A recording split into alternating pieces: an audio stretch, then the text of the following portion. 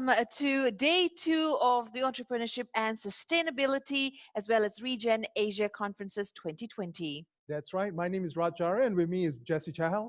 And today, as always, another great day of programs in store for all of you.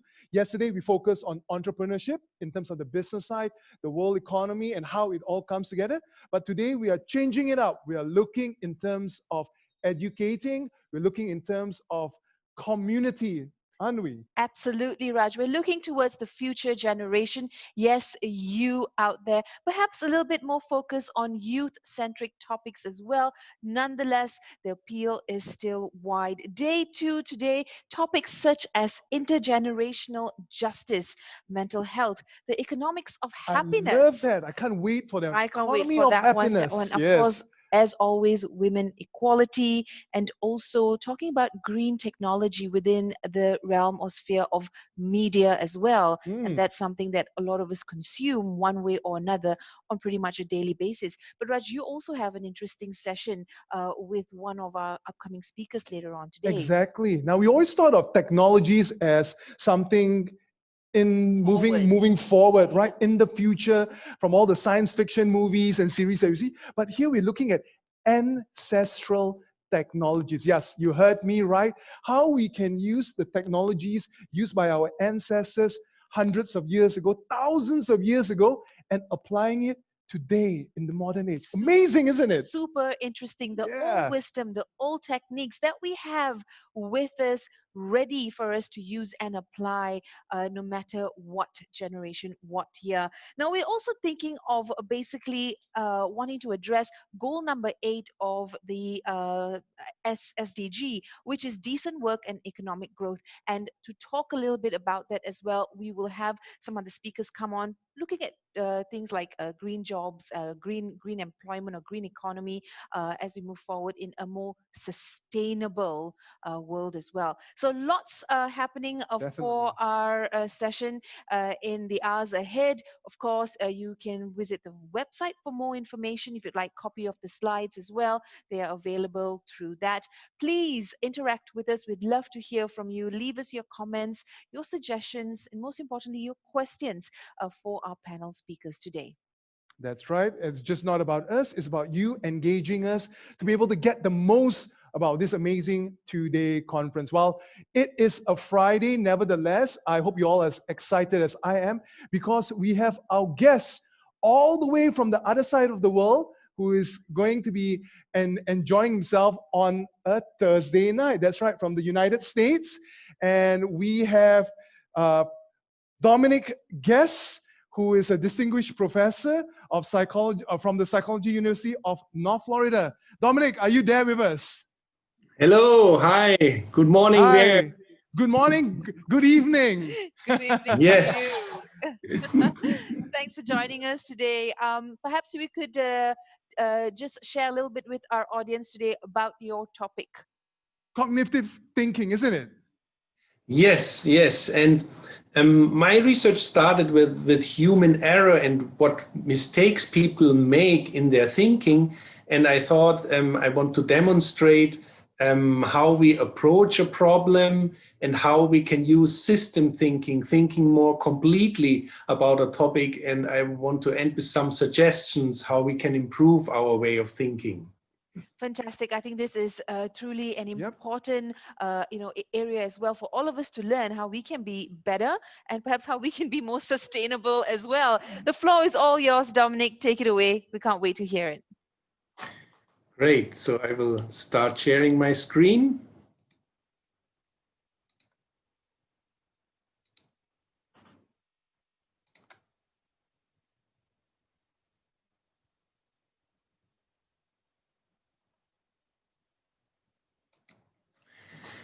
So the topic is cognitive biases, limiting progress towards sustainability.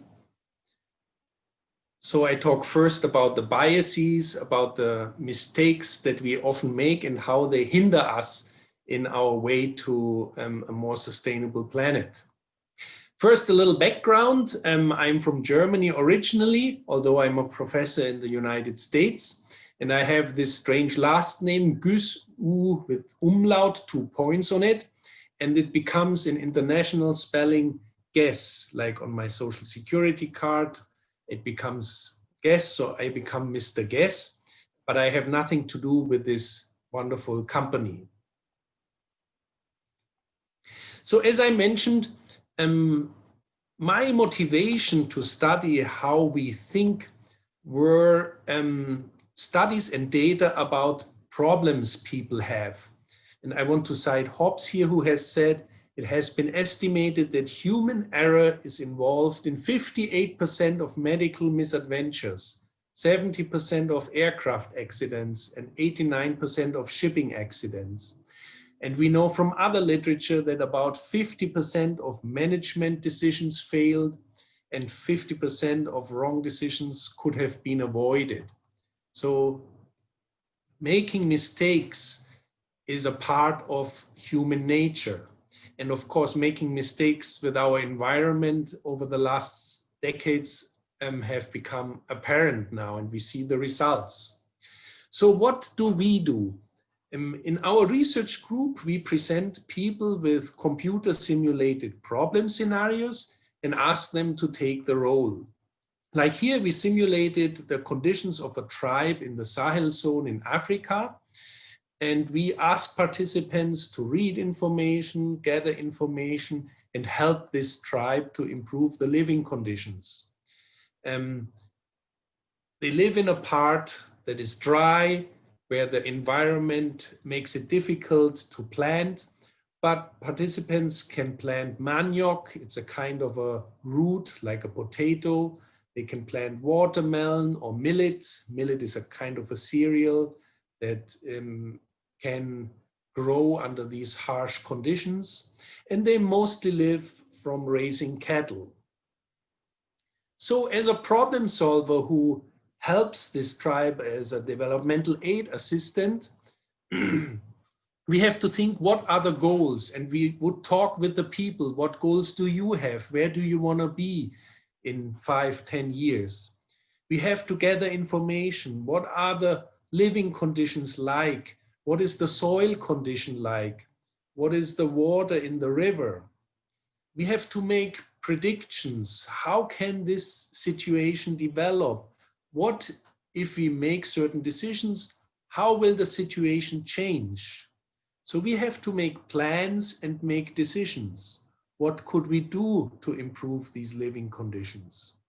And most of all, we have to always keep track what we do and be aware how we proceed. I will come back to these steps later, so this is just a short introduction. Here I show you what some participants did during this 1-hour simulation. Here a participant planted millet close to the lake and a little manioc and some watermelon.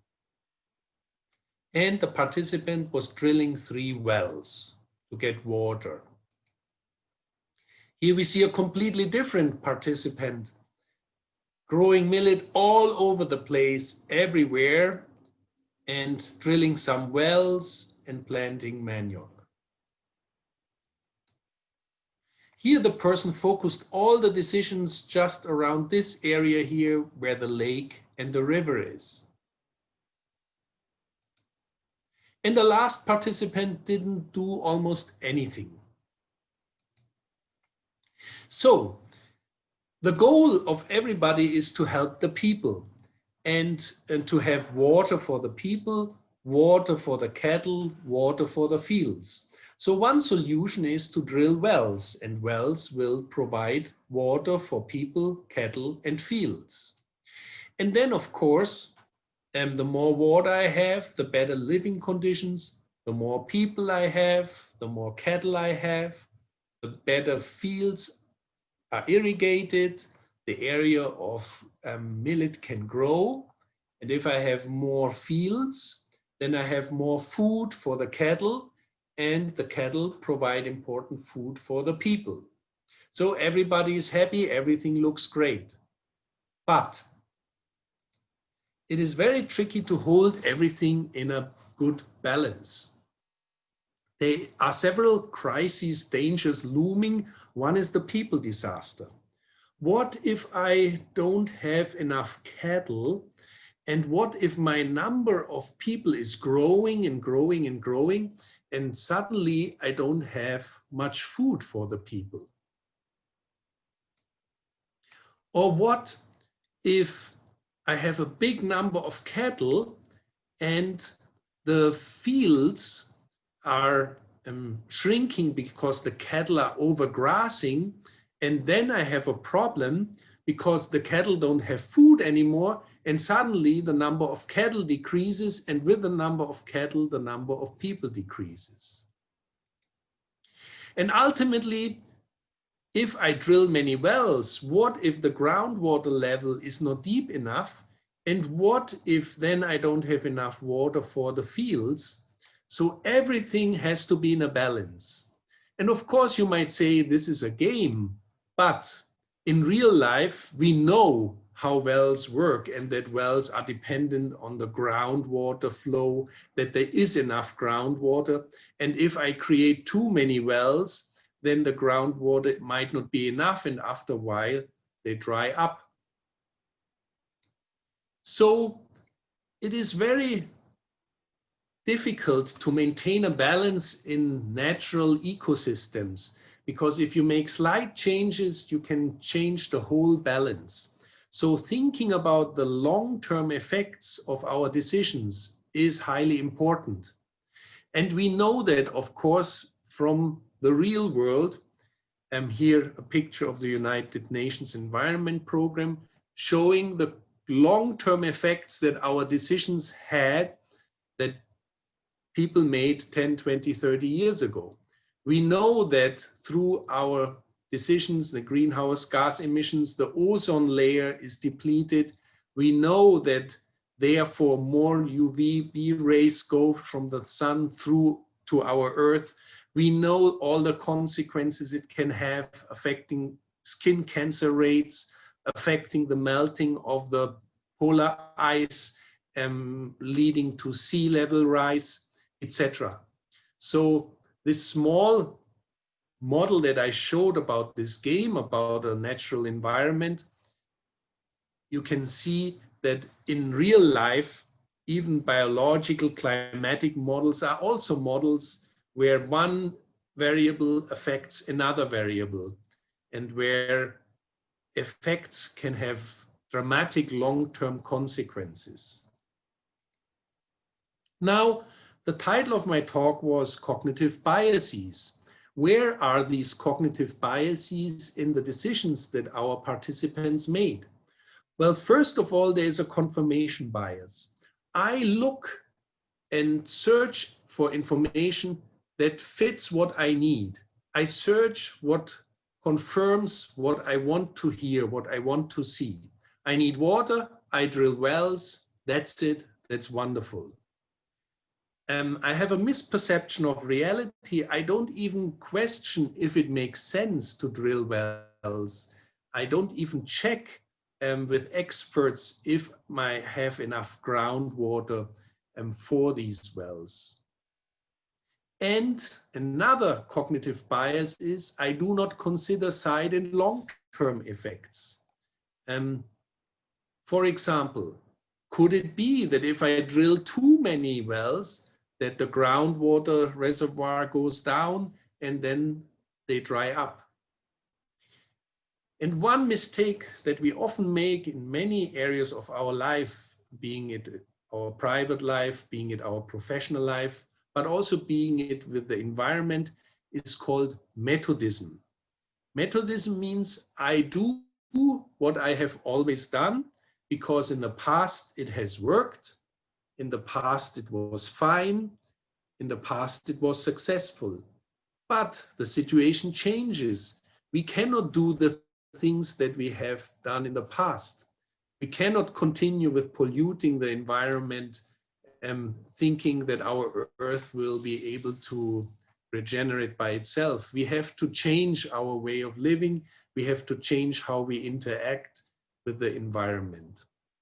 So these are some examples of cognitive biases that you find in experiments, but that you find also in the real life, people doing in all areas of life. Now, what could we do to be more sensitive to a balanced system, to see more a real picture of a situation? Well, one thing is we could sit down in front of a white piece of paper and draw a diagram with all the variables and relationships. That shows us the complexity of a phenomenon. And we could ask, what happens if I do this? What happens if I do that? That would help me think through possible developments and see long term. Now, we rarely make decisions and solve problems alone, and we are doing it together in a team. So what might help is in a team to assign one person the role of a devil's advocate, meaning we in a team, we often have the danger to agree, we all like each other, but we need someone who says, wait a minute, I question you. I want to be critical. I want to question your assumptions. And that helps the whole team to come up with a better solution, to see a more complete picture. Now, how can we learn then to improve our systems thinking? One way are such training programs with simulations, where you take the role and deal with this complex phenomenon in a computer simulation. You make decisions and you see the outcomes and you learn from that. You get quite immersed and you can get feedback and see how you interact with such a simulation. And the nice thing is, if you make mistakes, you make them in a virtual environment. And from these mistakes, you can learn and transfer them to the real life and try to avoid them then better in real life. We not only had this simulation about the Moro tribe, but we also have a simulation here of a chocolate company for managers to make sustainable decisions in their business environment. Now, here are some hard data showing that biases in decision-making really play a role in companies and in our environments.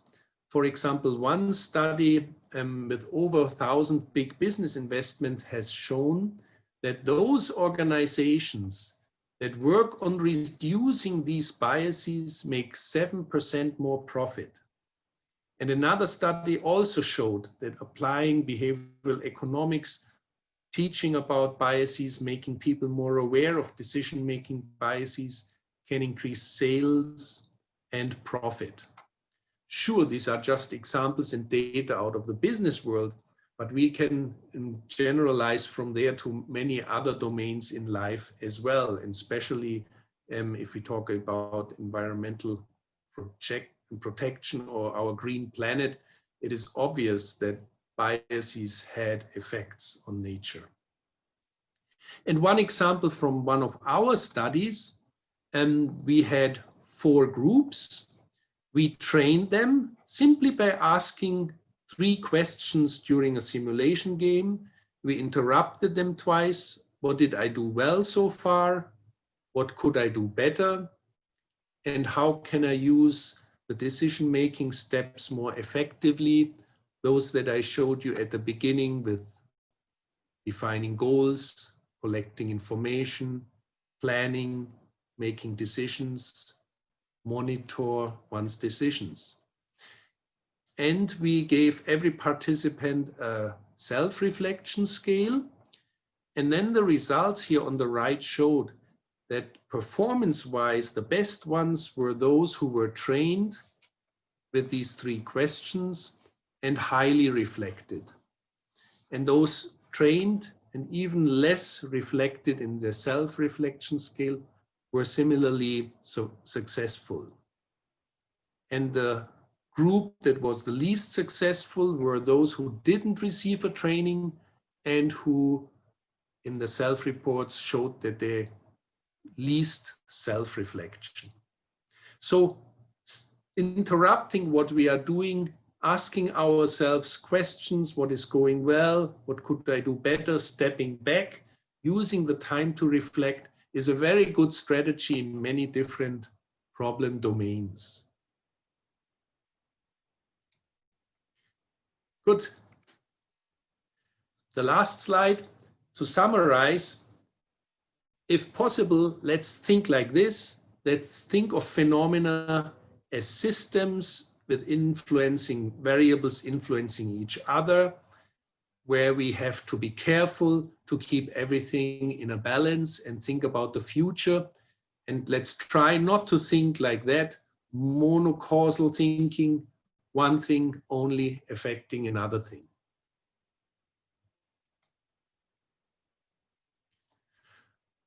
Well, thank you very much for your attention, and I'm looking forward to answering some questions you might have. Thank you so much, Professor. Very insightful and very cerebral, which I really enjoy. I like the part where you mentioned about reflection. Sometimes I guess we all are so caught up in things that we just bang, bang, bang, keep moving forward rather than to stop, take a step back and look at the big picture. So how do we address that in this fast-paced rat race world that we currently live in? How do we find that fine balance there? And you're right. I mean, we rush from one appointment to another appointment and we are overwhelmed with all the things we have to do. But when I talked to some top managers, what they said is in their schedule, they reserve twice a week an hour meeting with myself. So they put a point and an effort because they are aware if they don't block out this time, it will be blocked out by other meetings and other people. And they have realized there is value in stepping back, being calm, and starting to reflect. It is an effort, it is hard because it's easy to go with the flow and being overwhelmed, but it is an effort that I think is worthwhile. Mm-hmm. Well, if I could put on the advocate's hat, so to say, Prof, in terms of reflection, could there be too much of reflection in terms of overthinking it, or trying to kind of narrow down on the nitty-gritty that perhaps do not matter in the bigger scale of things, and not taking the action in the end? And that especially for someone who is highly skilled or trained.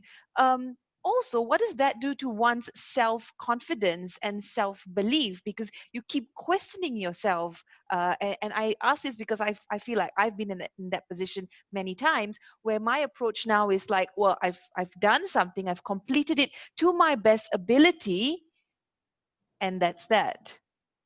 Mm-hmm. Yes, you're absolutely right.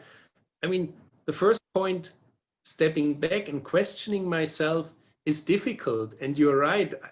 By doing so, I might realize I make mistakes. And if I make mistakes, it can affect my self-confidence, as you said. And so sometimes it's easier to just act and do things. It makes us feel good because I feel to be active, I act, I do things, I'm actively engaged. But the question is if these quick actions really lead to success all the time. Sure, as an expert, you probably have accumulated knowledge over years and years, and you don't need to always question every single decision you do because you have done it in the past. You can go back to your rich knowledge about a domain that you have. But on the other hand, there's also the danger of being an expert, because if you think I know everything and I know it right, you might not be sensitive. Wait a minute, the world has changed, and what you think is right and you have done over the last 20 years might not be something that you should continue doing. So. Yeah, fair enough. Professor, you gave a very good analogy earlier with the farming example, the water drilling as well as the cattle side of things. The thought is, it's great to have that long-term view in terms of what we should do. But for someone in reality, in their role, they'll be more concerned about putting food on the table today, trying to survive. It's all about survival today. I'll deal with tomorrow when it comes, but I'm really bogged down by what's happening today. And we can see with the COVID-19 pandemic, everyone is hit very, very, very badly. So for those in that kind of situation, it's a bit hard, right, to look far into the future when I have troubles today itself, Yeah. right now. Yes, How do yes. we deal with that? Yes, but there are amazing examples. I remember reading about some communities in India and Sri Lanka who suffer water shortages. So what they know is that there might be only a small creek of water coming through the fields of the 10, 15 farmers. But they come together and know and realize, well, this creek will only put water on the first fields and not on the fields down there. So they agree and say, this year you get the 2 fields on the top because these are the fields that give water this year and you get your products. And next year we alternate because they live with this scarcity of resources and they have found a way in the community to deal with it. Or examples of fishermen in the Pacific, of small islands who created norms and regulations for themselves to avoid overfishing. So many of these small communities are aware of the scarcity of resources and found ways that everyone in their community can survive. But of course, an aggressive capitalism system where only a person thinks about themselves and not the consequences my actions have on nature, and I don't care about the consequences for others. That's a very dangerous system for our planet. Right. What you say is great, given the fact that if everyone is on the same wavelength or line of thinking, we are all in it together. But in reality, as you mentioned, there are different kinds of people out there. As you can see from the recent pandemic, overbuying, hoarding during that times of crisis. So people's true nature comes out. So it's a bit difficult, right? If everyone is not on the same page, whereas you're trying to do the right thing, but someone else is taking advantage of that situation, then it could be to your detriment at the end. And then you may be forced to do the same thing, otherwise you'll be caught out. Which brings me to my next question, really, Prof. With your experience in this area of work, how hard is it to rewire someone's system?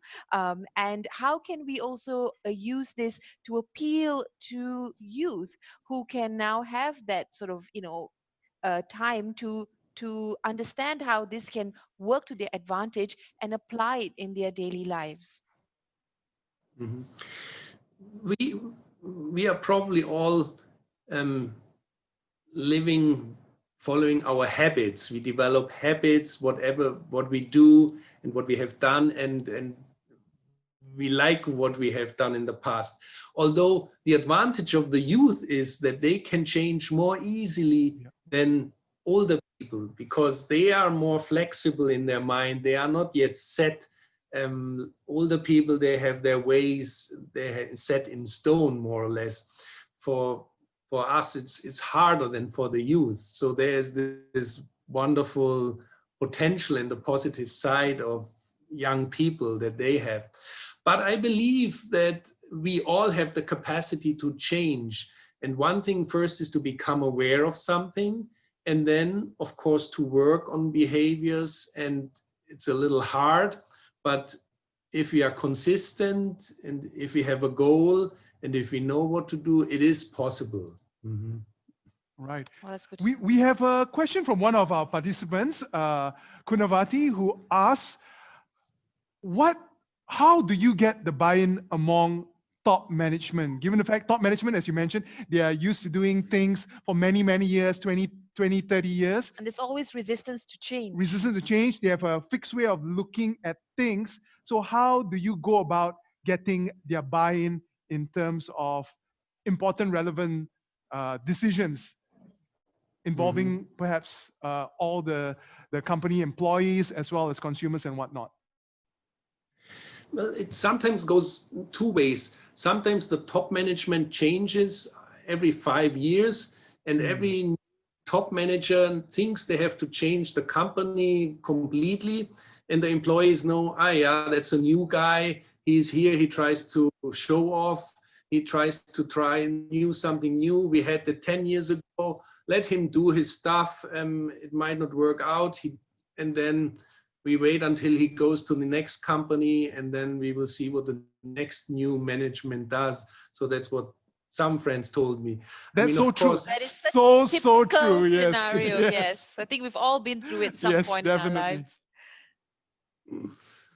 But there's power on both sides, of course, from the management, but also I think newer management approaches see the potential that is in the people in the company, because they know what they are doing. They are the experts, and they interact with the environment and the customers and the clients. So new management approaches see that top management should listen more to the people in their company. And it would be to their benefit to give them more of a voice and to involve them more in the decision-making process. I mean, this simple example, having a box for creative suggestions, what could change in the company if someone doesn't feel comfortable going directly to the management, then leave an anonymous note there, what could improve. Some approaches like that show that perhaps management is a little bit more open nowadays to listen to the employees. But then again, there are also cultural differences. It depends how the hierarchical structure is, and what is favorable in one country might not work so well as a strategy in another country. So what would be the ideal, Prof? What would be an ideal solution that perhaps at this point could be a one size fits all, although I know that is difficult in itself, but if you could sort of share with us some possible solutions for our viewers watching today. Well, the solutions in general, I think it depends on which problem domain. Do I talk about my personal health, personal life? Do I talk about my family? Do I talk about the company? Do I talk about the environment and our planet? But for all those domains, I think one thing is to become aware, how do we approach problems, and how can we be better prepared to avoid certain failures and certain errors. Mm-hmm. And as I mentioned at the end of the talk, some suggestions there were stepping back, seeing the whole picture, writing things down, having in a team a devil's advocate, and other examples like that. Mm-hmm. Right. Totally blew my mind away in terms of how we have to start looking at things differently, right? Because it all starts right up here. And then from there, it cascades into, in terms of our actions, our interaction with lifestyles, people, choices we make, the decisions we make that affects our family, our employees, community, our society, so on and the so world at forth. large. Well, thank you very much, Prof, for joining us today with this insightful topic, one that I think can be sort of used by everyone, no matter where you're from in the world and at what point in your life. Just take a step back, right? And look at the big picture and reflect. Reflect, that's right. Thank you so much, Prof. Thank you for having me. No worries. Enjoy your Thursday night. Thank you.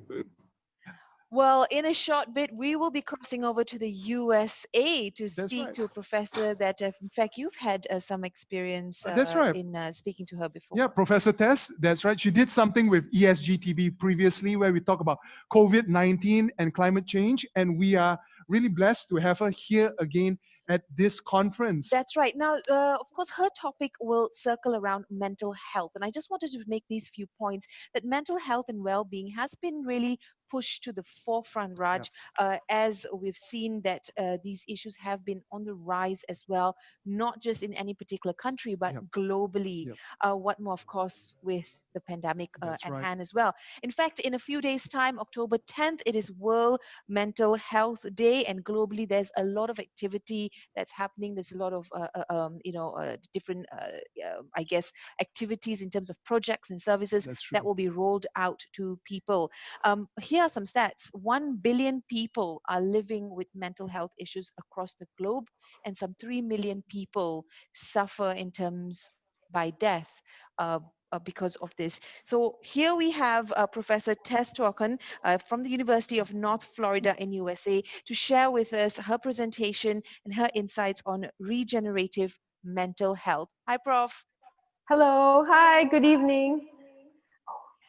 Good evening to Okay, you. Thanks for joining us today. Know you have lots to share about, and this is a topic that I think is so important for many people to know, whether you're affected by mental That's right. health or whether you're a caregiver to someone who has, some mental well-being disruption.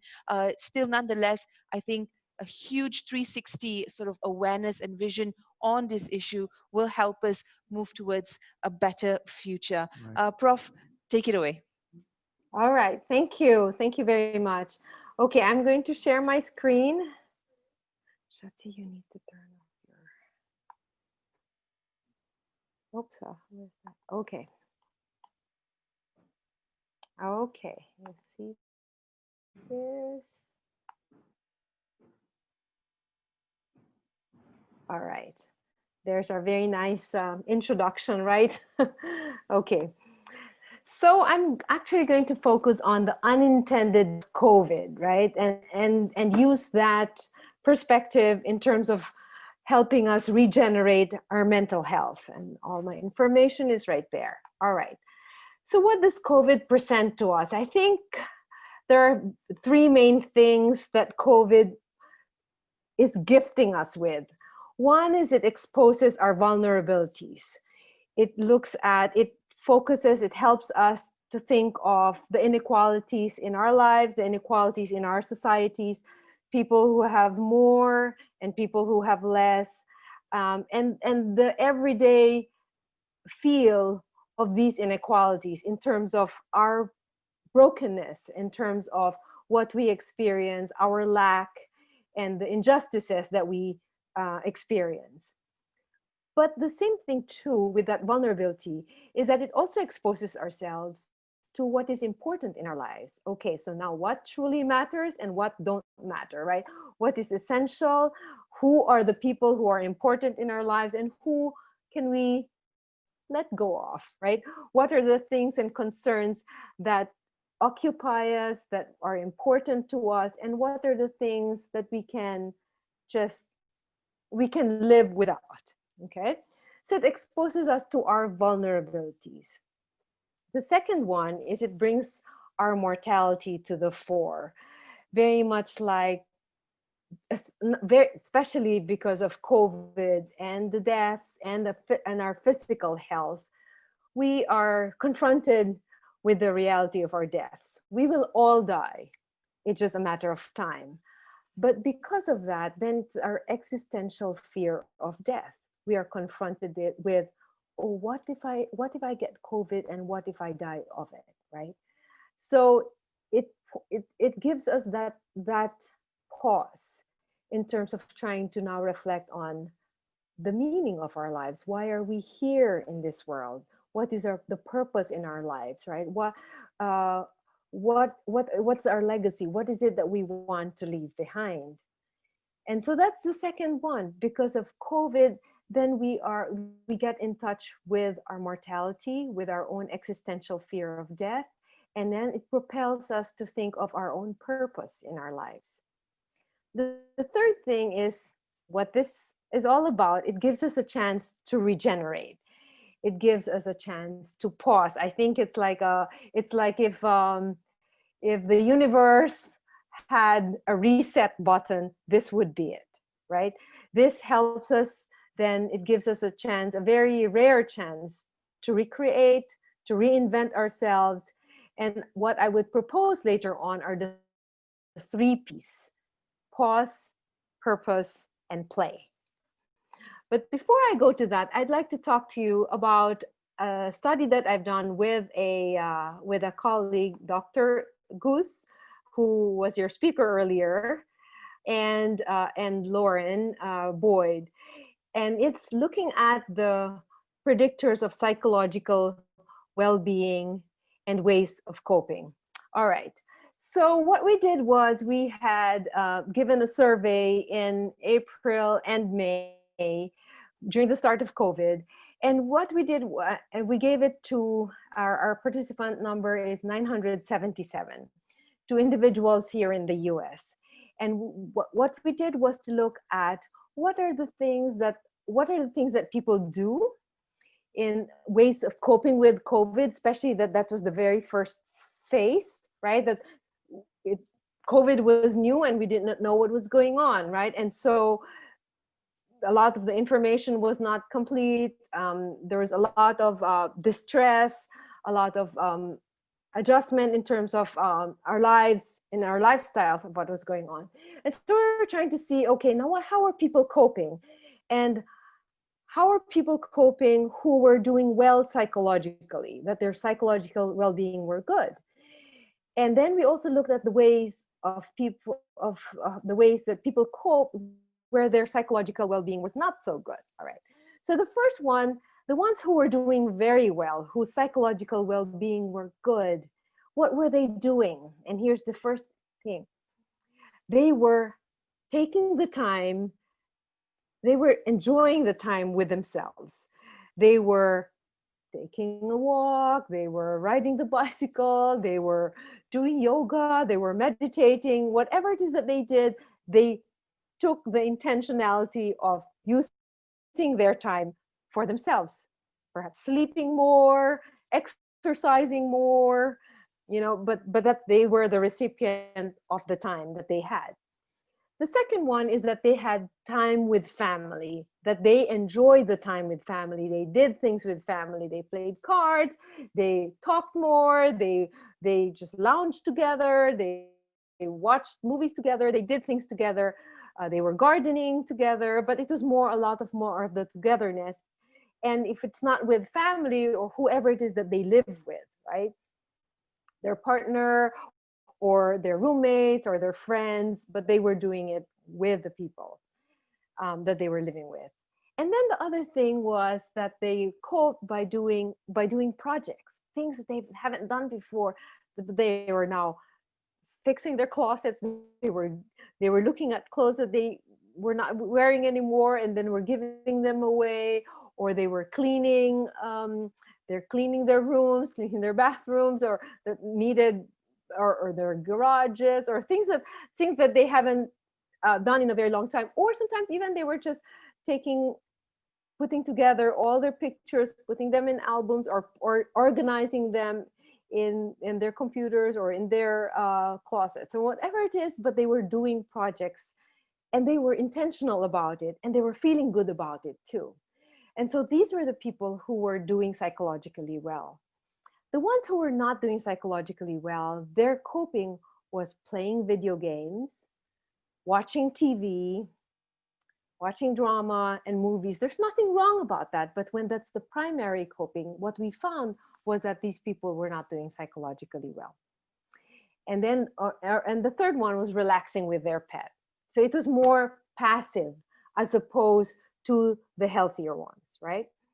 And then what we looked were the significant predictors. What were the significant predictors of doing well in COVID, right? Doing well during COVID time. So what we found out is it's not the age, it's not the gender, and it's not the hours, the number of hours on social media.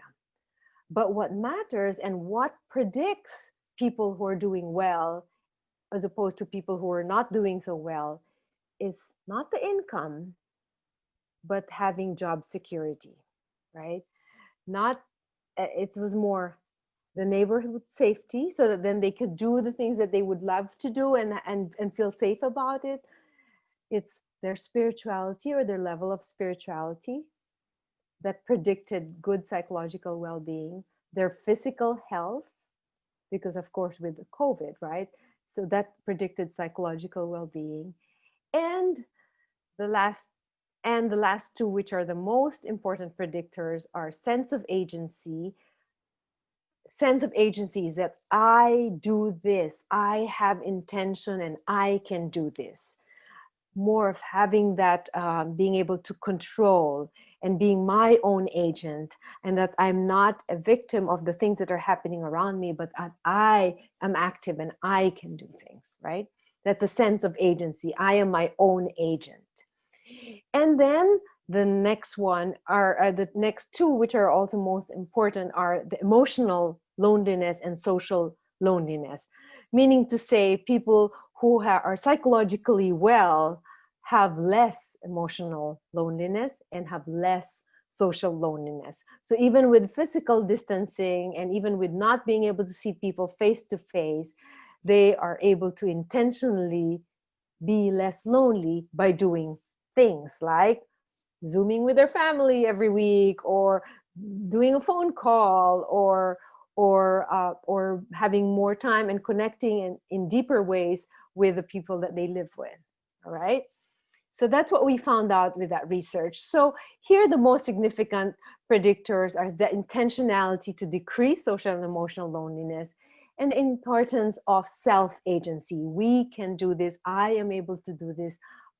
If I cannot control what's going on or the number of deaths, but I can fix my closet. I cannot do anything about the anxiety of what's going on around me, but I can write in my journal and have pause over and reflect on my reactions, my thoughts and my reactions, right? So we can, those are the two most important, most significant predictors of psychological well-being. And then I think too, just upon reflecting on that data, is being able to have that intention is very important. And what pause that what reset we are going through right now is truly looking into the meaning of our own lives. It's a very rare chance for us to dig deeper into what life means to us, especially if we see the vulnerability of life right now, right? And so there's a lot more of that accessibility or that availability to God's grace, whether you believe in God, whether you believe in the universe, whether you believe in a force or in a higher being, but it's giving you that time, or nature, but it's giving us that time to be available to that. And that's and then the three values that I see in that are being able to use this time, or being able to use all these energies for self-love, because we cannot give what we do not have within ourselves. We cannot help other people if we do not help ourselves first, right? It's like what we have in the airplane, like give the oxygen to me first before I give it to another, right? Before I give it to my children. So it's almost like what Dr. Purvis would say in TBRI, we cannot bring people to places they haven't been to. We cannot show healing. We cannot show healing to people if we haven't been there ourselves, right? And so there's a lot of that. And why am I saying this? It's because this is now a chance to re-energize and reinvent ourselves.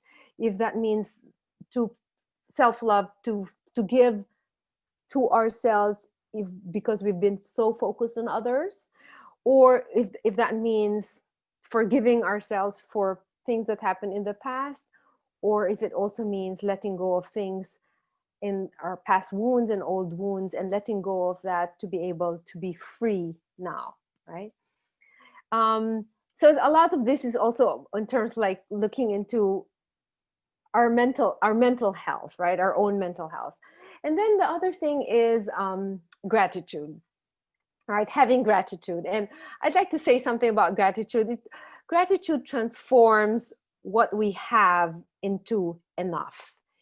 And gratitude is meaning being able to seek out things and to have joy over it, right? I have a 9-year-old son who said when he was like 4 years old, what does a miracle mean? A miracle means it's like you have what you need when you need it, or it's given to you when you need it. And I thought that is a wonderful definition, right? But then we're not able to see what we need and it being satisfied if we don't have gratitude over it. If we are not able to see that, oh, this is a blessing, right? And then the third one that I've talked a lot about is being vulnerable, right? Being vulnerable to change, being vulnerable to the things that are presented to us, especially now with COVID, and being able to be thoughtful about it, right? And so because of course this what we're going through right now, if we do not put ourselves in a place of vulnerability, it will just be nothing, and it will not be a lesson that we could gain from. All right. So I think that before we start with what is it that we could do, right? Our 3 Ps in terms of regenerating our own mental health, or regenerating the mental health of the people that we serve and love and care for, is to name the anxiety. This is what's happening right now. There's a lot of anxiety with COVID. It exposes a lot of our vulnerabilities. We are afraid of dying. We're afraid of losing the people that we love. We miss our usual lifestyle. We miss our everyday of what's going on. We miss going out with people, etc. But that having that anxiety is normal. It is normal. I just wanted to name it and to label it, and that it is okay to feel anxious. But then when we go for regeneration, we cannot stay in our anxieties, right? We acknowledge it, but then, as in any anxiety, it would consume us if we don't go beyond ourselves, or if we don't go beyond it, right? So, and that is where our call for regeneration. Nature has an incredible capacity for regeneration and growth, but we cannot experience it if we stay fearful and focused on the lack. And so now we go into the 3 Ps that I proposed in terms of how do we regenerate our mental health. So I'm going to invite the audience, and going to invite you all to think of this as your own mental health, our individual mental health, or even the mental health of the people around us and of the people that we serve and love, right? So it's a rebirth, rejuvenation, recreation. And these are the 3 Ps. First one is to pause. Silence. Even in therapy, I'm a therapist, I'm a psychologist, right? And even in counseling, even in training counselors to be counselors, pause is very important. We call it silence, we call it pregnant silence, but it's in the pause where change happens. It's the sacred time where we're able to reflect. It's in the pause where we can regenerate, okay? And how do we do that? So what I did was, I'm going to share with you this. I have I created this slow down journal entry during COVID, and I had shared it to my clients, but I also shared it to there's a women's center that I volunteer in, where I provide support for the clinicians who are seeing victims of domestic violence or sexual abuse, right? And I also shared it, of course, tweaked it and shared it to children, right? So what are we pausing for? So I thought this is like a slow down thing, and to surrender. What is it that you miss that you are now surrendering? And kids would say playing with my classmates, or recess. Other clinicians would say seeing our clients face to face, or some would say missing the face to face interaction, or the touch, or so what is it that you miss? I think it's important to acknowledge that. What is it that we miss during COVID that we are now surrendering? There's nothing we can do. Going out without wearing a mask, all of that, we miss those times, but we're surrendering it, right? But just naming it and identifying it helps. We miss vacations. We miss going and visiting our friends. We miss just being in the crowd with a lot of people. We miss that, right? And then we go, so S, that's S, so what's surrender? And L, love. Like, remember when I saying we're going to reflect on what is it that's important to us. So who do you love? And how do you spend time with your loved ones? So especially now with COVID, so who are these people, and the valuing and loving of them, do we see that in the time that we spend with them, right?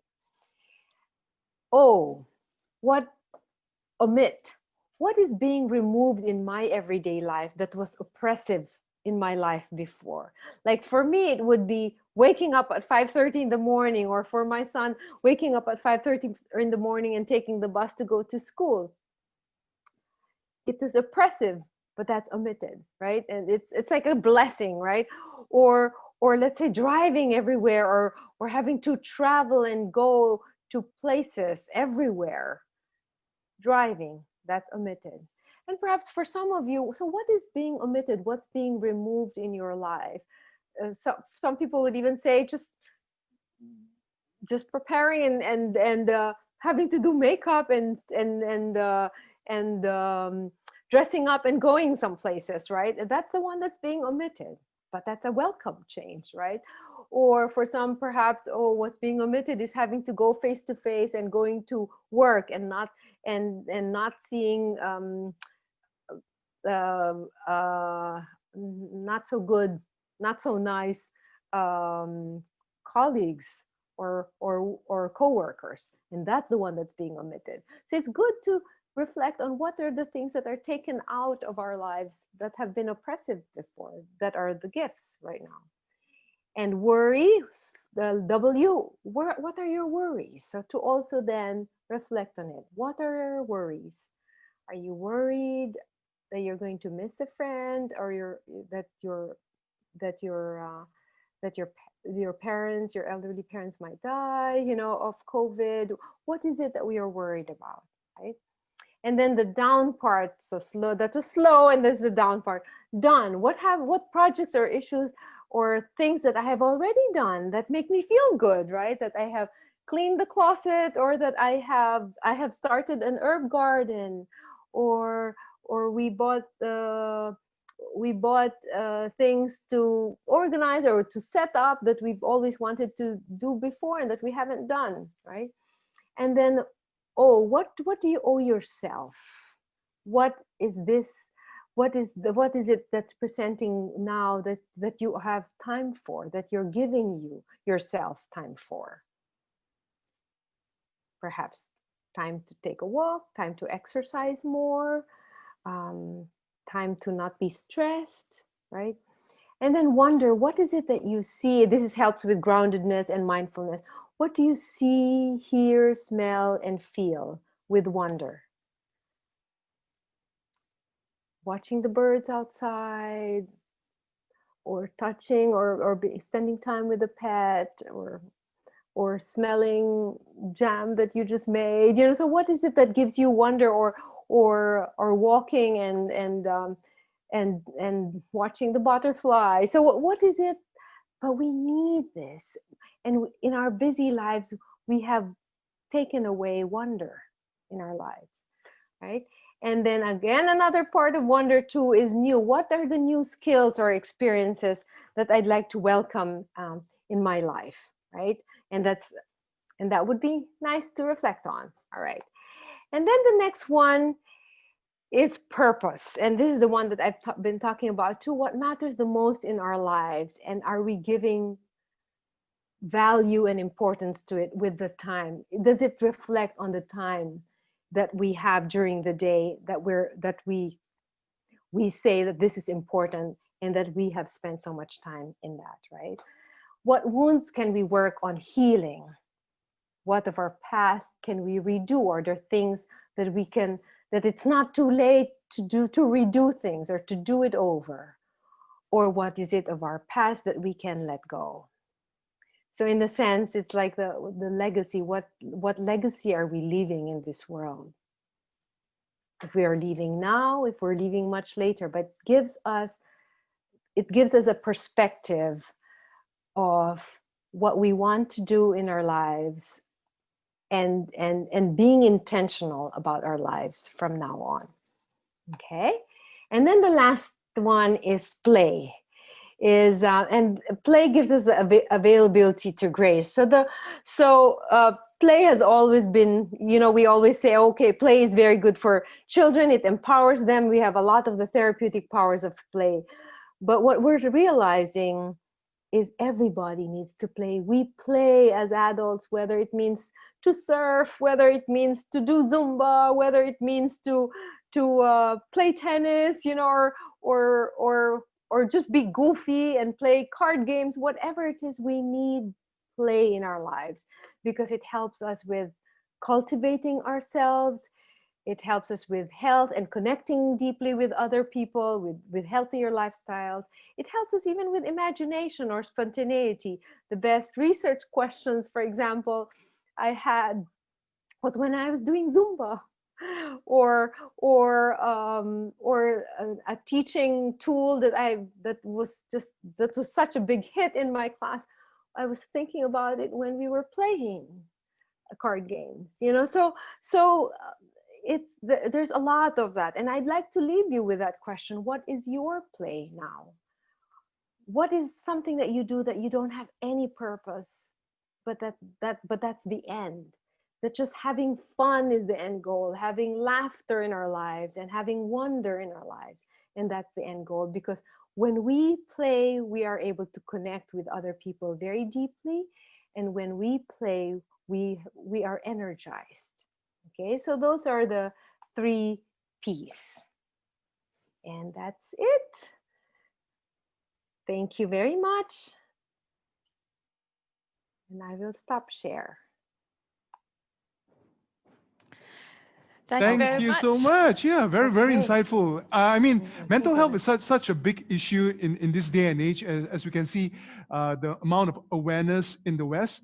So, Dr. Tess, given the fact of your strong work back with with Philippines, for example, we can see in Asia, the perception is still very different. People tend to be more quiet, they keep their problems to themselves. It's a cultural thing and all that. But we can see it's slowly opening up, but still a fair way to go, don't you think? Yes, but it's also people are more reserved, is what you're saying, right? In Asia, in terms of like their feelings.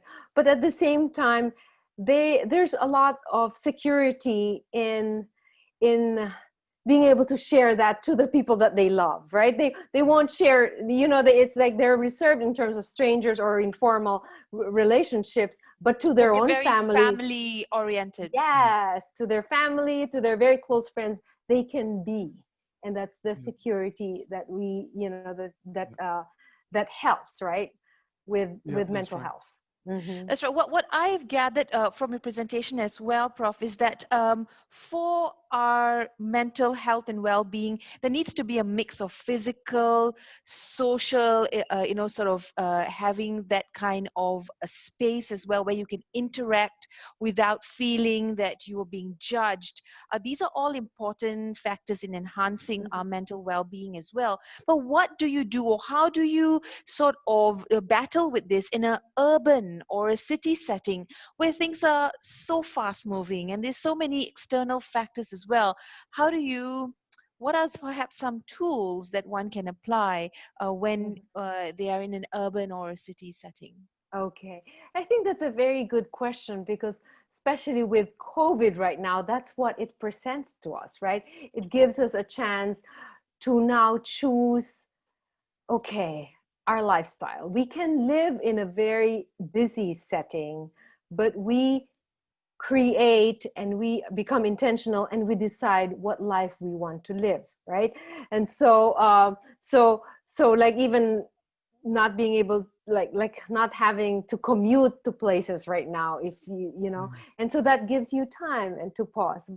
But then it's more, I think what it gives us really a chance to reauthor and to reconvene and reorganize our lives. What is it that we want?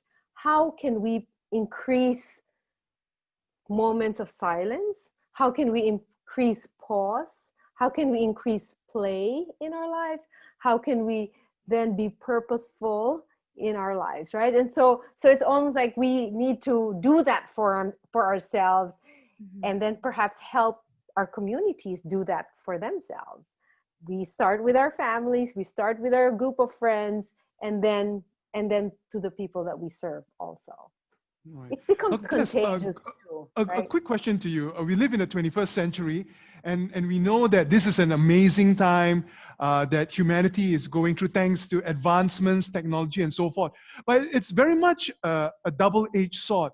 On the flip side of things, with the internet, with social media, we can see that now the need to keep up with the Joneses.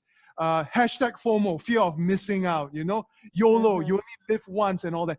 And the need to always compare, to compete. Yes. And we can see the impact not just on adults, teenagers, kids, where the fear of all these issues leads to depression and unfortunately even leads to suicide. So where do we draw the line in terms of this happening? What can we do, be it on a personal level, family unit, or as a community to address this? Okay, all right. There's a famous Jesuit priest, Father Johnny Go, who said the difficulty with social media and all of that is that we compare our insides to other people's outsides, right? We, of course, in social media and everything, what's presented is what's outside, what you see. But what we're comparing is our anxiety, our depression, or, oh, I didn't eat that, but then this person's eating that, so it's all of that. So it's almost, for adults, I think it's easier than with children. But of course, we live with our parents or families, But what I'm saying is, we would need, even in therapy, we've been talking about this too, we would need somehow almost to create boundaries for ourselves. If it makes us feel depressed to look at all that's happening in Snapchat or all in our Facebook, then we create boundaries. Okay, perhaps I don't need to go to Facebook every time, or perhaps I just go once a week, or perhaps I don't even go. And then I become more active in my own life and do other things, right? So it's like creating these boundaries to help us with our own mental health. We think of ourselves first. That's right. I don't really have a question for you, Prof, but just to add to that, we always look at sort of the negative side of social media, but we must also agree that there has been a lot of awareness and campaigns that we've seen on social media to bring to That's the right. once again, because generally it's something we're all very silent about, as you pointed out, whether we're an adult or a child or a kid or a young adult. It's something we don't openly talk about or choose to talk about. The fact that we see a lot of visibility of it on social media also shows that there is a conscious rise and an improvement in terms of the levels of awareness. It's a double-edged sword, I believe, at the end of the day. Mm-hmm. And your solution is very much like trying to address addiction, right? People are addicted to alcohol, drugs. So what you're saying is like go cold turkey. If social media is not helping you, it's creating a lot of depression or unhappiness, then digital detox. Detox. But is it possible with everyone, with your mobile phone next to you all the time, and people check it? It's like, how, it's like very much a part of your very being, and to just like not touch it, not look at it, it's like so difficult when everyone else is doing it. Yeah, but it's like what you said, Prof, we need to set those boundaries and perhaps recreate an environment in which then we can have me time and sort of kind of That's right. You're right. Like you said, you're in alone time about moderation. yourself. Or in moderation, like what you said. So not cold turkey, but in moderation, right? Whatever works. Fair enough. Oh, we have a question from one of our viewers. She thanks you. Her concern is for vulnerable groups like children and age groups, shelter homes, NGOs who are doing their part to give a hand for this vulnerable group. What are some of your suggestions in layman terms to help them? Any methodologies or frameworks to help such groups? Okay, so the question is in terms of being able to regenerate their mental health, right? Yep. So I guess, of course, a lot of that happens in communities where there's love and there's caring. And so it's very specifically too, it's like nurture groups with each other, in terms of being able to perhaps do a lot of the grounding techniques together, doing the exercise or the play together, right?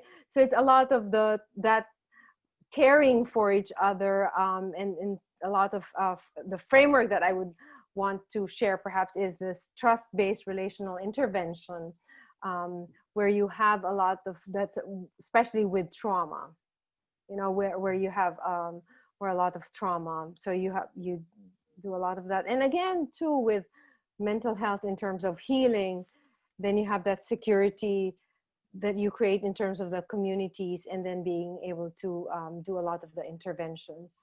Right. This one, the question, I guess, is from a caregiver's perspective.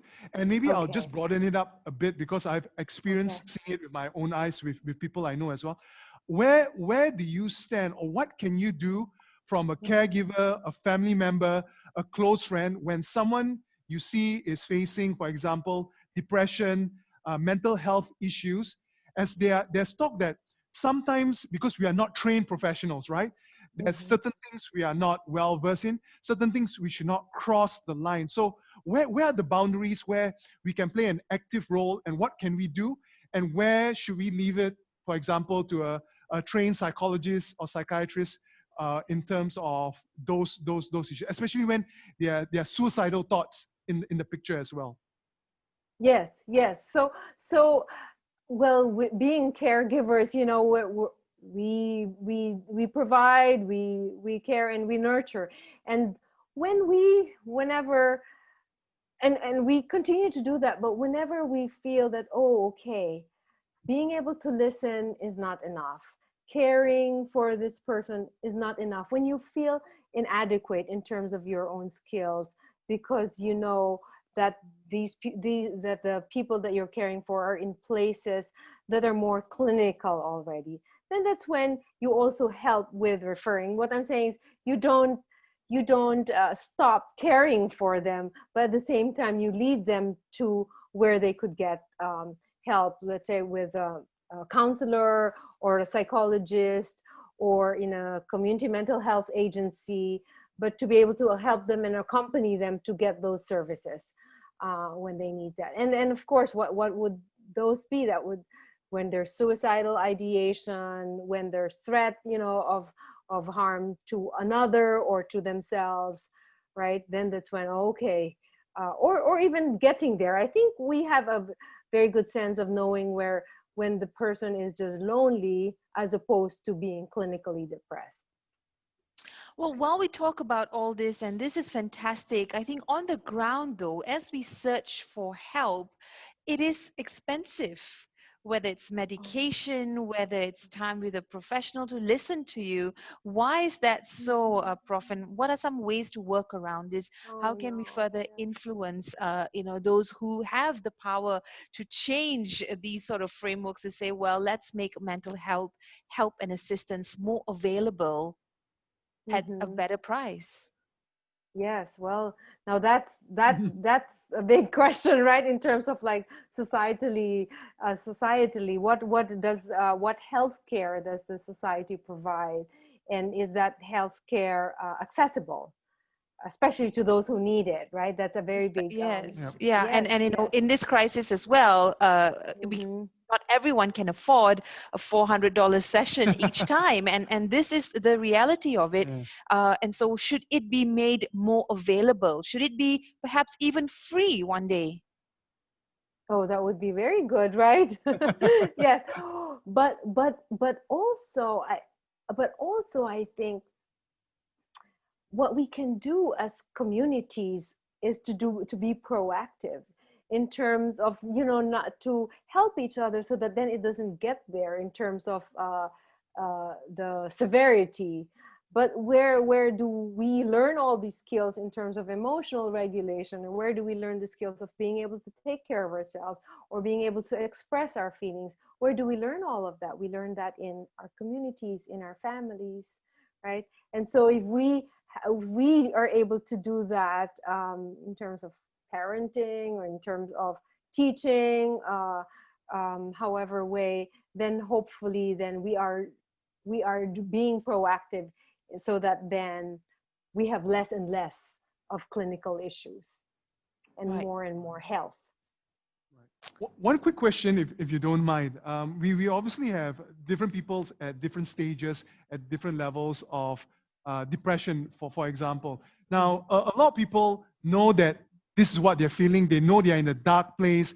And they also know what they need to do, find a sense of purpose, connect with people and all that. But if they get so deep into that darkness, so to speak, and they can't draw themselves out, and they are resigned. Some of them says that, look, if God decides to take me today, I'm ready. And that's a big warning sign there, really a red flag there. What can we do to support that person to try to draw them out when they themselves are not willing to take the action because they have given up? They are resigned to the fact, I'm just biding my time, just waiting for me to go. What can we do in that situation? Okay. Yes. Then we can be agents of hope, right? We cannot change anybody. Yeah. We cannot, even as counselors, we cannot. But we can just be there and help, right? And but we can also change ourselves. So what I'm saying there at that point is well, especially when the person's suicidal, we know, okay, you need to refer and ask help professionally, right? But just a layman's help is, you don't let the person by themselves. You make sure that there's always somebody with that person, that there's how do you get somebody out of depression is being able to connect with another and doing things, doing their everyday things, and being able to get out of themselves. So it's almost like just being there and being available and offering, but also being a big agent of hope and inspiration. Because usually, I'm not talking about, but we know suicide is a permanent solution to a temporary problem, right? To know that. Would you have anything else to say before we close this session, Prof? Any parting words? Statements? Oh, I think I've said so much, but I think it's to take this chance that COVID is presenting to us and to be able to use that to take care of ourselves and of each other. Is there one little thing that someone can do if they're feeling down or depressed that you can suggest that will hopefully get them moving in the right direction? A simple task, a simple slow down exercise. Yes, the slow down. Yes.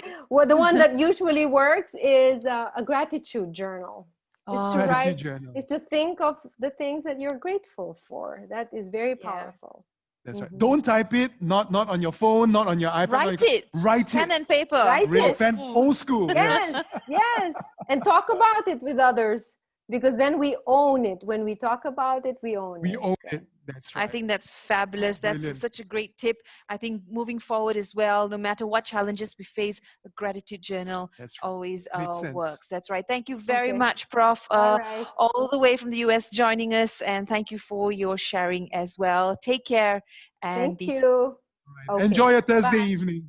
Okay, thank you. Bye. Bye. Right, here we are. That was such a great topic, amazing, Raj. Amazing and you know session. what? So relevant. You want to keep talking and talking about it. Yeah, that's right. And as mentioned earlier, this is a big thing, because as we live in Asian society, it's about the thing about not showing vulnerability, not showing your problems, not showing weakness. And that creates a situation where people avoid seeking help, reaching out. So I think we have to change that mindset. It's okay if you're having mental health issues. Just like any other health impediments that you have, it's okay to talk to people. It's okay to go to doctors, seek treatment and whatnot. And truly, it's okay to not be okay. It's okay. Everyone's got some level of, issues. That's right. We can't be strong all the time, That's right. And, when we go onto social media, as Prof pointed out, comparing our insight to others' outside, and I guess that's where problems can begin in our head and emotionally as well. But once again, I think the other word that comes to mind is being inclusive.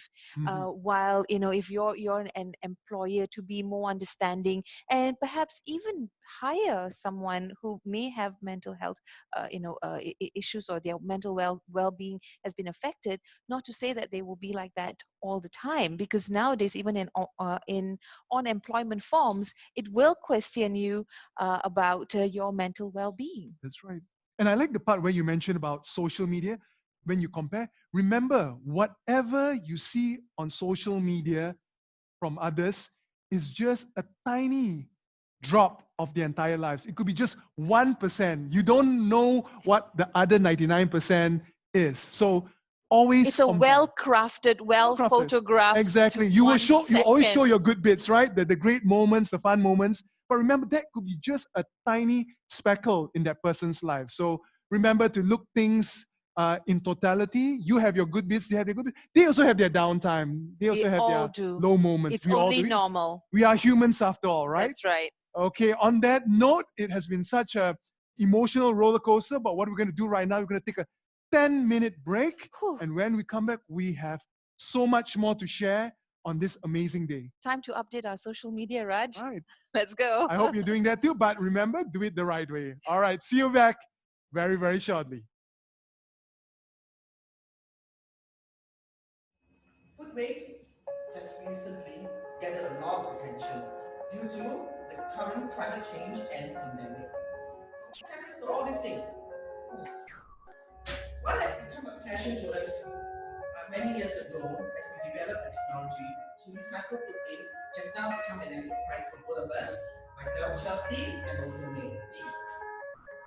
We being Malaysian and as an entrepreneur here, we really want to use our technology, local technology, to resolve food waste issue here. We are not just on-site composting, but we also have provide the mobile composting on-site for events, for actually for Pasamana, and also for awareness on composting. As a Malaysian entrepreneur, number one, you must have confidence, you must believe in yourself, and you must dream big.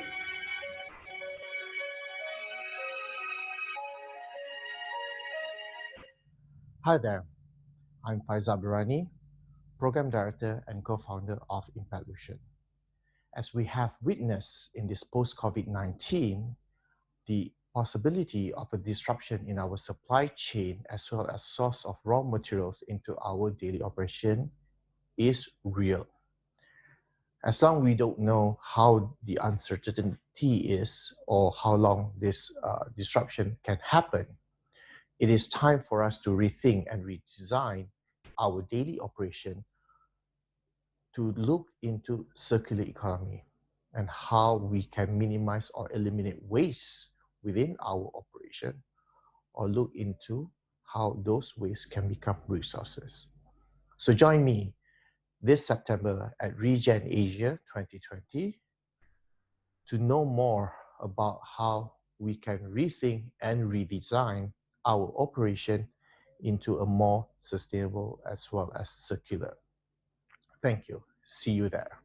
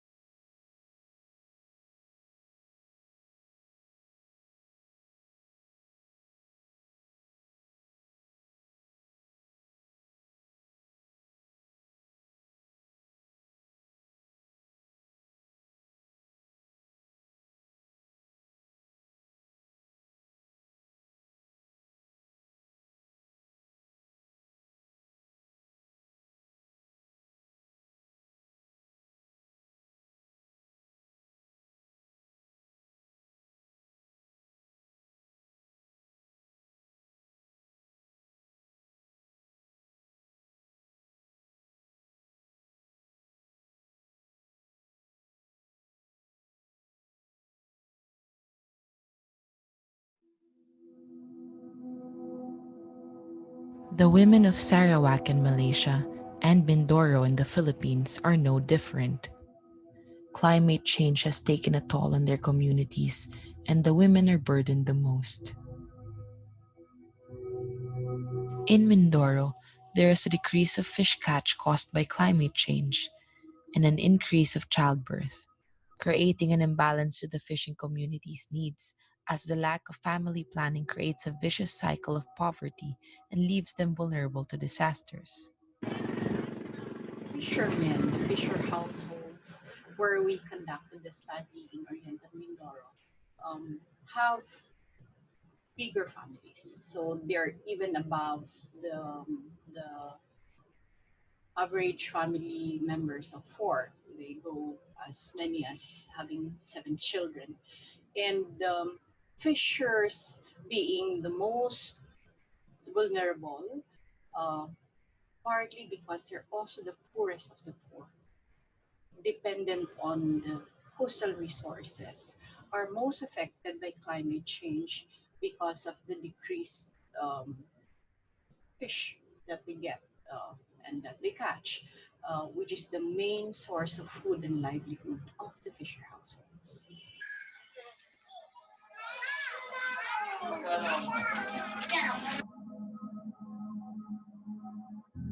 With population growth in rural areas, the need for the awareness on sexual health among these areas are a necessity.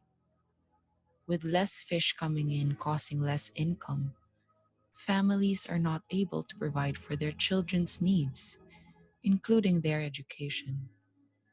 In return, their children end up with the same hardship that their parents have gone through, taking over the same jobs, leaving the community in a continuous vicious cycle that wouldn't be sustainable in the future.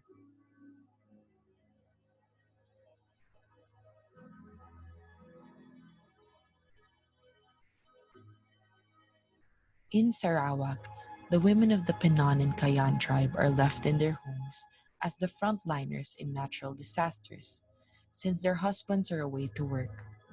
As deforestation and rainfall increases, severe flooding poses as a major threat to their livelihood and safety.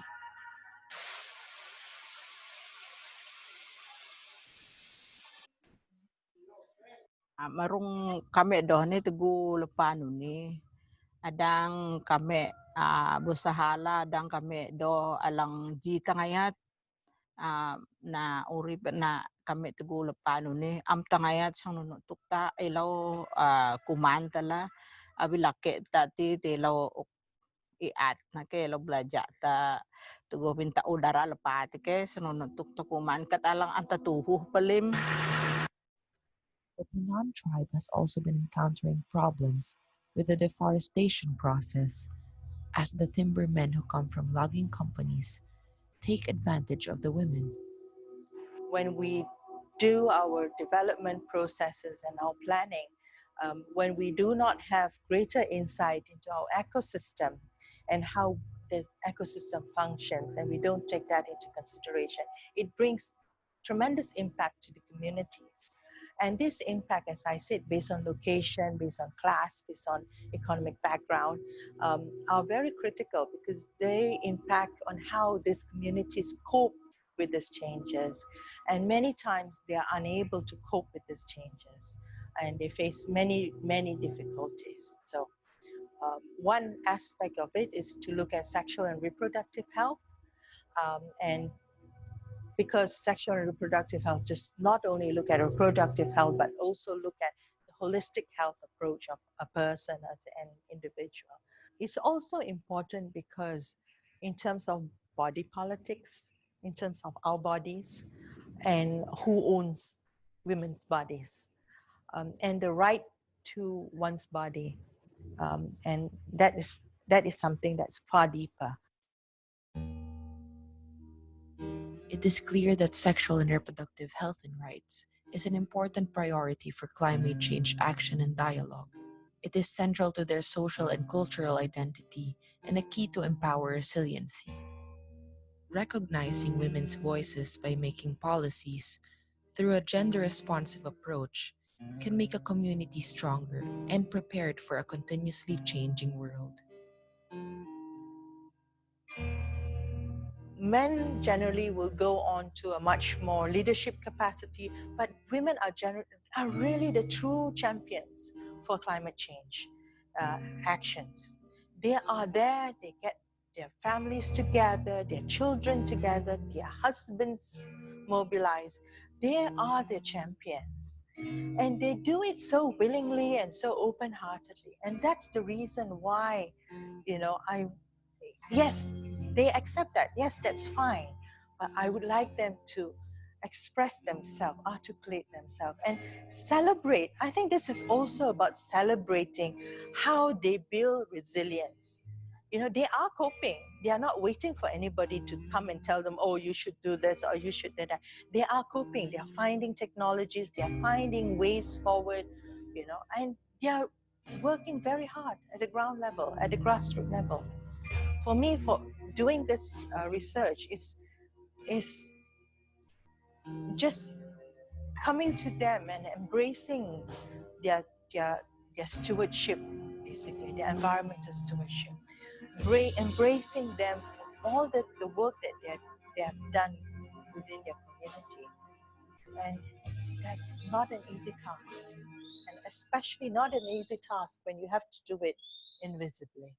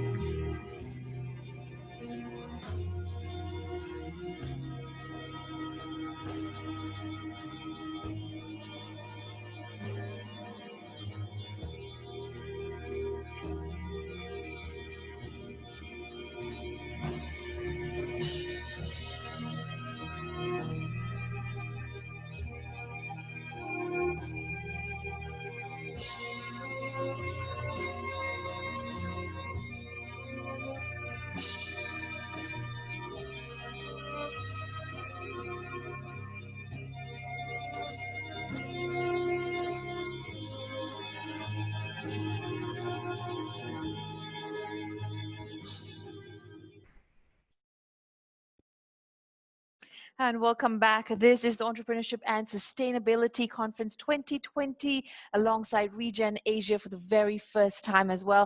Raj, Arya, Jesse Chahal coming to you live from the city center, the heart of Kuala Lumpur here in Malaysia. Big shout out to all of you joining us via Facebook Live. Hello to you, and to the rest of you joining us from different corners of the world. And speaking of different corners of the world, we have someone from down under who's going to talk about the economics of happiness. And happiness is something we truly need today, don't we? Absolutely. And they say happiness is an inside job, but is it really that easy? Now, the economics of happiness is pretty much based on a movie where people from 6 different I guess places around the world call for economic change by having re-regulation of trade and finance. It's also looking at their well-being and what else is being done to increase their levels of happiness. And there's such a thing, Raj, as the happiness index. That's right. I think Bhutan is the number one. Believe it or not, Bhutan is the happiest country in the world based on that index. But right now, there are new reports as well for the happiest cities around the world. And here's a question as well, as we spoke about earlier. How happy are we in an urban concrete jungle? We speak about environment. We speak about, going back to nature. And many of us, perhaps those of you who are watching right now as well, we are kind of stuck in this urban and as this urban jungles. So how do we replug and re-energize to recreate that sense of happiness, which we know is not it's quite inbuilt. It's something we're born with. It's innate. That's right. Rather than it having been pegged to external factors. That's right. And the best person who's going to share with us about this topic is none other than Helena Norbert Hodge, an author, filmmaker, and of course the founder and director of Local Futures. How are you doing down there? I'm very good, thank you. Excellent. And we are all here waiting with bated anticipation in terms of what you're going to share with us on the topic of the economics of happiness. Over to you. Thank you. Well, I started my journey about 45 years ago when I arrived in the remote culture of Ladakh or West Tibet. There I discovered an ancient culture that was still developing according to its own needs, according to its own cultural values, according to its own creative powers. And then I saw how in the name of development, in the name of increasing the standard of living, poverty was actually created. And I don't think this happened through ill intention, although I do think we need to recognize that the economic system we have started with slavery and colonialism. That is the foundation of the modern economy. And that modern economy I saw arriving in Ladakh, where people were still self-reliant. Actually, I don't mean self-reliant, they were community reliant. And they traded with over long distances, but they had food security because most of their basic needs, especially food, came from the region, and they were in control of managing those resources for themselves. But the modern economy, which started with slavery, essentially forced people away from their own land to produce for others and to produce for long-distance trade. I think it's an absolute tragedy that now, hundreds of years later, most of our political leaders and most of our economic and business leaders are still wedded to the same basic formula of increasing a dependence on global trade and destroying local economies.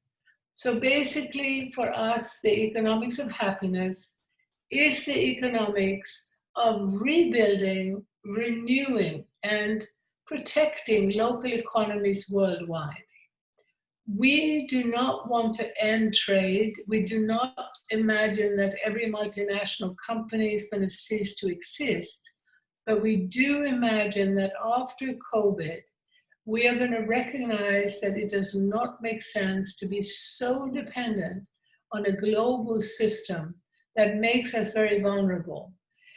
We need, particularly for food, to shorten the distances so that we everywhere in the world create a basic foundation where people can be sure that they have access to the basic foods from the region.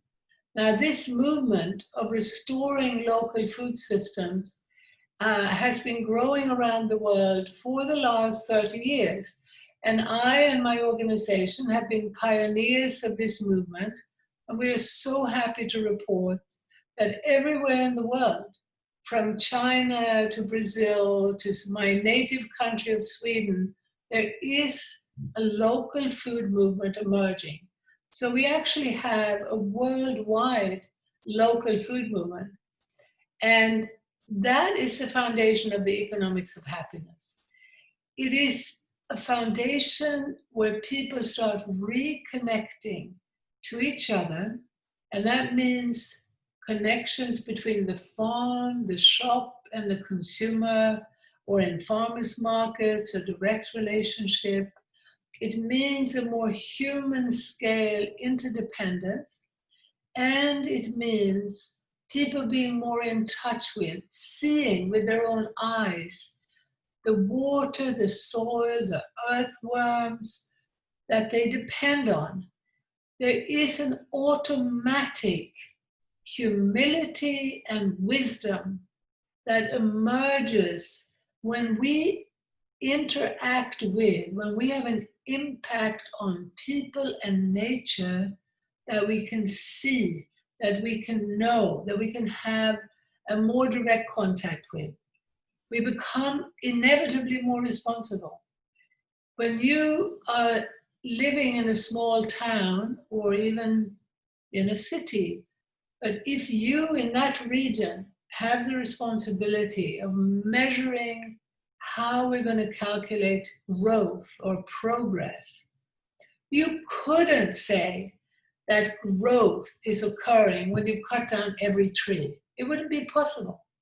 But unfortunately, the abstractions of the global economy is allowing our leaders to act as though the economy is growing when we are actually destroying the real economy. The real economy is the minerals, the soil, the trees, the water we depend on. Everything we use comes from that. We must regenerate, we must restore that biodiversity. We must restore life.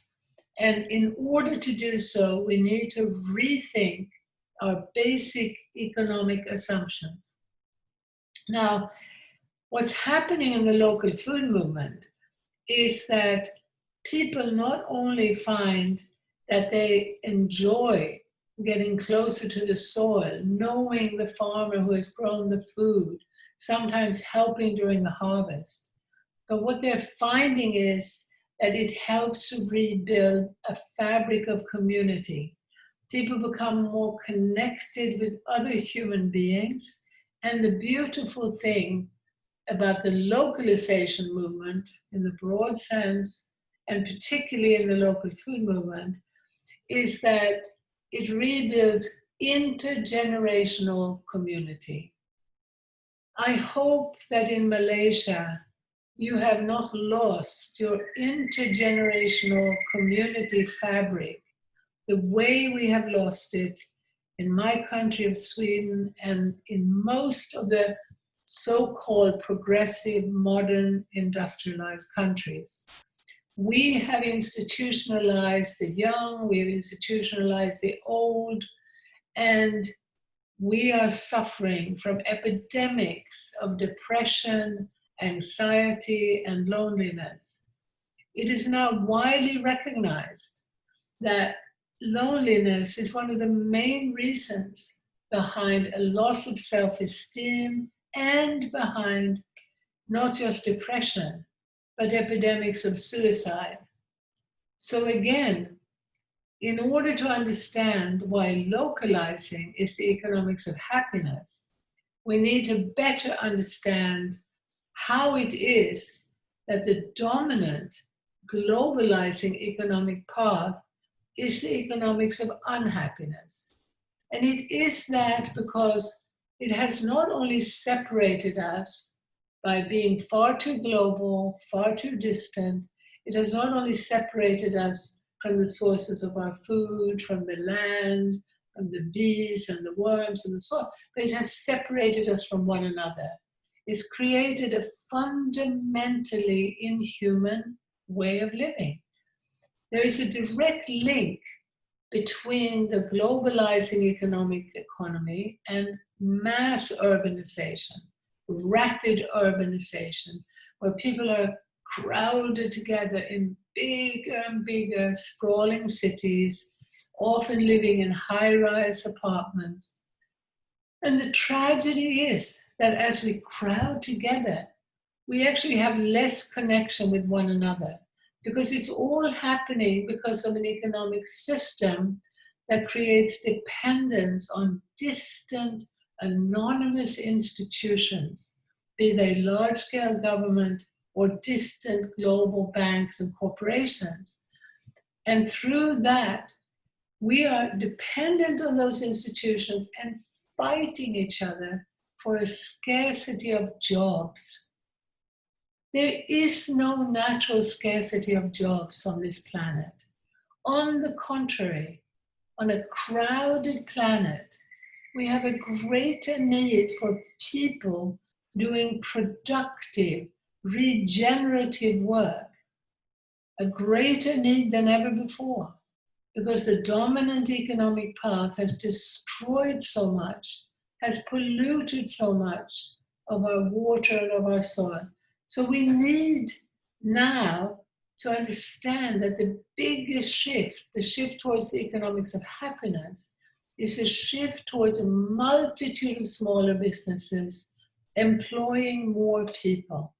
We need to shift the subsidies and taxes and regulations to support more local economies with more thriving small businesses, smaller farms, smaller towns, And we need to rebuild the community fabric in the big cities to create more interdependence between people, and also do what the local food movement is doing, which is to restore the relationship between the big city and the region around. So the local food movement is growing from big cities, from New York to Beijing to Seoul, South Korea.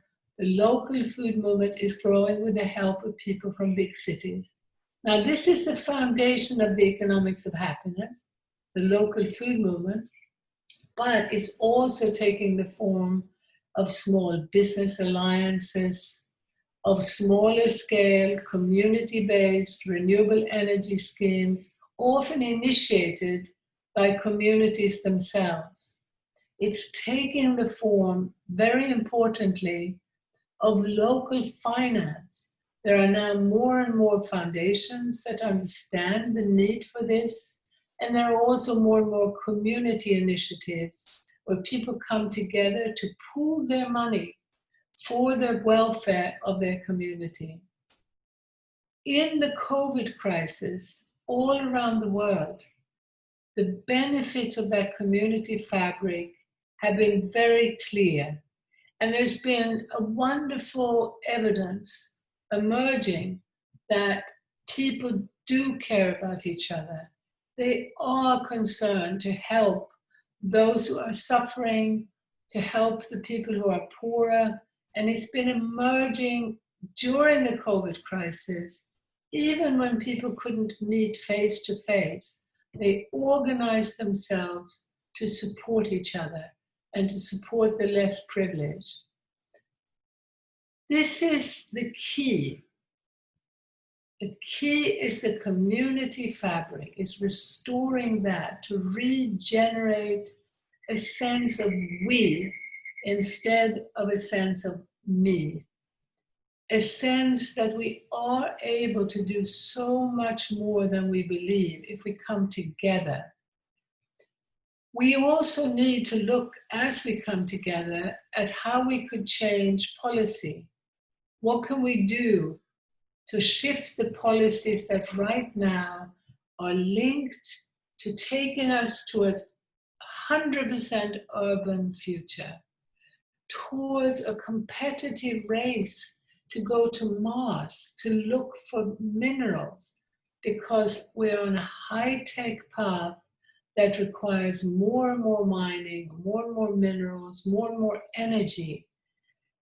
All the time, as we move towards more AI, towards more high-tech, we are employing fewer people. Yes, we need technology. Technology can be beneficial, but we must be very aware that we do not want to move towards mega technological AI systems that lead to greater control from fewer people, fewer institutions, and marginalize more and more people. We need technologies in the service of community, in the service of that great need that people have. People are demonstrating that they would prefer to live in a way that allows them to collaborate, where they have more community, where they have more connection. They are demonstrating across the world that they want a better relationship with nature. They want to do things in a way that will not destroy the natural world. People are waking up to the fact that we are a part of the natural world. When we destroy the rest of life, we destroy ourselves. The COVID pandemic is a consequence of a blind, out of touch economic system that is destroying the natural world. What we're seeing also is that the big city is not the place to be. We're seeing people leaving the big cities to go to the smaller towns, to go closer to nature. in order to heal themselves. There has been a huge wake up about what we really want, what we really need, and we need to be working together to make it possible. When we work together at the local level, we can already start taking big steps, big meaningful steps, like the local food movement, like the local business alliances, like the local finance, local community energy schemes. That we can do, and we are doing it. I hope that those of you who are listening to me will look at our website, Local Futures, where you will find lots of examples from around the world of what people are doing.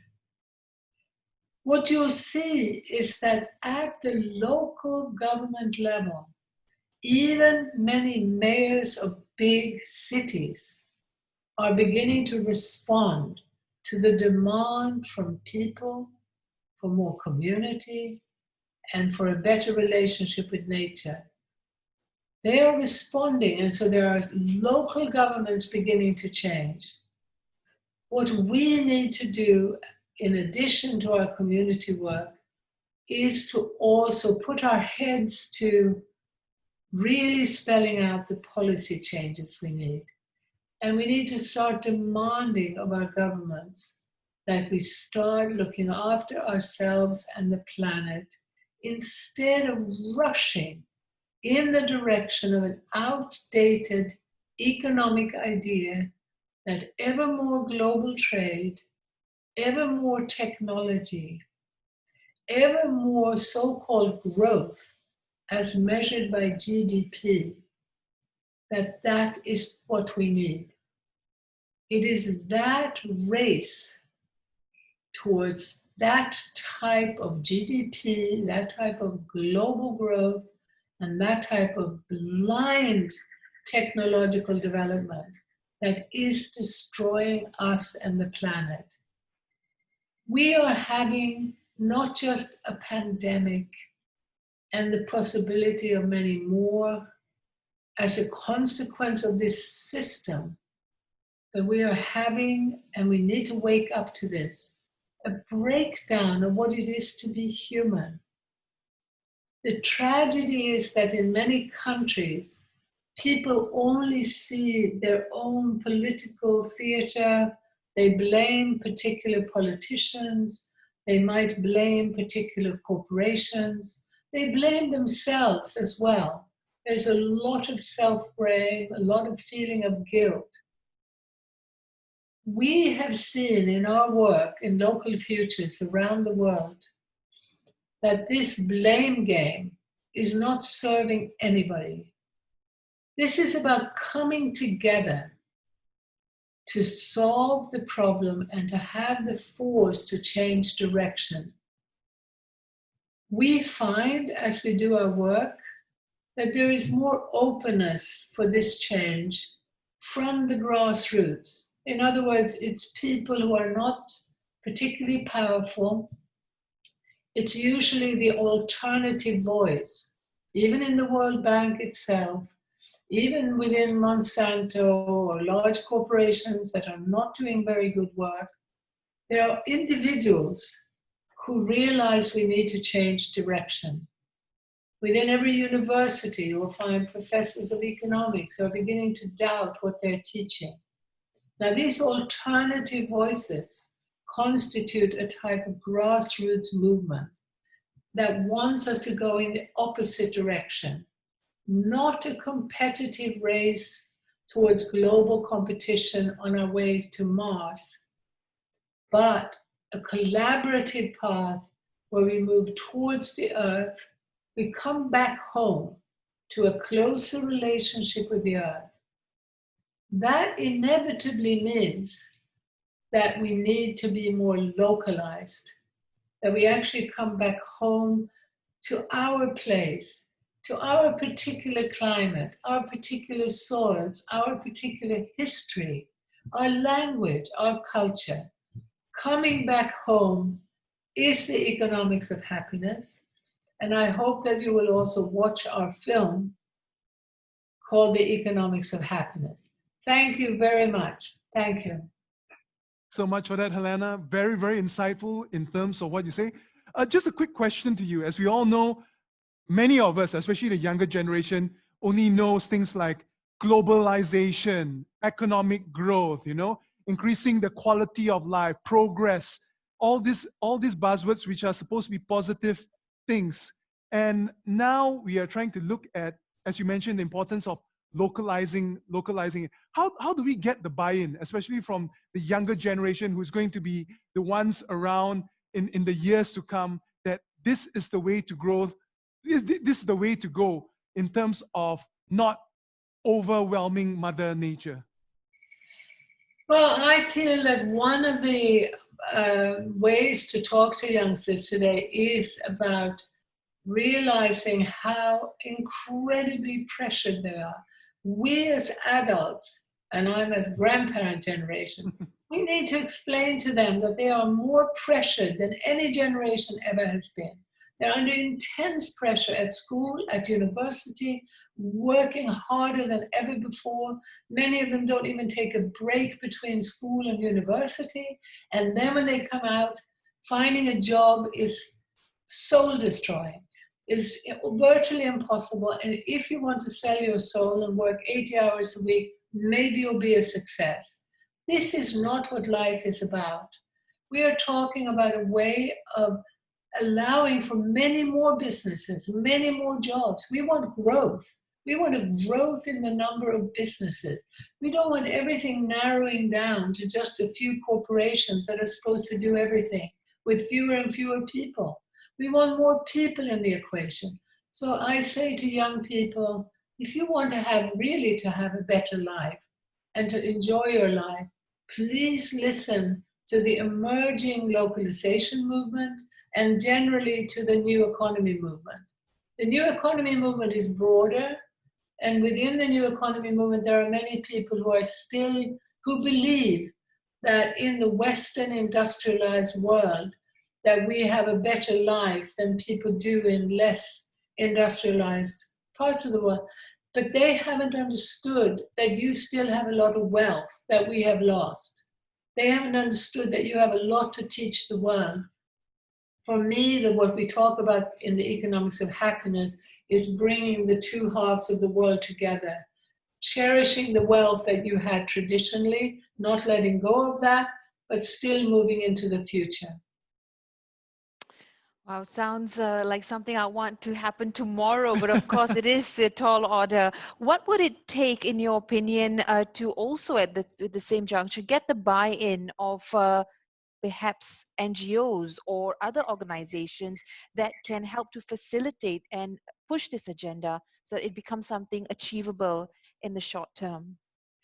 Well, very good question. I mean, we have materials, lots, where we could, if they're willing to listen, show that whatever issue they're concerned about, whether it be a particular environmental issue like trying to protect the trees, or whether they're concerned with poverty, whether they're concerned with the rights of women and the abuse of women, the sex trade, virtually any issue, in fact, I would say every single issue that these NGOs are working on was either caused by this economic system or exacerbated by it.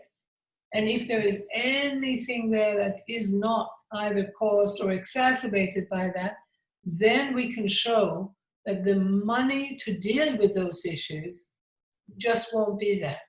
So for every NGO, it makes a lot of sense to continue with their particular concern, but to link voices with the bigger movement of transforming the economy.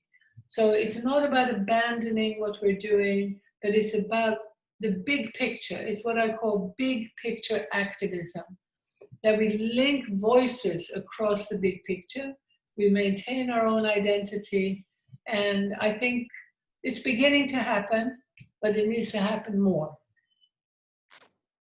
Fantastic. Thank you very much, Helena, of course, on the economics of happiness, joining us all the way from Australia. Such a pleasure to have listened in to you. And yes, I think Raj and I will take some time off to go catch the movie as well and watch Definitely. the movie. And I also would love, can I also say, I would love you from Malaysia to join us for our World Localization Day. We launched it last June 21st. It will be happening every year, and we'll be having input from all over the world, as we did this year. And we were very happy that we got people like Jane Goodall, you know, world famous environmentalist, and Russell Brand, the comedian, and Brian Eno is a world famous musician. Quite a lot of people joining us. And then many people from the grassroots. So I'm hoping to participate with you from Malaysia as well for that, for June 21st. We look forward to it next year in 2021. Yeah, and we need to talk about it before that. Yeah. Fantastic. Thank you so much for your time today. You have a Thank great day. you. Thank you very We look much. forward to seeing you in the future. Take care and be safe. Thank you. All right, that brings us to our next speaker, Raj. So much happening here on day 2 as we focus on education and community, keeping in the forefront words and, of course, themes of regeneration to rebuild and restore our environment, our community, to build a better future and leave a better planet for the future generation as well. Coming up next is on the topic of regenerative food and circular economy. Raj, I just wanted to share this with you as well. Did you know that in this environment, food can actually mimic natural systems, and this can actually help to enable wastage that can go as feedstock for another cycle, so to helping to propel that life cycle as well. Right, amazing. So as the word mentioned earlier, circular economy, everything works Coming holistically, around. coming round in one. That's right. And to tell us more about this, joining us from Mentari Alam Eco Malaysia, Sdn Berhad, is none other than Chelsea Chi, who will tell us about regenerative food and circular economy. She's coming to you live from Studio A. Over to you, Chelsea. Good morning. Morning, how are you doing? Good, thank you very much. I'm Chelsea from Mentari Alam Eco. In short, I call myself Mako, yeah? All right, we're talking about this today. It's not for you to eat, yeah, it's food waste, yeah? Wake up, okay? Something to talk about on regenerative food system, yeah? Okay, let's look at the current system now. We have current systems that have limitation in our current food system. What are the gaps that are happening now in not only Asia, but also all over the world? We have food insecurity, which is the yield gap. We have nutrition gap. We have also the footprint gaps, yeah? So let's go into a little bit into the yield gap. What are we talking about yield gap here? You see, the current food systems are not capable of reducing hunger. As you can see from the statistics from 2016 and 2017, you can see that is a difference in food hunger. And look at the statistics, it's increasing. And experts are telling us that by 2050, there'll be 2 billion people joining us in taking our food. So would it be enough? The experts say, no, that would be not enough of food for us. All right, the next thing that we want to look at in the limitation would be malnutrition. It's a global problem. We know, we can see here from the statistics, 161 million of children under the age of 5 are not the height they are supposed to be. So this is definitely a terrible thing to see. Now, all these unhealthy diets are one of the things that are causing bleeding. Why? Because of our food system. All right, the next thing that we're talking about is the gap here. We are choosing food that are less diverse. We are eating food, 75% of it is less diverse. We are only talking about things that we eat commonly, like corn, wheat, rice. The common commercial producers are only producing food that are only for our consumption economically. And the animals, only 5 species that we choose here, like cow, chicken, and pigs. These are the 3 things that we always see on our plates. Chicken chop, yeah, and our meat products like beef. That's all you can see. So we are not we are malnourished. We don't choose a diverse. I remember our nutritionists always tell us, do choose your plants that has different colors like purple, green, orange, yellow, be it different colors to give you different nutritions. Yeah. So the other gap that we want to look into is this. Now, the UN Secretary General once said in one of their message in the Sun Movement strategy, he said, nutrition is both a maker and a marker of development. So improved nutrition is the platform for progress in health, education, employment, listen carefully, empowerment of women and the reduction of poverty and equality, and can lay the foundation of a peaceful and secure, stable society. So what leads us to this? Now you can see out of 17 SDG goals, 12 of them depends on nutrition. So this is the gap we're looking at, okay? All right, so the other thing that we want to look into is the footprint gap. You can see that all agricultural uses almost 70% of fresh water across the globe. Now, if you love coffee, coffee is a very thirsty business, right? So all these resources, the farm discharge, even farms are discharging large quantities of water in agrochemical. They also discharge a lot of organic matter, drug residues, and sediments into the resource. And this is creating, and our biodiversity is threatened. Bees are is missing. We don't see them anymore. 33% of soil are degraded. So this is, the natural resources are definitely under pressure. All right, so all these come to again to rethink and redesign the food system. Now we need to foster systems that bring into together the agro, bio, social, and economic diversity. So we need to regenerate to produce and create things in harmony with nature. All right, so these are the things. We have to put in everything to continue in terms of starting from production to processing, distribution, and to consumption. All right, let's go further into this. So what is regenerative food system? Now, regenerative food system is to co-create and co-evolve all this together to integrate the cycle in harmony with nature. So what is harmony with nature? So what are we looking at regenerative food system? We need to have soil health, community inclusive. It has to be integrated with policies. It has to have sustainable diet. Animal welfare has to be taken into consideration. And of course, food planning and wastage. Okay, now, what are we talking about soil health here? Now, soil health has many aspects. We're going to take a few aspects here to talk about. Now, the importance of graze management, all right, will give you good soil, water, nutrients. Now, bad management leads to less productive pastures. Now, your cow has to go into good management. You can't have the cows grazing on the same pastures all the time.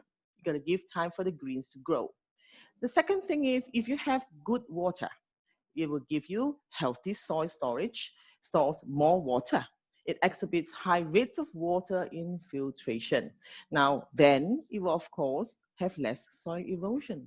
This is very important. And less sediment will flow into the rivers and streams. Now, then we talk about the earthworms. What do? They tunnel into the soil, giving you better aeration in the soil, and it stimulates microbial activities, provides channels for root growth, and the compost that we use can also retain water and nutrients and prevent spread of diseases. Now, the other thing that we want to look into is the biodiversity. Now, all living creatures, all species must live together. That will create climate stability. Okay, we have to maintain all this ecosystem. Now, the other thing it will be crop rotation. Now, crop rotation and carbon storage comes together. You have good crop rotation, it increases the soil carbon content. So the carbon sequestration removes carbon dioxide that will then slowly or reverse atmospheric CO2 pollution. In turn, reverse global warming. That's what we're looking at anyway. All right. So next thing we want to look into is urban farming. Now, we have to be community inclusive. In this case, we achieve optimum nutritional value in the food that we take. We reduce carbon footprints, meaning to say we produce it local, we consume it locally. So by then, how can we do that? We can do urban farming, we can do backyard planting, we can do hydroponic, permaculture. All these things can be in the city itself, right? So the other thing that we want to look into is the policy. We have to have integrated policy for regenerative food systems. Now, everything has to come together. All right, the growing, the harvesting, the transporting, everything must come together to give you an environment that is multidimensional and a fair and just economic system. It has to give you an integrated health system. And of course, it has to be social. We have to put into social as well for gentle sensitivity. All right, so that's one of it. And of course, the sustainable diet. What are we talking about here? FAO came in talk about the statistic in 2010, diets will be low in environmental and impacts, which contributes to food and nutrition security and to healthy life for present and future generation. Now we're talking about food services. We're talking about things that we sell in the market that is nutrition. We're not talking about something that you produce or sell or market in the market, but then it's not nutrition, it's basically a genetically modified product. So we're not talking about it, we're talking about sustainable diet. All right? Okay, now, animal welfare. We know very well, sick animal produces sick food, and if we take the sick food, it produces sick people. So that's not what we want. We want to have humane treatment for the animals. We need good feed. We need open space for them to run around. We need the animals to be happy, to have good food, right? So that we have good livestock production. Okay. All right. Then we talk about this. Now, food wastage has been the topic that has been, all right, everybody has been discussing about food planning, food loss, food wastage all over the world. And we know 1.3 billion tons of food waste are being thrown away. Now, all this is a far-reaching problem. It's a tremendous financial and ethical environmental cost to everyone. So what are we talking about here? We have to do things like on-site composting. We have to do vermicomposting. We have to do anaerobic digestion. These are the things that we should be practicing. Black soldier fly, backyard composting, all right? These and proper food purchase and planning is very important to make this successful.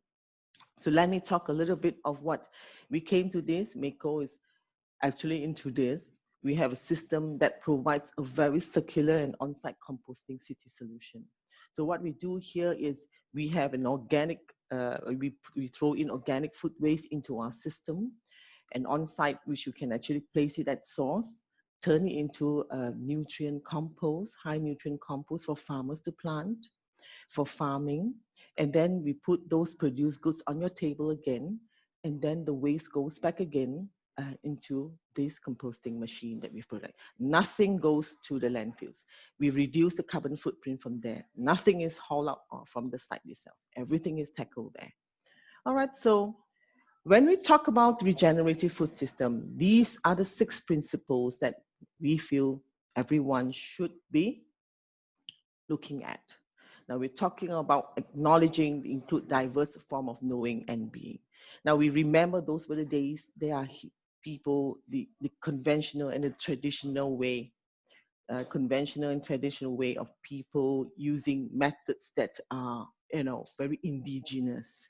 We're talking about planting biodynamic farming, yeah, using even organs to plant their doing farming. You can see miraculous results from the food itself, right? And then we talk about taking care of the people and animal of food, carrying agriculture and food practices in to reconnect with society. Then we talk about practicing moving beyond capital. Food waste and injustice are a major problem under capitalism. So these are the things. A lot of farmers are producing goods and they're paid less. This is what we are talking about: fair and justice production. So these are the things that we need to adopt and practice. Everybody has to come together. So commoning the food system now, qualifying food as non-commodity. Now, food has now been a commodity. Now, food cannot be a commodity. We need to change this. Now, food is supposedly food. They are parts of as part of a common thing, not a commodity. Now, again, promoting accountable innovations, innovations that can harness things. We can speed up composting in a natural manner. Okay, things can be, we can use filtration system by using microbial activities. Those are also technology that speeds up things rather than using chemical fertilizers or chemical things or genetically modified products. Those are the things that we do not want. Those are not regenerative food system. Now, long-term planning, all right. Now that we can see rural are producing the food we need for urban. Now, and we can see now clearly the urban are producing waste that is now being transported back to the rural areas. Is that fair? No, that's not fair. My personal opinion, it's not fair. We cannot bring food to the city and we throw waste back to the urban. I think to the rural areas, that's not fair. So let's change that. We need to sustain ourselves in the city. We need to do urban farming. We need to manage our own waste so that it doesn't go back into the rural areas where they plant food for us. All right, so that's all for me today. That's my sharing. So what I would like to share with you is our health and the health of the planet is connected. So let's change ourselves. Thank you. Thank you so much, Chelsea, for your insights in terms of the importance of food and, of course, how we are connected in every sense. Just a quick question. As we all know, in this world we live in today, the ever-growing population, which is continuously getting bigger and bigger, food security, food safety are very, very important issues, especially with the recent COVID-19 pandemic, which broke out, which now made us all take note of it. So in terms of that, obviously big businesses will thrive in that situation because they have economies of scale, they have the infrastructure, and end of the day, it all boils down to money and capitalism. So how do we reverse that movement towards that and come back, as you mentioned, to something more local, something where we can do it on our own and be more interdependent among a local economy, for example? I think like I shared earlier, we have to be more community inclusive. Now we need to start looking into our own community where we start our own urban farming, that to be more inclusive. Now, when we look into the commercial production, we see that during this COVID, during this pandemic, we see a lot of food being wasted in the US. We see milk being thrown away. We see potatoes being thrown away, tons and tons of that, because it was not delivered, people couldn't store them, so things are that. We see that it's not being planned properly. So things are produced without proper planning. So we feel that being more provided for more food security itself, we need things to be done on a more secluded basis where we can do that in our own homes, from our own city, and things like that. Yeah, and obviously because of the pandemic, governments are taking note of this, on the importance of being a bit more self-reliant, as we never know what could happen in the future, which could prevent those food supplies from coming from abroad. Now, speaking still on the topic of food, we always hear the words food wastage, food loss. Is there a difference between the two, or they are essentially the same? They are different. Now, food loss typically refers to food loss during early stages of the production, such as maybe harvest, storage, and also transportation. So they are lost during that particular, stage. Now, when you talk about food wastage, things that are thrown on the table is table waste. We're talking about kitchen waste. And of course, we got to categorize them into two categories. We have unavoidable waste and also avoidable waste. Avoidable waste are those that we plan. We don't buy extra things, store in the fridge, and then after it expires, then we throw them away. Those are avoidable. So we plan our purchases properly. Now, the other thing is unavoidable, like bones and seashells. Those are the things that we can't. So those are the things we call the second category, which is unavoidable waste. Right.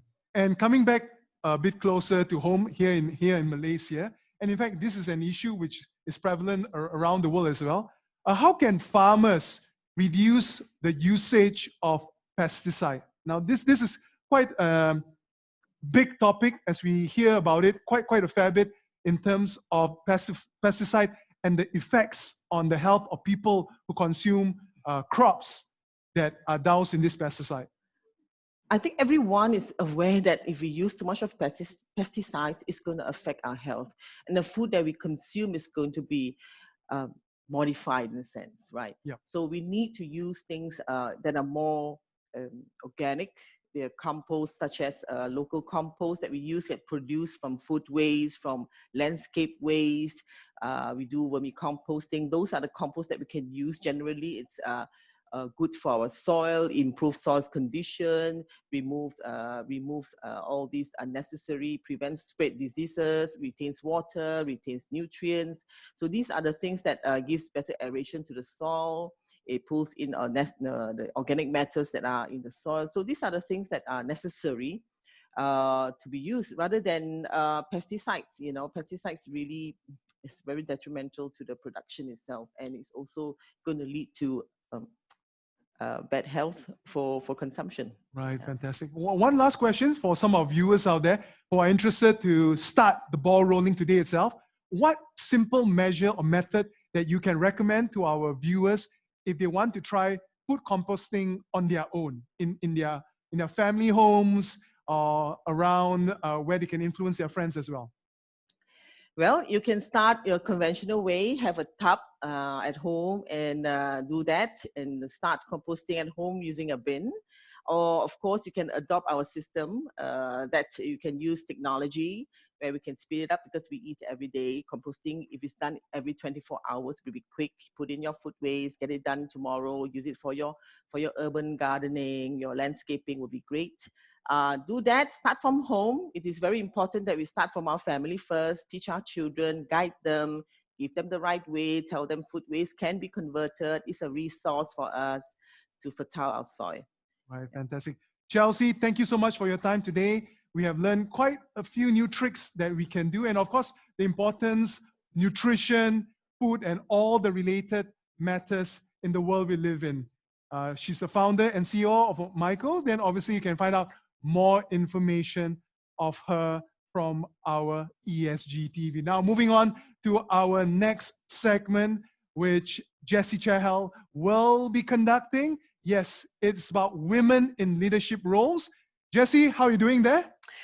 Hi, Raj. I'm doing great. Thank you for passing the baton right here. I'm seated with our next speaker, Dr. Manjit Kaur Luther.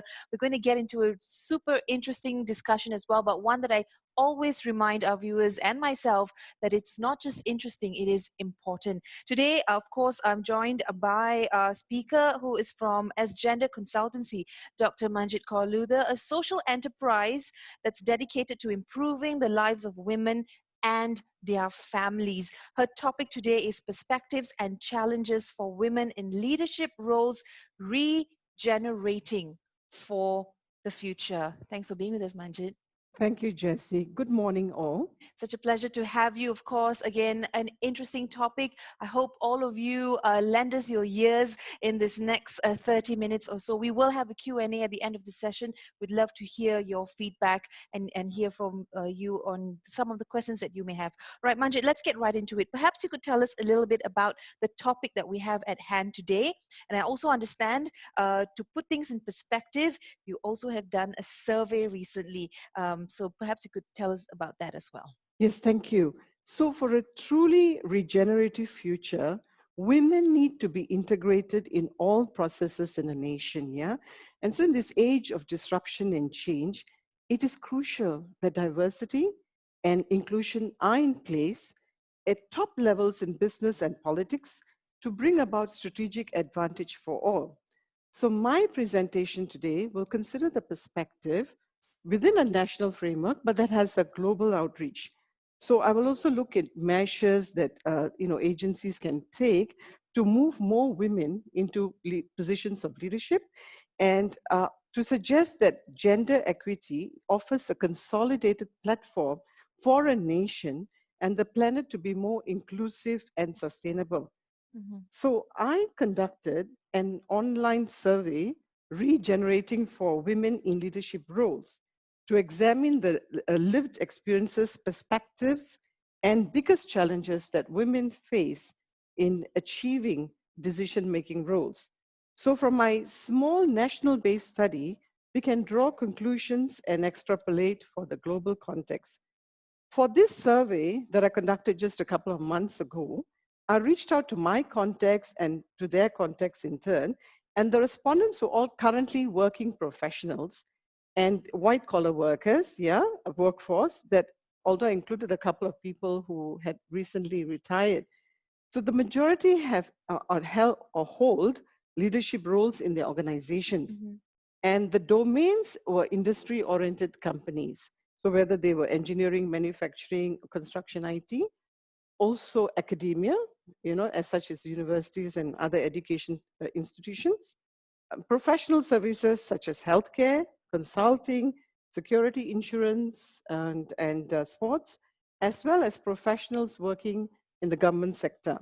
So of the 58 respondents, while 52 or 89% were women, 6 or 10.3% were men, and I tried to include a few males in order to gain a male perspective, as well as for the men to provide some insights into, you know, the women employees in the organization. So let's look at the slide. So you can see this, the breakdown by age, yeah? And you can see that from the slide, the respondents ranged in ages. My focus is on executives and academics already in leadership roles. So that, of course, therefore you can see that 29.3% were those above the age of 55. So that was 17 of them. And then 19% or 11 were between 50 to 54, 17.2% or 10 of them were aged between 40 to 44, 13.8% or 8 were aged between 45 to 49, and then there was 10.3 or 6 people who from the ages 35 to 39, and then just a few younger ones. Yeah. So that's my breakdown by age. Mm-hmm. Right. That's interesting to see those numbers as well in terms of how the survey is being represented. Now, Majid, moving forward, how prepared or equipped were the women to handle responsibilities, of course, in this age where everything is online?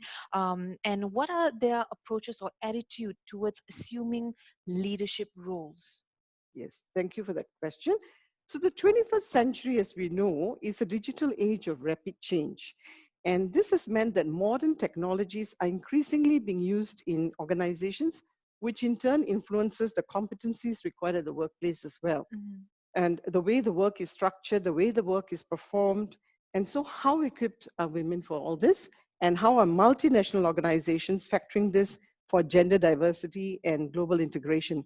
As you can see from the slide, an overwhelming 86.2% of the respondents in my survey said they possess the skills to handle work responsibilities in this digital age. I've said 86.2 because if you combine strongly agree on the right-hand side, which is 5, with agree, so that adds to the total of over 86%. And not one respondent said that they didn't possess any of the skill set. Yeah, so all of them think that they do. Now, for your information, a study on identifying leadership skills required in the digital age, which was a study conducted in Germany in 2018, they found that communication skills, subject-specific knowledge, self-organization skills, and self-reflection skills are considered especially relevant in this rapid technology age-driven age. And additionally, many of their interview participants identified empathy and open-mindedness towards the new as crucial personal traits. So now I want to look at the cultural findings on the mindsets and attitudes towards leadership, and we will look at the cultural mindsets of respondents towards leadership. So all my respondents, as you can see, were pretty comfortable about being leaders, except for 4 of them, right? Mm-hmm. The rest, independent of my job title, I believe I'm a leader in my organization. So 50% rated themselves as strongly agree, and then 32.8% said that they agreed. So you can see that they are quite comfortable in their roles in that perspective. And then we move on to whether they seek leadership roles within the organization. And a total of 70.7%, that is 39.7% plus 31%, sought leadership roles. And the survey shows not one of them strongly disagreed. but they're about seeking a leadership role. But there is one of them who there are 6.9%. There's 4 of them, sorry, who disagreed with the statement. So this is interesting that they are actually more or less holding leadership roles, but there were a few who were more on the junior side and that who didn't quite seek leadership roles. Yeah. So as we move forward to understand the survey better as well, I guess one point of contention is, can women easily access, or do they have support to resources to develop their leadership skills? And furthering that, what are the leadership skills that are required for a sustainable and regenerative future? Yes. So as you can see, it's quite interesting that 36.2%, from the slide you can see that 36.2% said that they strongly agreed that they were supported in gaining access to leadership roles, while the 27.6% agreed. But there is one who said strongly disagreed, right? So that's interesting that one who strongly disagreed that they were supported in gaining access to leadership roles. And yeah, we wonder what happens. That means they have problems and issues. Now, therefore, we want to look at, are women offered appropriate support and opportunities to develop their leadership skills? Can they access the resources easily? So in my survey, I posed a question on access to leadership and professional development opportunities. I gave them a range of options, but they could note others that were not listed, and they could also select as many as they wanted from the list. So as can be seen from the chart, the bar chart, attending decision-making meetings ranked right at the top at 72.4%, followed by selected to head key projects, which is 56.9%. And then you had training selected by 48.3%, followed by coaching and mentoring at 44%. So as you can see that that was a bit less. And because we had a few academics in the study, quite a few actually, so 43.1% selected presenting at conferences, seminars, and workshops as an avenue for career development. So my comment is this, that, they have this opportunity to attend decision-making meetings is because in any case, many of them are holding roles already in leadership. And my purpose was to talk about these people anyway, who are holding leadership roles. So therefore, they have been given access, but I suppose they could be given more access to it. And you can see that one person said that they were not given any access to or limited opportunity to get support. Okay.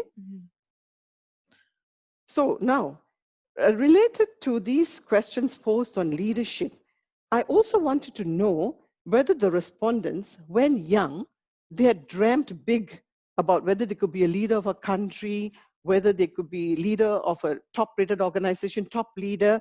And another question related to that was, when they were young, did their parents, family, school, allow them to dream big, encourage them to dream big?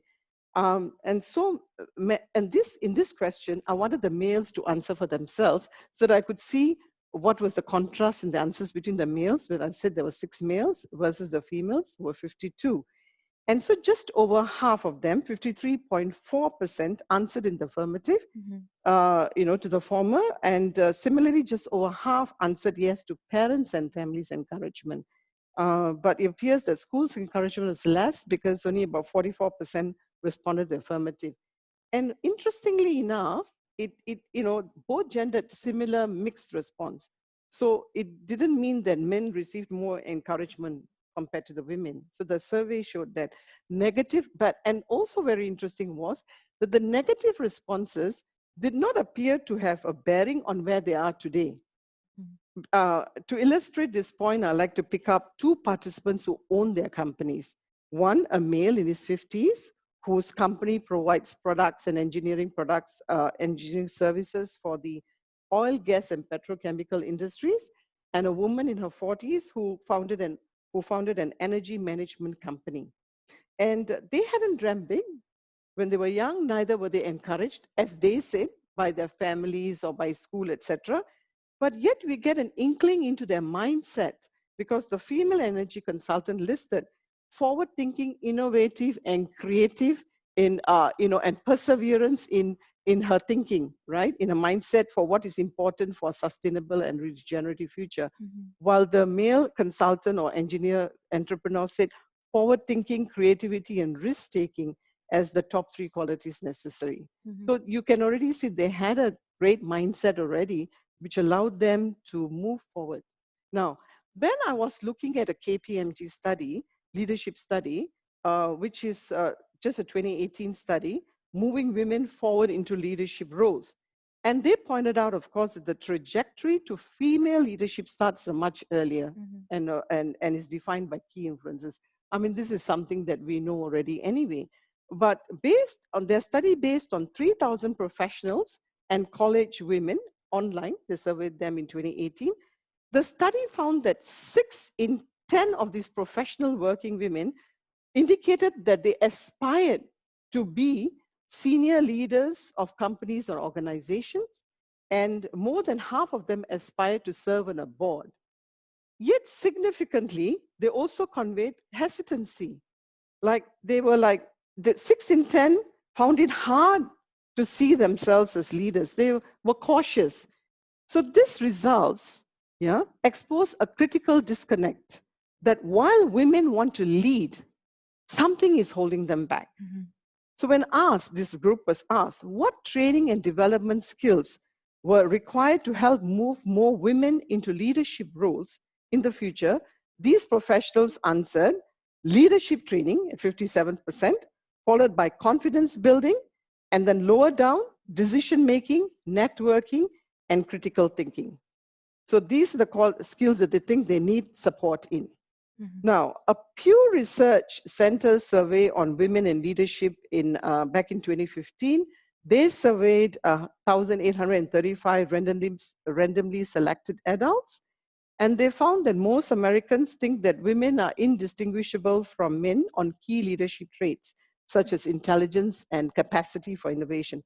But they noted that women are stronger than men with regard to compassionate and organized leadership, but yet barriers exist. So, there are barriers. That study found that childbearing and childcaring is not a key barrier.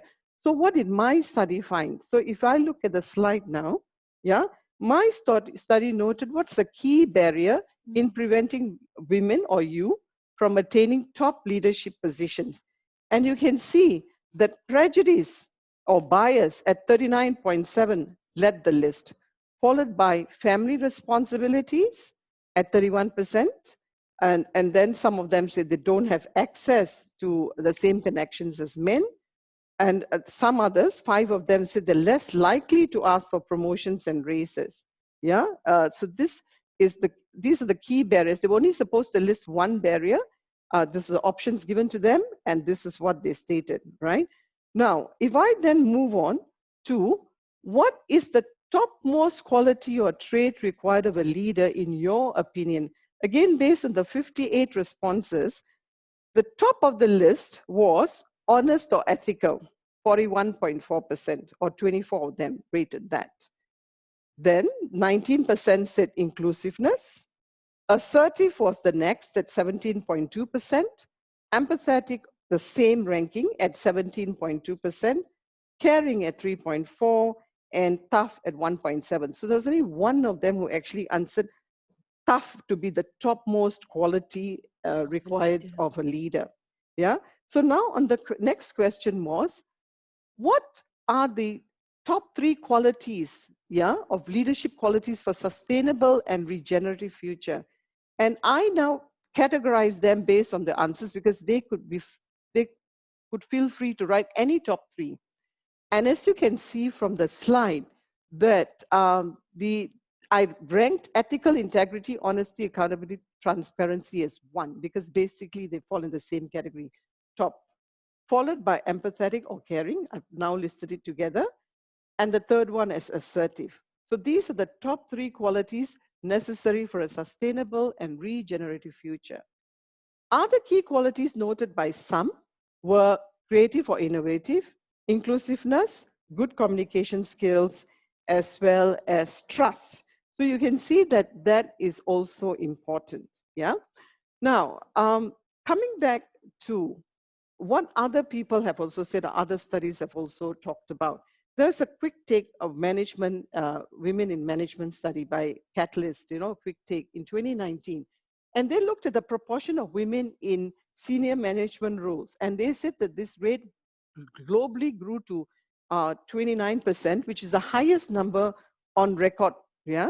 And then so far in 2020 is the same percentage, which is 29%. And some 87% of mid-market companies globally said that there is at least one woman in senior management roles. Now, the thing is, women are overrepresented in support functions like administration, while men tend to be concentrated in operations, profits, loss, research development, and these are the qualities that stand them in good stead for CEO positions. See? So therefore, and board level positions. So women are not quite in that position. And for the APAC region, the proportion of women in senior leadership roles is only 27%. So we need to advocate gender equity for a more sustainable future for all. We need to create spaces for creative, compassionate leadership, which encompasses nurturing as well as promotes ethical, honest, and principled leadership. Well, I guess that brings about the question, how best can women be supported, or can we support women? Are there particular steps that you could recommend to help basically, engage them in different different sectors or even areas of work and so on and so forth? So that's a good question. So I wanted to know that as well. And I threw that to my respondents. How best could they be supported in their aspirations and, and through the employer, industry, and government? And these are their answers, the steps that can be taken.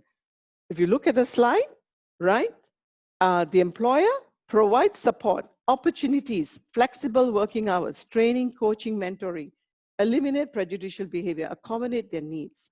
And then, important, identify women talent in the organization. Another step, institute a culture of diversity and inclusion, both in principle and practice, which allows women and men to reach their potential. Then for industry, my respondents answered, no discrimination or reduce bias towards women leaders, appoint more women in decision-making, key management positions, or to head key companies. And very important, we need to have also on the part of industry to create gender equality policy in recruitment and fair and equal opportunities. They need to create more programs to encourage women to aim for leadership roles, maybe like mentoring programs, yes. And they need to reset expectations of new normal to be deliverable based. Like, for example, where they can work from, they could work from anywhere. So this is one of the things that you need to know. And one male respondent who is the top management of his company says that we need to utilize the thought processes of women in decision making. As we know that diversity in thinking is for best outcomes. So for the industry to also improve, decision making, we need the diversity in thinking for opinions, for management decisions, whatever.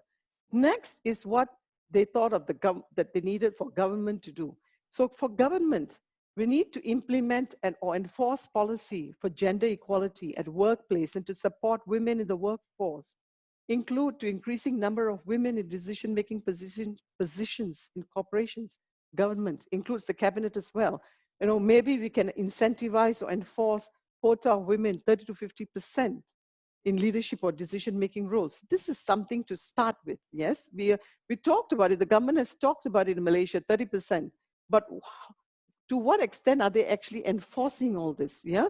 So we need to create, the government needs to create an enabling environment through gender-responsive legislation, policies, programs, with a clear roadmap, which includes a robust monitoring and evaluation system and impact assessment to ensure outcomes of equality for women. The government themselves need to scrutinize gender equality reporting for all organizations. Now we have heard that, in government in Malaysia, multinational organizations, public listed organizations, they need to submit sustainability reports. But are they scrutinized in the government or whichever agency is looking and monitoring this? That there is this gender equalities reporting that is happening. And also I feel that SMEs also need to be looked at. And so we want to see the trends over time. So we need to assume a gender lens perspective. The government needs to also assume a gender lens perspective. And the government needs to value sustainability and continual progress for societal good rather than political interest. We need to ensure that the criteria set for organizations to enable culture of inclusiveness, multicultural diversity.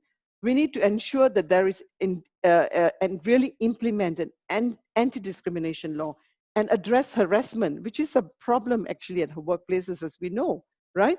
And last but not least, the government needs to provide supportive infrastructure and incentives like tax relief to organizations that empower women, that maybe have longer, not maybe, I mean, have longer maternity, paternity leaves, have the benefits, have a high quality subsidized childcare, mentoring, and all that. Across all these three agencies, that is employers, industry, and government, there needs to be transparency and accountability to multiple stakeholders. Mm-hmm. So insightful with so many salient points. I think, of course, that last point there on the slide previously on providing enough infrastructure and childcare. I think that for perhaps for many women between the ages of 30 perhaps to 40 will feel that that's one of the sort of the game changer. In conclusion, what would you like to say, Manjit, about your survey, which you put so much hard work in, that's really brought up to surface so many points that perhaps have been, sort of on the blind spot of many people? Yes, thanks. Yeah. So, in agenda as well, we look at what can we do. Yeah. We need to see how we can support women. And we need to also, we are also trying to promote through our projects, through our interactions with all, that for a regenerative planet, there needs to be a balance of strength, that is to be tough and nurturing, honesty, integrity, and empathy, with inclusiveness and diversity at the base for a just and fair world for equitable growth and happiness. That women must assume leadership roles in all sectors, whether business or government. There needs to be political will and intervention on the part of governments and well-articulated blueprint for action by captains of industry to ensure that a more inclusive, resilient, and sustainable society evolves. Now, with the recent pause in our world with COVID-19, there is opportunity to reset the button. The time has come for a shift in our consciousness as we reflect, rethink, and revisualize our policies and actions to rebuild a more just and responsible society, nation, and world. Now, a bird needs two wings to soar high. Women and men working together will take humanity further to this end. Thank you. I also like you to take a look at my contact details for those who need to contact us in any way. Thank you. That's right. There you have it. We'll leave that slide on or bring it back a short while later for those of you who would like to get the contact and information of Dr. Manjit Kauluta joining us today in this insightful topic, one that's so necessary to be talked about. I loved your last quote that a bird has two wings, and to fly, both need to work in sync. And that brings men to this discussion as well. Yes. How do we formulate and go forward in terms of short-term achievements or goals to bring men into this discussion as well? Because a lot of times, unfortunately, because it's a women-centric topic, the listeners only seem to be women. Mm-hmm. So actually, we think we need to engage right at the community level. So first, we start at home. We need to engage with our men and family. We need to engage with our friends. We need to engage in the workplace itself and the community. So like, for example, we need to talk to them, bring them on board. We need them to be with us. In any projects and programs that we run, we need to make sure that the men are also there. And then we need to work with the government, as we are trying to do as well, to ensure that the government puts up programs that support women. And as you could see, they can try to, in fact, even now, they have the 30% policy there in place. Why can't they push that forward more, right? And then, as I said, they can already start giving incentives to companies to ensure that women move into those roles, to move them forward. So they can do things like that. I wanted to go back to actually a few slides back, because all of them had super interesting points that I wanted to pick out on. But you say, I'll go back to the home ground, because that's where our foundation is. You say dream big, and Yes. that at that point of nurturing, there wasn't a difference between the male or the female.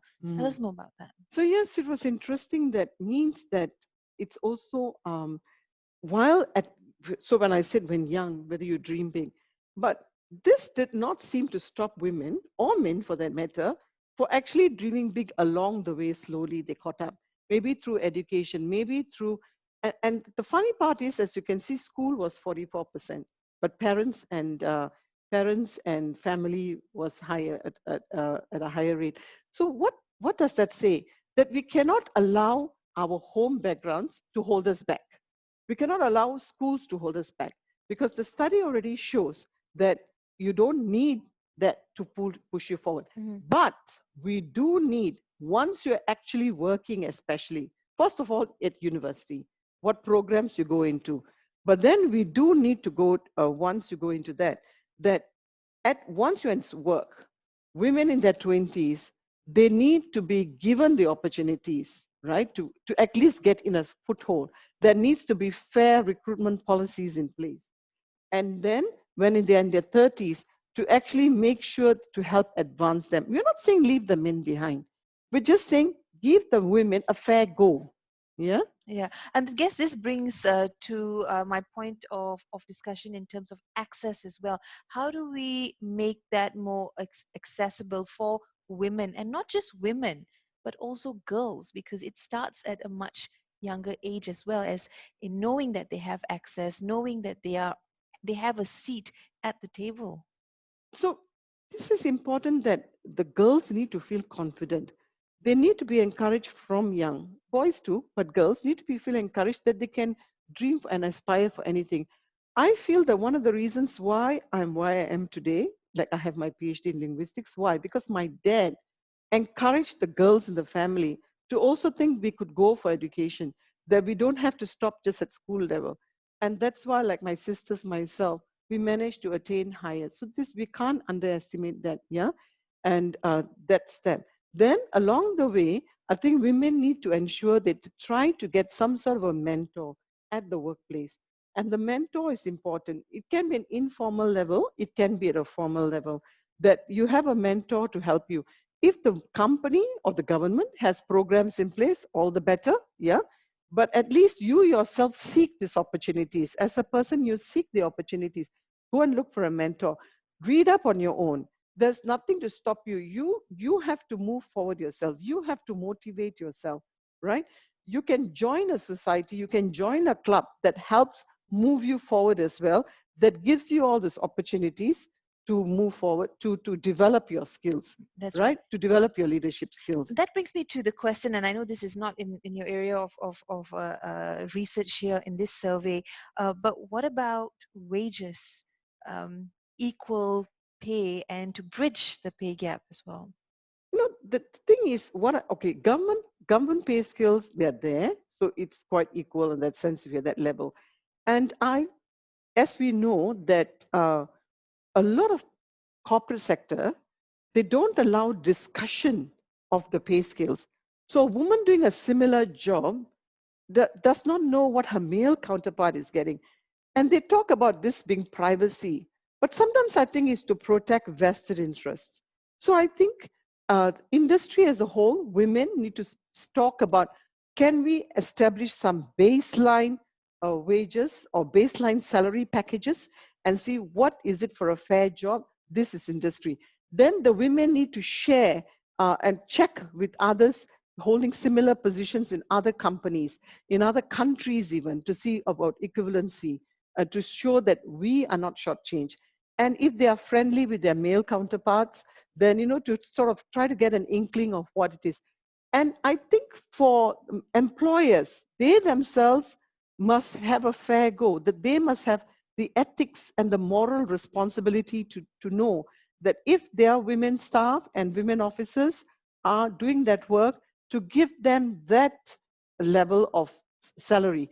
And then to the government too, to pressure that all companies must have equitable wages for all. So have to policy for that about anti-discrimination.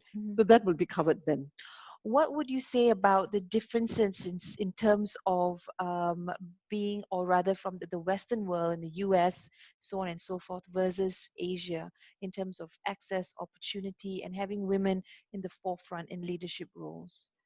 So it's hard because we talk about developed countries in Western world, in US versus Malaysia.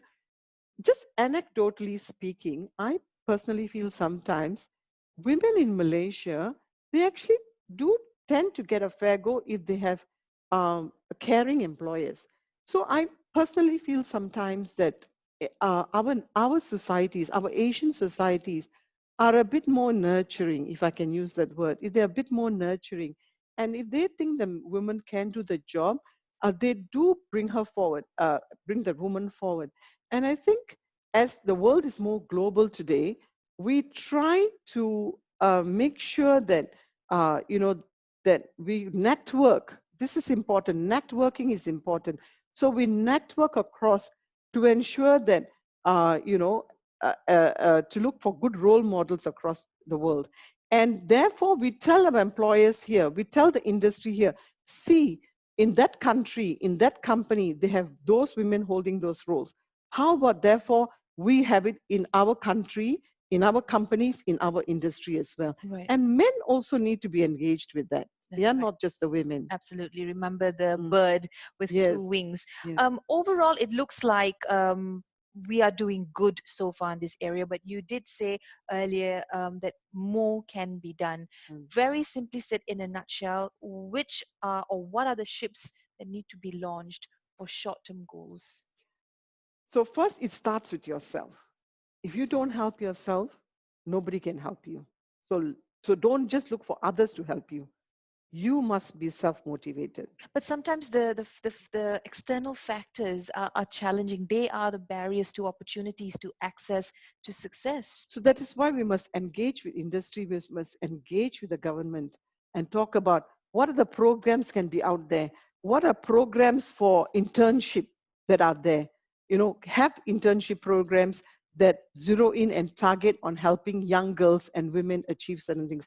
This can start even at university level, because we're talking of leadership roles. Start at university level.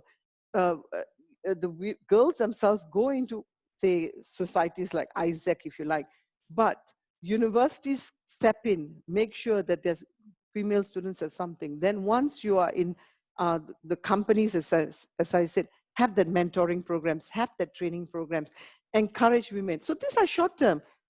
What says if you can't have a plan to say, have a mentoring or a training program set up within the next 6 months? To me, that's not a midterm or even long term. To me, that can be a short term too, because you can immediately put that in that position. And then project. Allow these women to head projects. So if you already allow them at least to assist first and then to head the project, this to me can also be short term. They can learn on the job first and then go into launching and taking over the project. Well, thank you so much. But before we end, perhaps one question that could have been asked initially: what motivated you to do this study? So I have been interested in gender equality all my life, and I saw a good fit with and gender consultancy as well, to see that there is so much inequality in this world. There's so much unfairness in this world. And then I don't want to just gripe about it. I want to be able to be a person who can make a difference. And I start with my own community first, and then go out to the world globally, nationally, globally.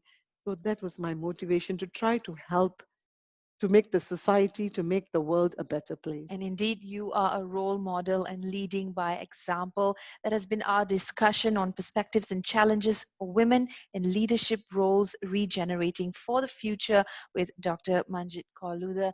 Thank you so much for tuning in. If you have any other questions, perhaps you could leave them on the session, the Q&A box as well. I'll definitely bring that up to you, Doctor, as and when we get that opportunity. Slides will also be made available for our audience members. But the organizer, they will do it. On the website, that's right. Thank you so much for tuning in, and more coming your way right after this. It's back to you, Raj. Thank you so much, Jessie, and thank you, Dr. Manjit, for all your eloquent insights on the role of women in leadership, and still on women, because they are a very important part of the world we live in today. We'll now be transported from here in Malaysia all the way to the subcontinent. That's right, our next speaker is from India, where she'll be talking about women's role once again, but this time from the point of view of sanitization, environmental protection, and preservation. And Jessie, it's back to you again, where you're going to introduce our next speaker. Hi, Rashmi. Hi, Raj. A very good morning to you. Good morning. How are you doing over there? Excellent. Thanks for asking. No worries, no worries. What we're going to do is very, very quickly, we're going to talk a bit about women's role in terms of your topic, sanitization, environment protection, and preservation. Over to you. Thank you. I'll just put on and share my slides. Give me a second. Yeah, can you see my screen? If I think I should start with my discussion, and I'll just move on to second slide, which is. So hello and good morning to everyone, and I would just like to say thanks to to Dr. Manjit, because of the insight, the great insight she has given on. Sorry, Rashmi, can you just press the slideshow at the bottom right-hand side of your screen? Yeah, it is not accepting it. Yeah, I did that too. There you go. Yeah, try clicking on that. Yes, I did. Now I think it's okay, right? There you go. Great job. Yeah. So, okay. So I was just saying that I wanted to say thanks to Dr. Manjit, the great insight she has given on the involvement of the women in all the levels, at all the industries level, and everywhere around the globe. So 29% of the leadership involvement is a good number if we see from last 10 years. So thanks for giving that insight, Dr. Manjit.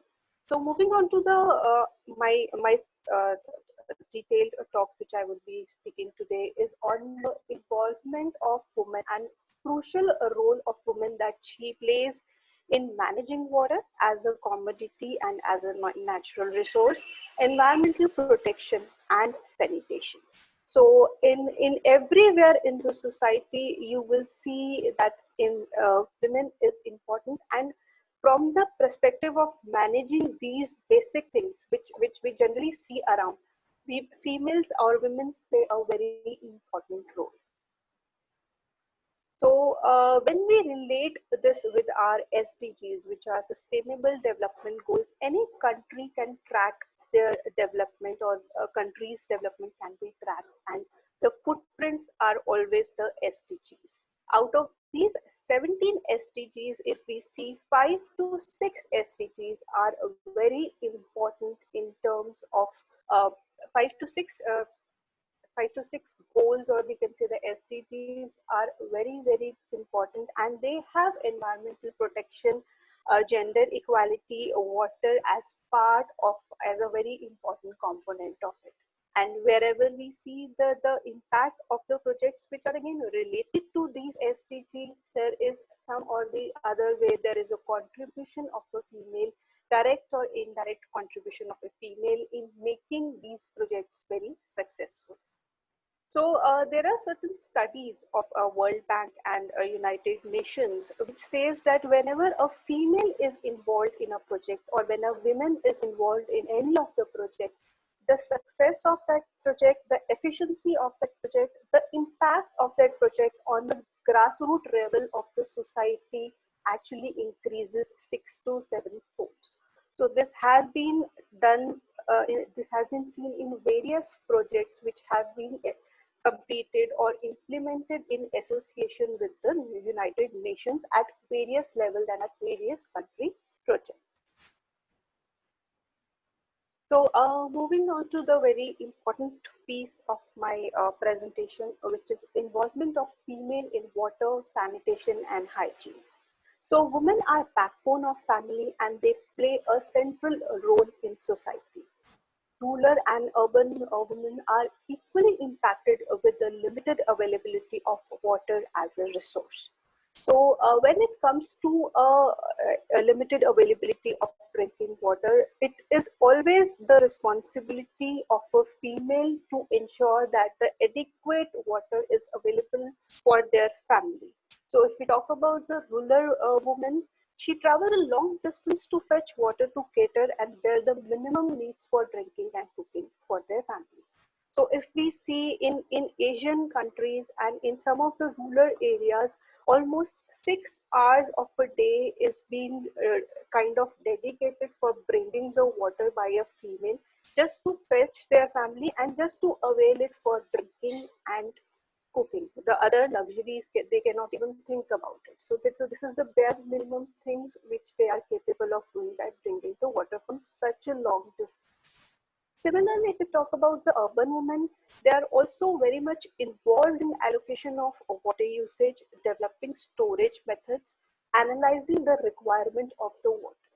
So, though they are not responsible for going out and fetching out water to some distance places and all, but still, whatever water supplies they are getting at their houses, they are very much responsible to kind of budget the water or have kind of distribute or allocate the water in what all requirement it is needed and it should be given to. So they are basically the ones who understand how to save the water and what are the storage methods which are appropriate for their family, and then which again finally runs into a given community or society.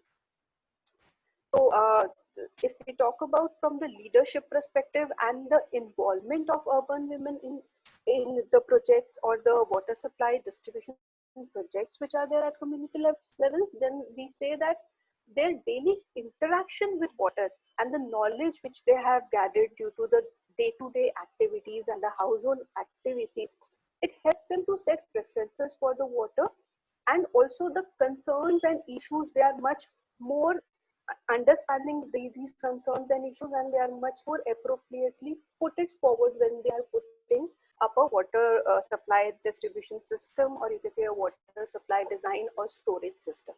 So their involvement in these kind of projects at community level has also been come forward, and wherever the input of there have been taken, wherever the insight and valuable feedback has been taken, it has always given into a result, into a better solution finding, and obviously the better budgeting of the water and the allocation of the water for the activities.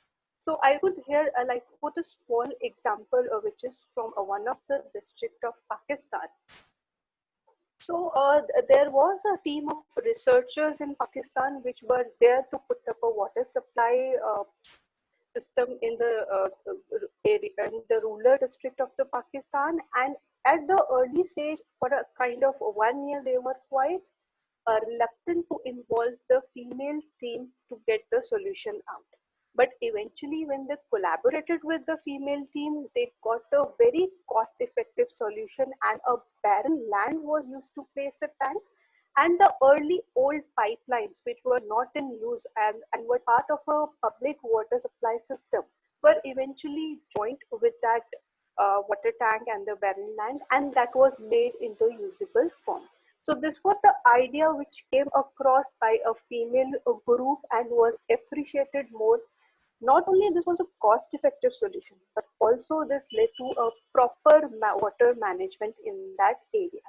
So this was a kind of approach, the solution-oriented approach that a female always has in when it comes to resource management, and obviously when the limited resources are available there. So a very important point is again when it comes to the sanitation. So women are the ones who are the most impacted when the health issues come up due to the poor sanitation, and they are the ones who are there responsible to upkeep the sanitation, the cleaning of the environment around the toilet cleaning and all. So in their families also, women are responsible for maintaining the sanitation, and again the sanitation impacts them the most. If there is a poor sanitation, the health of a woman will suffer.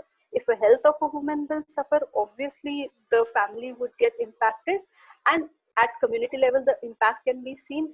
Later the impact runs into at a nation level, wherein the economics can also be impacted, and obviously the medical expenses of that particular country also goes to a toss. So adequate sanitation and correct behavior supports women's health and dignity.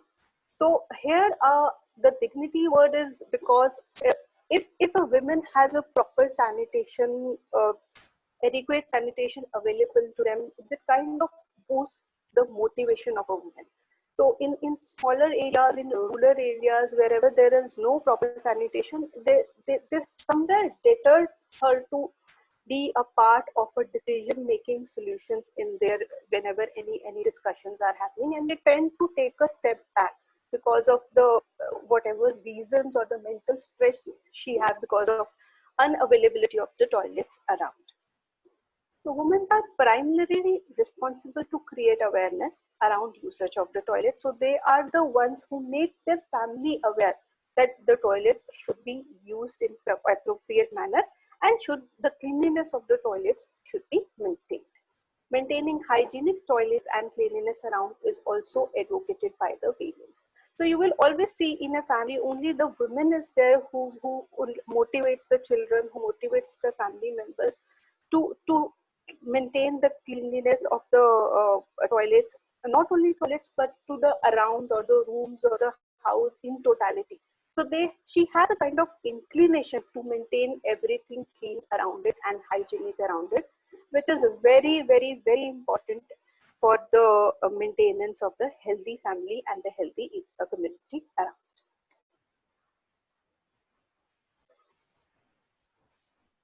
So women are promoters, educators, leaders, and influencers also. They can instill the importance of water conservation, importance of sanitation in early years of children, which creates a big impact.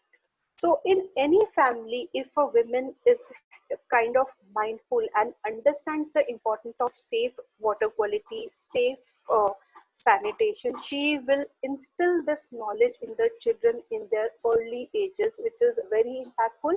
And this thing gets into the children from the beginning, and they have kind of this in their genes. They understand by default, they understand what is the importance of water, why should we save water, how to conserve water, and why we need to keep the toilets and everything and the sanitation things clean and all. Then they have ability to create ethical value around saving water and maintaining the good hygiene. So this is a very important point wherein a female has an innate ability wherein they can connect the water resources, the natural resources, and the environmental resources to their ethical values. They can associate them with ethics.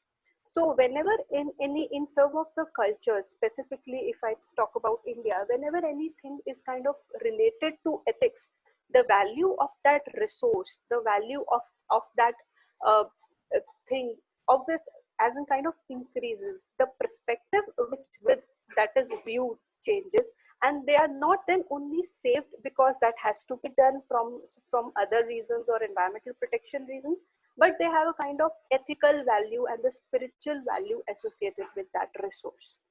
So this is something which only a female has an inclination towards, and this she can imbibe in their children, incorporate in the society also.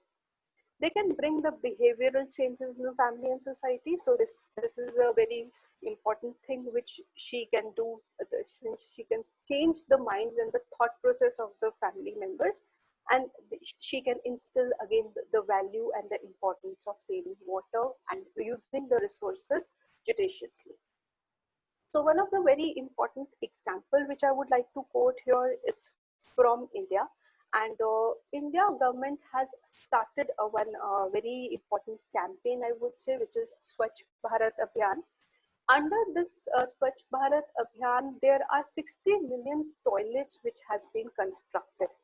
And females, for the same of the females, are in each of the family are educated and trained under this program to make this project more impactful at the root level.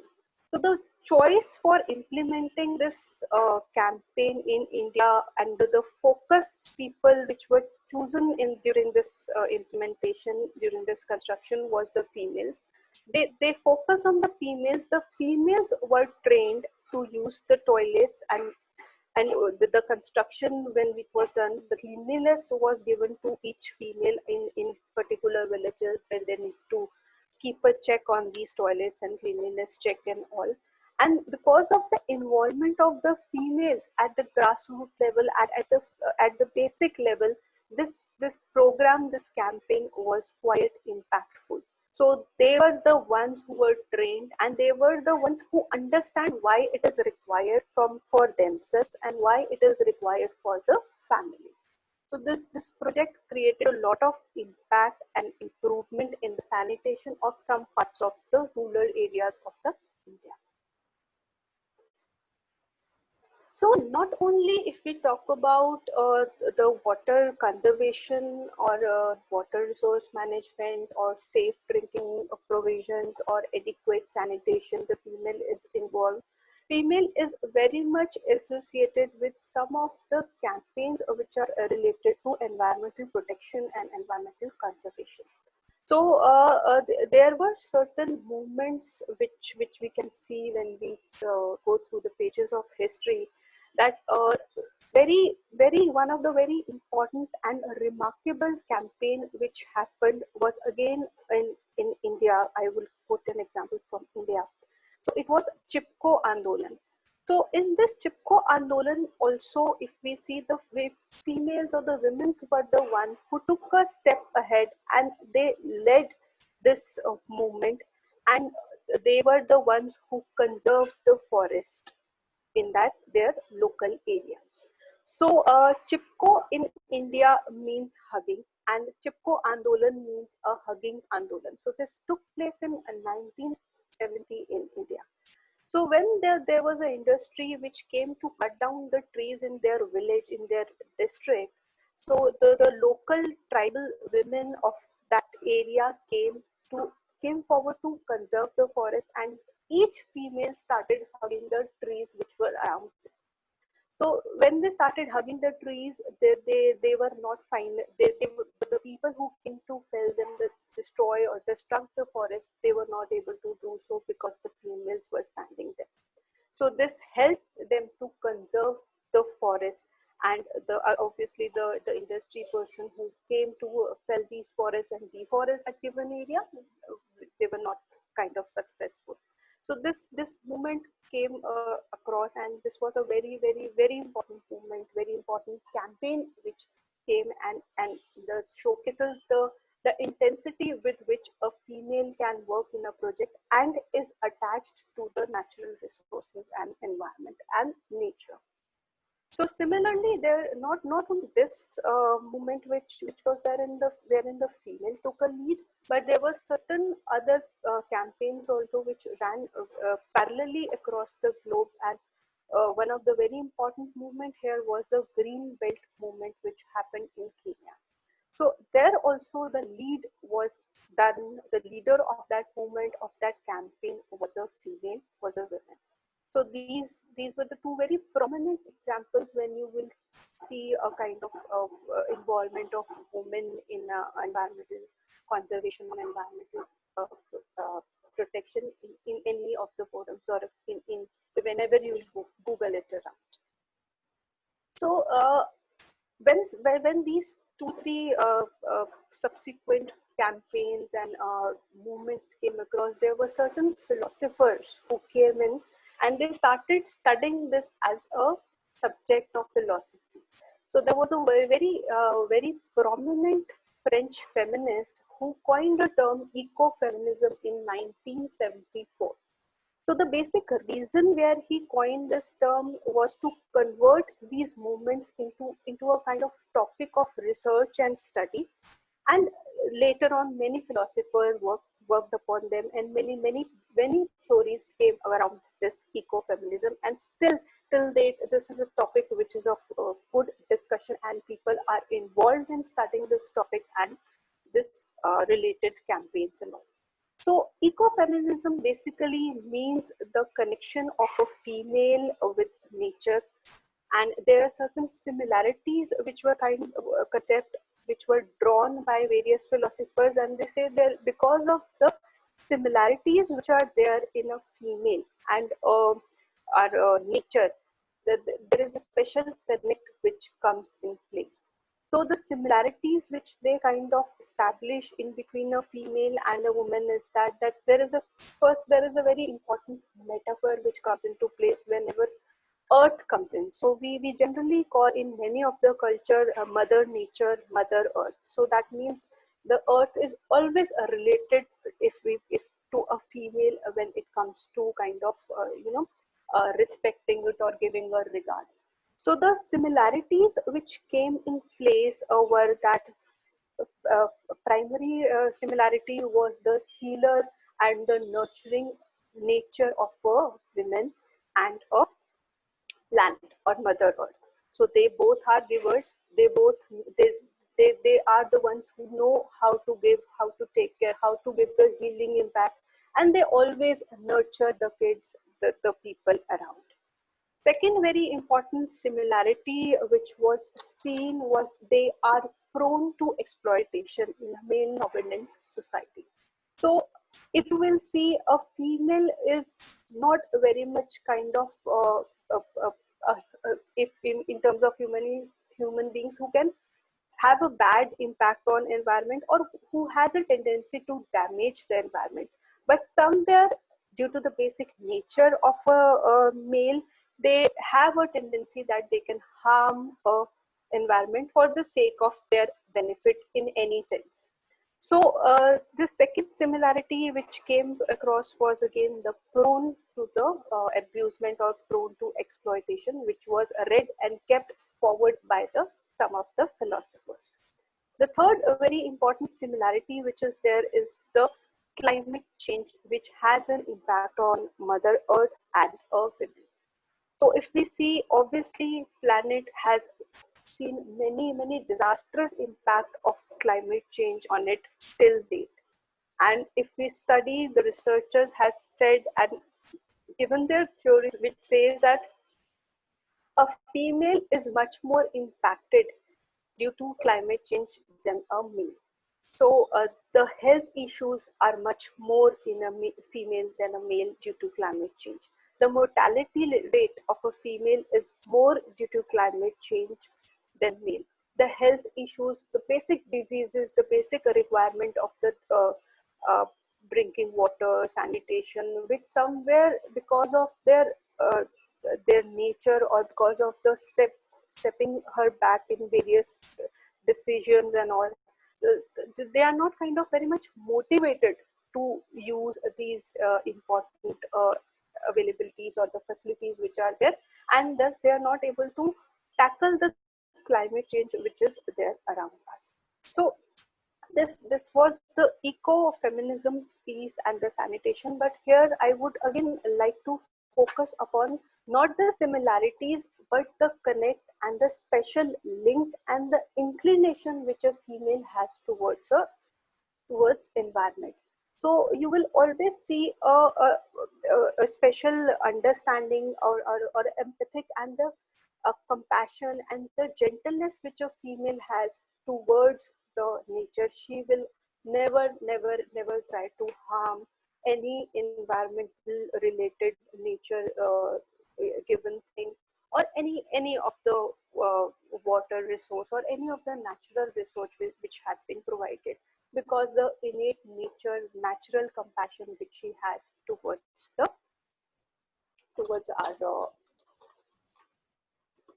towards the nature and her innate qualities which she has.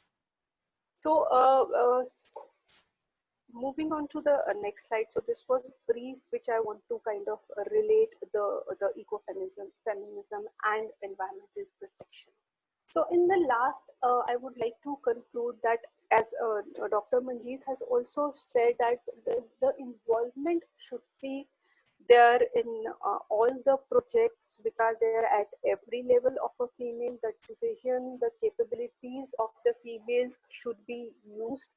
So just to again quote an example, so wherever there are any water distribution, water supply, or any water storage projects at community level are designed, if the females are involved, the design would be much more appropriate with the needs of the community and the needs of the local people over there. Because when female is involved, she has a good insight, she has an understanding that what is the quantity of water, what is the quality of water which her family needs, and how she wants to prioritize the requirement, how she wants to, what is the amount which she needs for her family. So on basis of that, the water supply systems can be designed, and this can help to satisfy the requirement of the our communities and the family and the public, and also design a kind of very efficient and cost-effective projects when a female involvement is there in the projects. The reason again being that their understanding and daily interaction with the household work and their connect with the nature. So women involvement at governments and leadership levels in project needs to be increased from marginal to equal. So as of now, as Dr. Manjeet specified the percentage, which is again 29%, and that this is for all the projects. But if we see in the environmental conservation projects and other projects which are done at community level, if the involvement of females should be increased, which is marginal as of now, at least 50% decision making capacity and the involvement should be there. So we should kind of leverage the quality of a female, which is their unique influence relationship with water and nature within their communities, their natural connect with nature, which is their kind of inclination which she has, the understanding, the depth of knowledge which she has, and her kind of associating the giving much values and ethical values to the natural resources and to the environment. In-depth understanding of the daily requirements and their solution-oriented approach. So whenever you will reach out to a woman, she will always have a solution to your problem. So this is the way she has been made by God, I would say. So the last I would say, she is the one who is impacted the most due to the natural resources and environmental protection. And she is the one who can create most impact in these kind of issues and in resolving. So, thanks, Raj. That's it from my end. Thank you so much, Rashmi, for your insights in terms of ecofeminism, environmental protection, and looking at it from all kinds of perspectives. Now, as we know, this movement is currently a bit stronger in more developed countries, the industrialized countries. Can you share with us from your experience locally in India, at what stage is it right now? It's obvious that we should get women more involved at government level, decision-making level. So where are you right now? And what are the steps and measures which can put you in that position of decision-making to really, really take it forward? So at my level, at my end, if I see, starting from the academic level, where there is a qualification perspective, if we see, the females are good enough, as in they are part of the classes and they have joined the courses at master's level and at all the levels. But when it comes to the kind of implementation on ground, or when it comes to the jobs which are oriented with particular these of the aspects, they are kind of missing. If there are 10 people who were studying with me in my class, 3 were male and 7 were females. And when it came to the finally there were the projects this at industrial level, when these kind of SMEs were required, they were missing.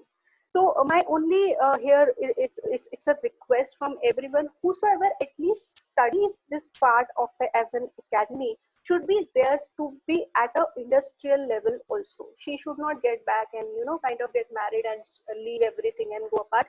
If they have studied, they should become part of these projects and industry. So when people will see that they have an involvement, they have an interest and they have a focus, they will 100% increase their involvement in any kind of projects which they are doing. Well, Rashmi, I have a quick question for you.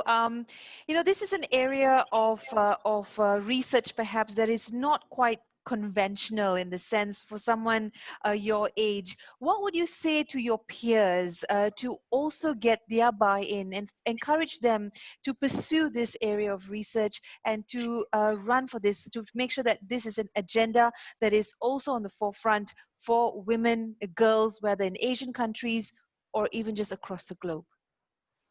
So the basic thing which I would probably reach out to them is whenever there are certain kind of campaigns which come up. If you will see, there are many campaigns which come up these days. It could be from WWF, it could be from United Nations, and they have a very focused approach in terms of environmental conservation and the involvement of women. So first and foremost, I will ask them to join these campaigns along with me and ask the other community females to join this program, so they have an insight and understanding what at global level their involvement will make out. So they will understand from that perspective. So that is what made you interested to get into this area of research and work? Because the likes of social media and the wants of being out there and fame and whatever, exactly. Not the most glamorous. Exactly. Not to say it's not important. It's super important, and we're so proud of you here. But what got you into this, and what has inspired you to pursue this? So if I say from my early ages only, I had a kind of inclination towards saving the environment, and I am a very nature type of a person. I love to be in nature. So I just wanted to understand what would be the better way if I want to connect with nature at professional level also. So from this is all started. Until date, I think it's almost now 10 to 12 years, I am part of environmental projects and working in this area only. And I'm happy with it. Fantastic. Rashmi, thank you so much for your time today and all your sharing. I think this is something great. We had 2 sessions back to back in terms of women's role in very contrasting fashion.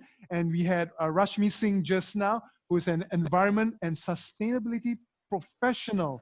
And now moving on, we're talking about connections. That's right. That's a word that she just used as well, to say the need to connect with nature. As humans as well, there is a need for connection. And our next 2 speakers are joining us to highlight the importance of dialogue and the need for connection, especially in this pandemic. I'd like to now introduce and bring on this session called Coffee with Brian Cracknell and Dr. Ramat Shazi on the topic Bound to Connect. Gentlemen, it's over to you. Very good afternoon, or good morning, or good evening, wherever you are, ladies and gentlemen, as you watch us on Regenasia 2020. I'm Rahmat Shazi, and with me this afternoon is Brian Cracknell of Language Works. As mentioned by Jesse and Raj earlier, we would like to actually discuss the point of connecting. One of the things that we notice when we talk about the regeneration concept is the need to actually not just adopt best or good practices, but also figure out what would be next. How would you develop it? Unfortunately, with the information overload that we experience right now, we notice that more and more people are beginning to just look inwards rather than connecting with others, building value from the ideas, imagination that they have. Hence, that is one of the reasons why we believe Bound to Connect is a very important aspect of regeneration. Now, so towards regenerating, rebuilding, and restoring, I would like to actually invite you to join us this morning, or rather this afternoon, to discuss about Bound to Connect. Good afternoon, then, Brian. Good afternoon. Thanks very much. Thanks for having me. No worries. Good to have you here. Now you mentioned about, or rather I mentioned about Bound to Connect, but it was really your idea, your experience of 20 odd years in the industry? Well, yeah, I mean, particularly in recent years, I think this is something that's accelerated, and we've seen it come into full force really during the pandemic. I think one of the, apart from the obvious health implications, the most underestimated impact, I think, from the whole crisis is the disconnect that it's causing in communities and with individual people. There's lots of individuals I know, friends, colleagues, and so forth, who need dialogue, who need this face-to-face interaction. Yes. And of course, we're prevented by masks, by SOPs, by the prevailing conditions at the moment from really doing that. But my belief is that this is a very powerful part of regeneration, and it's something that I think we need to pay particular attention to as we bounce beyond, which we'll talk more about later. Right.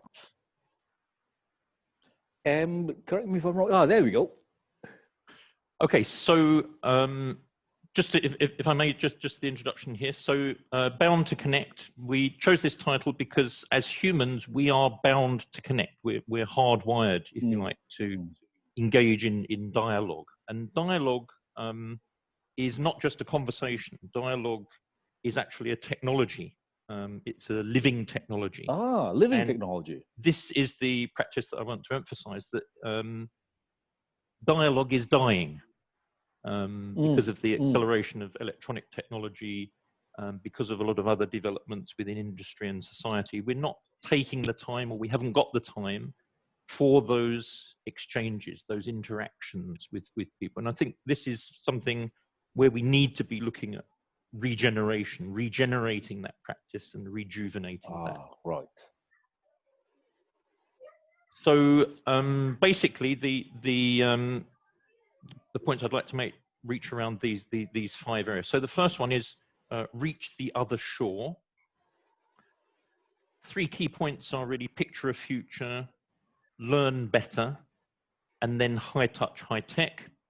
And then we'll just say something a little bit at the end about beyond the conference. We don't want to be bound just by what we've got here. So this is an ancient piece of calligraphy that I thought just represents exactly where we are at the moment. This is a blind man crossing a raging river on a flimsy tree trunk. And he's trying to reach the other shore. And I think this is where humanity is at the moment. We're in the middle of this raging torrent, and we're inching our way across. We don't quite know how to get there yet. But we're in this VUCA world, this volatile, uncertain, complex, and ambiguous world. And we're trying to find our way across it. So I think that kind of symbolizes, if you like, where we are. And the first thing I'd like to say is I think it's important in the cacophony of voices that are going on at the moment and all the opinions that we've got about how to get out of the crisis that we're in, the pandemic. There's been, of course, a huge effect on health, the economy, but as I want to emphasize, also the human connection aspect. So if we take that picture, how do we reach the other shore? And I think you can see arguments forming now really around 3 main areas. So the first one is build back, or build back better. We see some leaders and some spokespersons using this phrase.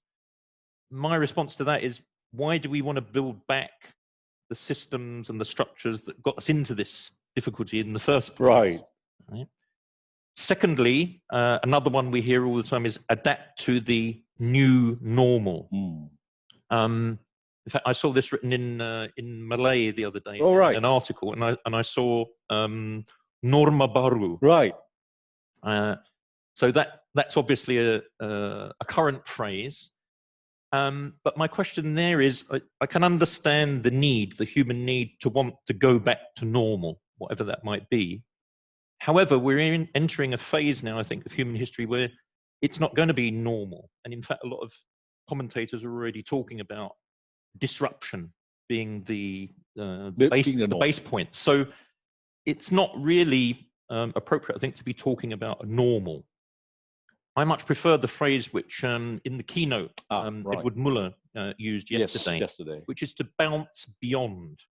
So this is an opportunity, a period of opportunity for us to make a big leap forward, if you like. For entrepreneurs in particular, I think there are a lot of challenges, but of course, lots of opportunities are coming out for people to try out new things. So I think that's the first point in framing the whole discussion around dialogue, is that we need to bounce beyond. So not just stopping upon what we believe are good or best practices. It's what's next? How do you anticipate? And of course, with the speed of things that occurs around us, we need to be able to adapt quickly and hence develop those new concepts, develop those best practices. But how can we do that if we don't connect? If we are so inward looking, yes? Exactly. Right. Yeah. So I think a big point here is learning. So again, this is one of the main areas where we've got a real opportunity to bounce beyond. I mean, there've been a lot of changes already in the last few months in the way that we learn and what we learn. And of course, a whole lot of opportunities have been thrown up by this, by new developments, innovations in the last few years. But I think learning and development in their true sense are really key to regeneration. The first one, of course, is capacity building. So it's less about what you learn, but more learning how to learn. So we want people to be able to develop the capacities to be able to survive in in this new context that we're facing. During the lockdown, I myself followed an online course by Post Carbon Institute, and Richard Heimberg was one of the keynote speakers yesterday as well. And in that course, that was all about resilience, building resilience, which is, of course, is another quality that we need. We used to have a lot of that, right? I mean, that's how the Neanderthals went out, and how Homo sapiens was able to survive. Exactly. So it's nothing new. And again, this is why a lot of it is not coming up with new stuff. This is rediscovering or regenerating, rejuvenating what we already knew. Internalized all these while. Yes, and adapt that. Two key new developments, I think, coming up in the learning and development industry are, first of all, the whole idea of a course, I think, is going to die off now. It's more about resources, not courses. Tell me more. Well, in terms of a learning experience, we're finding that clients will respond to a situation where you build learning support around their work. There's too much of this already. I know a lot of participants, when they're faced with, I've got to be pulled out of my job. I've already got so little time. And a lot of studies show the average working person now has got about 1 hour a week to spare on training. So if you're told you're going for a 2-day course, it's not particularly welcome if you feel that you're going to be doing something that's not related to your work. Absolutely. So the idea here is that you, as the facilitator or the trainer or the learning coordinator, you provide resources around that work or that task or that project for people to do their job better, to learn better. But you don't fill it with lots of slides and lots of talk. Contextualizing the courses towards turning it into a resource for the participants. Yes, yes. So it's reframing in a way. But the key words there are really learning in the workflow. So you try not to disrupt the learner's flow of work or journey, if you like. but you build the learning around that flow and make that the core of the whole enterprise. I imagine that would challenge a lot of traditionalists. Well, yeah, I mean, that's not going to be easy. No, it's not. Learning and development has not really followed that format. I mean, we already have the joke about death by PowerPoint. Hopefully I'm not going to do that here. Okay, but, let's avoid that. Yeah, that's one of the things I think we can get away from. Sure. And there is lots of opportunity now for this capacity building, resources, not courses, learning in the workflow, if we bounce beyond. Bounce beyond, yes, that's what you mentioned earlier. Right. When we talk about bounce beyond, what exactly are we contextualizing around that? Are we talking about just devising new approaches, or is there a specific context or series of contexts that we need to look at and leveraging on the new learning styles to support us along that journey of bouncing beyond? Ah, right. Okay, so this very simply, I think, we'll look at it. So we've all heard the phrase, I think, high tech, high touch. I've deliberately put high touch first because I think this is where we need to regenerate. And I think a lot of organizations are now realizing that they've perhaps gone overboard in the last 20, 30 years when there have been some incredible developments in electronic technology, for example. But again, I come back to this point that dialogue is a living technology, a very powerful living technology. And if we don't develop that at the same time as the high-tech skills, then we're going to miss out. And as I say, a lot of companies are already realizing this, and I think we're beginning to see the effects of that. So in answer to your question, I'd look at two things really. First of all, high touch. So how do we develop dialogue? How do we develop, how do we provide opportunities?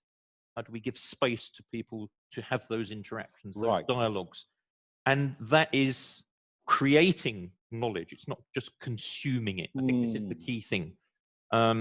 We should be able to get away now from just consuming what everybody gives us in lectures and online and so forth, to creating new knowledge in particular contexts that we work in as it becomes more and more specialized.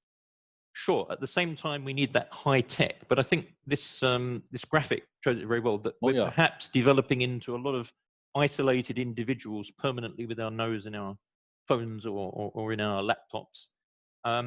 We want this to be able to enable engagement, and I think that's what we're in danger of losing, that engagement.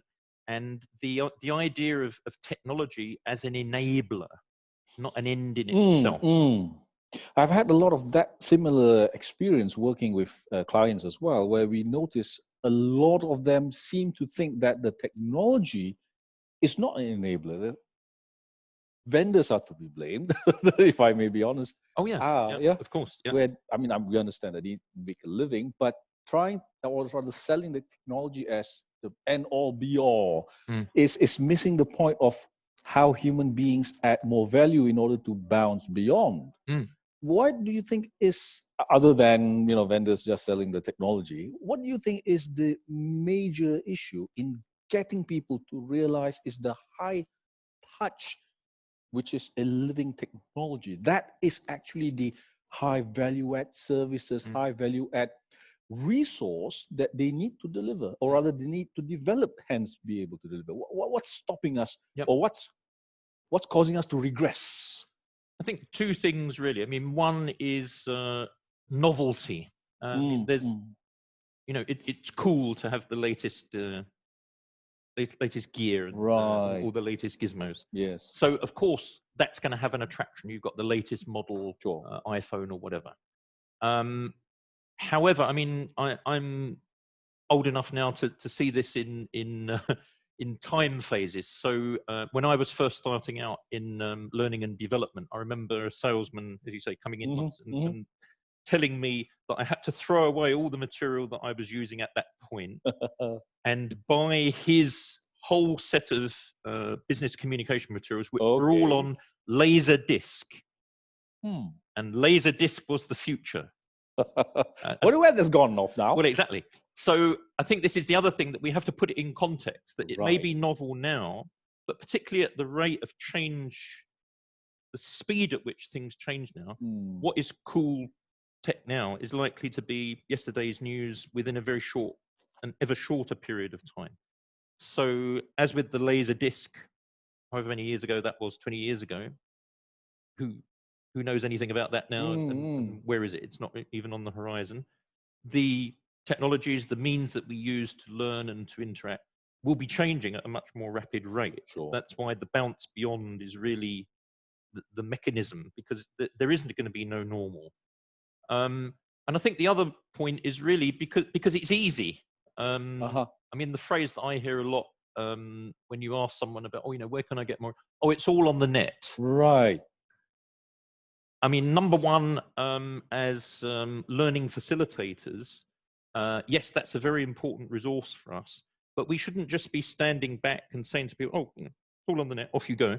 We still have a role, and a very important role there, as a resource ourselves, to aid, to assist, to monitor, to help interpret if necessary, to answer questions if we're needed. So I think it's easy to say, let's just go and do that. Let's sit in the corner and scroll down. Yes. What's on the latest news feed. But that's not necessarily the most important or the most beneficial learning that we're going to get. Right. So it always goes back to focusing on the ability to bounce beyond, and this ability to connect, or rather the lost art of connecting is something that we need to appreciate and understand as the crux of our being. Yeah. And I mean, it's always being emphasized now in business. Yesterday we heard about sustainability innovations from Alina from Green Tech. So innovation is fundamental and in business, and innovation is a fundamental part of learning as well. So if we're too stuck in one mode of doing things, one, we're missing out on that variety, which is so essential for learners to make progress. Sure. But we're also not being as innovative as we need to be. Where do you see this, when you talk about connecting towards generating innovations, where do you see us as a what's the word I'm looking for here? As a species, where do you think we're going, and where do you think we should actually put the brakes on?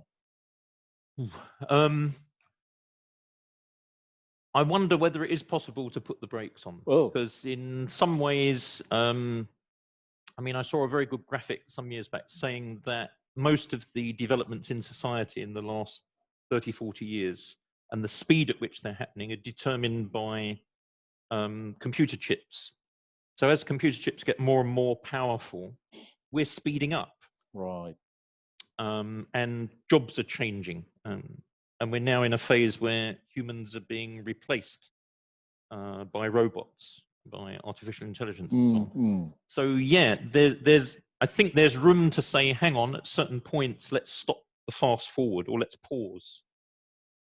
But I find it difficult to see in the competitive environment that we have internationally, who's going to pause. Right. Because if you pause, you perhaps lose out, or that's going to be the perception. But definitely we need some space for reflection, some space to think more about where we're going rather than just blindly rush forward because it seems to be trendy to do so. Right. So this collective connection is what we need to, I guess, I was about to use the word regress. Not regress, but revert. Because we had that, yes. we actually understood that living technology, but unfortunately, because of the preponderance of technology now, we just say, it's easy, let's just use this, which I'm also guilty of, unfortunately, at times. Yeah, right. I think we all are. And yeah, I mean, it's a question of taking the best of all worlds and then moving on from that. But regeneration is key. There was a very, very interesting session yesterday on biomimicry. Oh, yes, absolutely. Which was showing, you know, if you pay attention to, what was it, shark skin, yes, exactly. about self-cleaning, for example. If you take that idea from nature, and that's one thing that we've lost. We're not observing how these things happen in nature enough. We're trying to kind of reinvent the wheel, if you like. Fortunately, yes. We have a follow-on to this, if I'm not mistaken. Yes. Yeah. So just a word really about beyond the conference. So we're going to be developing this theme a lot of Bound to Connect, and we're already having some discussions within the conference about how we can do this. I'll just say something about the symbol there, the two empty chairs. This is from what's that all about? From Mexico, where they have this. They call it La Confianza, which means trust. And in the Mayan areas of Mexico, you see these on the streets. So they're like an invitation for people to sit down and have a dialogue. So of course, at the moment, they're empty chairs, but we want to remind people in the future, once we get through this crisis, this has got to come back. It's the most powerful thing that we've got, the human connection, and we shouldn't be losing that. So this is the essence of it. And we don't want people just to go out of the conference and then go back to normal. I think this is a problem with a lot of conferences. We come, we talk, and then we don't follow up with action. But this time we're going to have follow-up sessions. We're already talking about how we can do that across several of these topics that we've had here. Lovely, lovely. We're looking at collaborative actions. It's not always about the big congresses or the big gatherings of people. Micro sessions, as we see there, are very effective, particularly in the current environment, not lockdown, but the current SOPs that we have to follow. Right. But collaborative actions at community level, group level, especially now, there's a school of thought that we are looking too much for international lead. I think it's going to be at community level. Lovely. So just to finish up, connect, join the region, please contact me, and together, hopefully we can bounce beyond. Lovely, lovely. Thank you. Thank you very much, Brian, for that sharing. Ladies and gentlemen, that was Brian Cracknell of LanguageWorks. As we've actually highlighted, it is important for us to rediscover this lost art, this lost technology, before it's too late. With that, ladies and gentlemen, thank you so much, wherever you are, for following our particular discussion. Right. Thank you, Dr. Ramat. Thank you, Dr. Ramat and Brian Cracknell from LanguageWorks. So it shows in terms of something, communication, connection. We've been doing it since the birth of time, but yet we take it for granted even today. And it's going back to the basics that we as humans are social creatures. We need to connect, being able to transfer knowledge, to transfer skills, to transfer emotions, to show that we care and that we are loved. And I think these are essentials towards being a wholesome being. True. And more importantly, hopefully face to face, as opposed to your computers, through your laptops, your handphones. Especially in that dirty word, the new norm. As much new as norm. we want to adjust, it is days like this that we wish that we could all kind of be together under one roof in terms of having that human connection. It's about time, around midday now, that we're going to take a breather for about 30 minutes or so. We'll be back with more interesting content, Raj. Yes, I'll be talking about ancestral technologies with Gam, who is speaking all the way from Chiang Mai, Thailand. So I'm looking forward to that discourse with him later today. I think that's going to be super interesting as we dig in and tap into the knowledge that our forefathers have left us traditionally, and not to lose sight of that. And I think it's this time and age in the new norm to bring that out once again. All that and more happening in a short while. We're going to leave you with some videos, especially towards just giving you insights to what's coming on later. In the meantime, you can visit the website. There's lots of content there as well. We'd love to hear from you. Leave us your suggestions, your ideas, as well as your questions for our upcoming panelists soon. It's Jessie Chahal and Raj Arya signing out for now. We'll see you shortly. Food waste has recently gathered a lot of attention due to the current climate change and pandemic. What happens to all these things?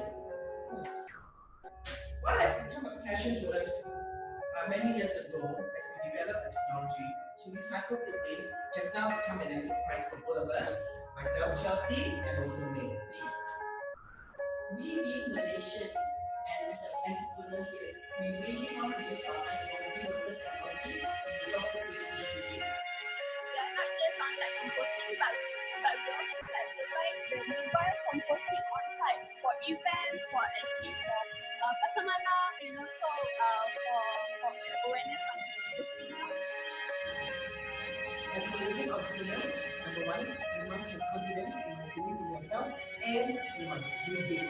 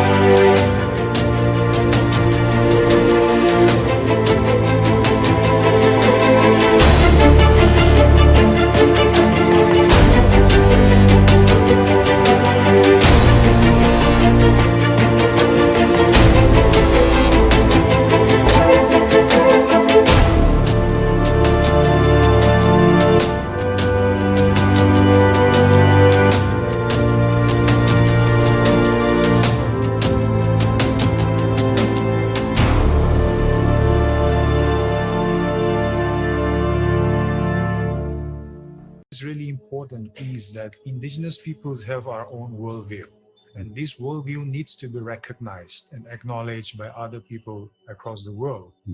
It's not just about capitalism and other things, but this worldview encompasses a very rich knowledge within indigenous peoples.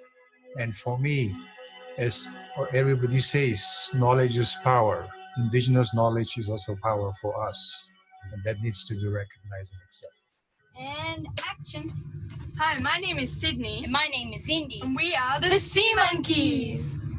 We have been living on a boat for 8 years now, and when we sailed away from Australia for Asia 4 years ago, we saw something very distressing. We saw plastic in the ocean everywhere we went. We have seen it in every ocean, every beach, and every river. And that's just how much we see. Imagine the amount of plastic on the ocean floor. It is predicted that by the year 2050, there will be more plastic in the ocean than actual fish. Can you imagine that? This is an environmental catastrophe that we cannot ignore. Because if we ignore it, our oceans will die. And we will not let that happen. No, we will not. We need your help. And you, and you, and you, and you, and you. This is what we did this year. We've sent a total of 14 machines to places all over the world. To places such as Procter & Gamble, Pulau Tioman, Meet Our Staff, Pavey, Iman, and Michael, Gil, Muzza, and Ruzza. We've sold over 1,500 coasters, over 1,000 turtles, 4,000 Body Shop fragrances, and over 300 various plant pots, and over 150 earring sets. And we've also used the plastic to make bricks and concrete slabs by mixing it. 170 school kid backpacks, recycled sail backpacks, and over 50 kites backpacks, and taught over 1,000 kids at plastic workshops. Attended over 30 events. Wow, how do we get so much time to do that? Just a small sample of all the brands that we've worked for. Hope you will support our cause for a cleaner future. Thank you! Thank you!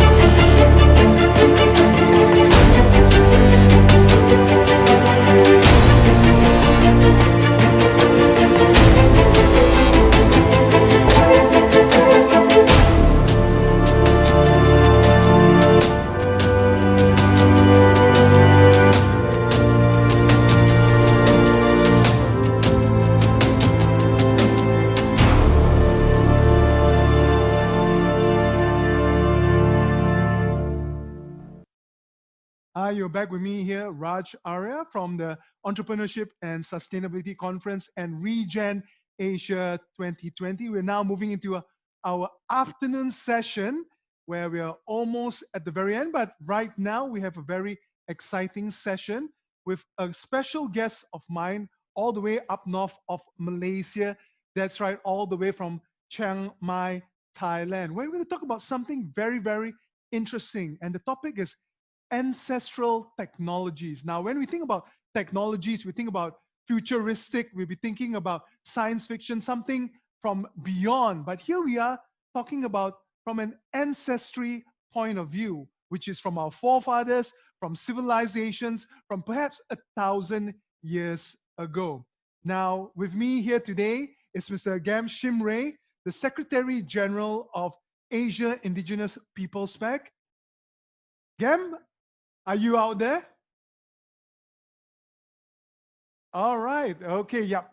He'll be coming on board very, very soon. But of course, with regards to this, while waiting for Gam to come online, just to share with you a bit about what we're looking to do in the near future, which is our Regeneration, Regenesis program, which incorporates workshops as well as a talk series. Gam, how are you? Yes, I'm doing good, Raj. How are you? I am very, very good as well. It's the second day of our conference. And of course, now we're moving into certain different aspects where yesterday we focused on entrepreneurship. Today, we're looking in terms more about educating, talking about the community, and of course, learning from our past, which is something which we're going to try to do right now. But before we delve into this topic, again, can you just share with us a bit about your journey thus far? Okay, thank you, Raj. First of all, it's been a very interesting series that you have been having. I've watched some of them. So I really want to thank you for organizing this. Now, as far as my journey is concerned, of course, I was brought up in an urban setting most of the time, but I never stopped going back to my village. One of my inspiration was really my father, who took me to the village all the time and exposed me to the roots, wisdom, and knowledge of that, for which I have always been thankful. And now I have been involved in this issue for almost 30 years now. And this is where I am in Chiang Mai at the moment. Right, that's great. Now, in terms of your background, you mentioned on your personal side, in terms of your professional background in the past, how has that helped you do what you're doing right now? Well, I come from an indigenous community myself, and I have always been involved with social issues with my friends, with my age groups in the students' movement. And then I grew out of this kind of a very social background, including from my grandfather's period. So to be working with the people and to be working with the community has been my inspiration in terms of whatever I have learned and what has shaped me today. So that is my background, yes. Okay. Now let's look at it, the world today in a broader scheme of things. We can see that we have grown, or we're supposed to have prospered thanks to economic growth, thanks to international trade, thanks to globalization. But yet, in spite of all of this, there's the sense of feeling that we have not really made any real progress in terms, as we can see now, Mother Nature, we can see now the environment, we can see now the climate, all the social aspects of it, it is paying the price for this so-called prosperity that mankind has been indulging in. So where have we gone so wrong? Yes, I think, Raj, that is a very pertinent issue at this time of environmental crisis and sustainability crisis that we're facing. So it calls us back to deep reflection. And from an indigenous perspective, as an indigenous person, I would say that this problem stems from a crisis of our spirituality. Now, why I say this is a crisis of spirituality is because one is that this involves our identity. This also involves our humanity and our responsibility towards one another and with the environment. Now, why I say identity is because we must realize that we are a creature that is so deeply bound to this planet Earth. And somewhat we are also ecological creatures. So we have evolved over time and adapted over time through this kind of a very symbiotic relationship. And I think we are making the mistake, for example, people saying that technology is the solution alone. Going to the Mars and living in the Mars and setting up all this agriculture system there and so on.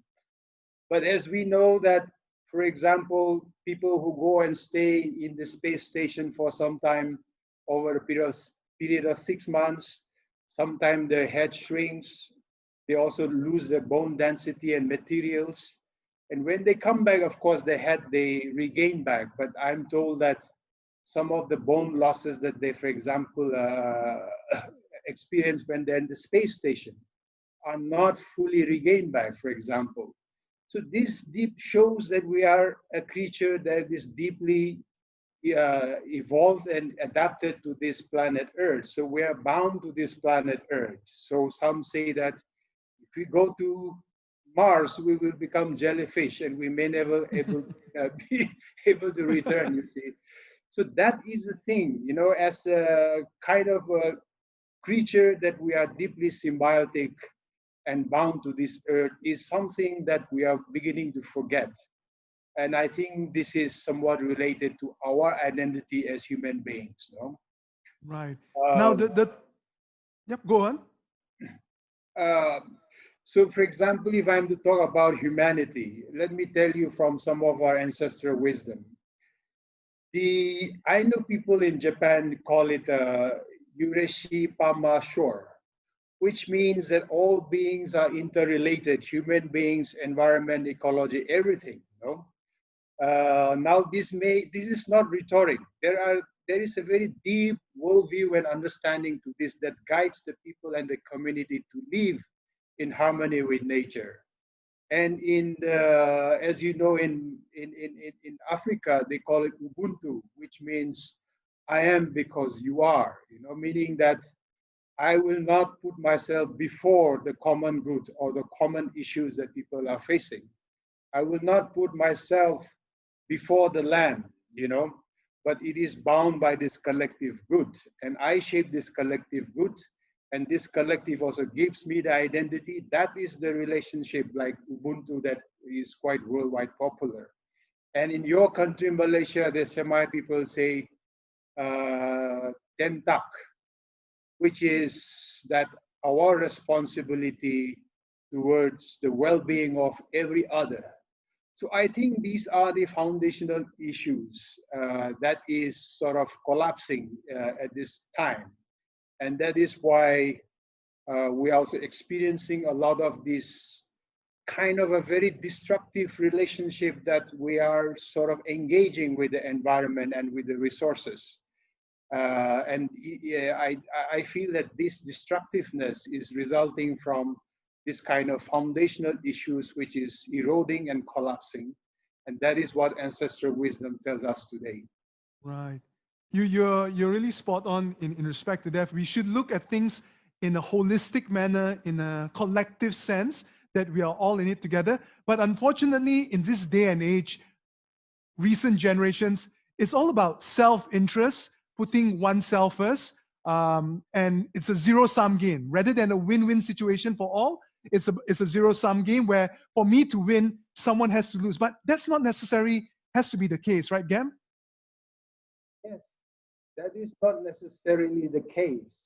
People talk about this survival of the fittest. And of course, if we are guided by the survival of the fittest, we will perish as human beings. But human beings also stands above, somewhere in this whole natural setting. And that is where I think human beings are endowed with this special responsibility and consciousness of spirituality, etc., that should be guiding us. And we cannot be guided by this whole concept of survival of the fetus. And that's why the issue of responsibility towards one another and duties and responsibilities, these are the things that I think we need to get to understand deeper, because these are very deep issues.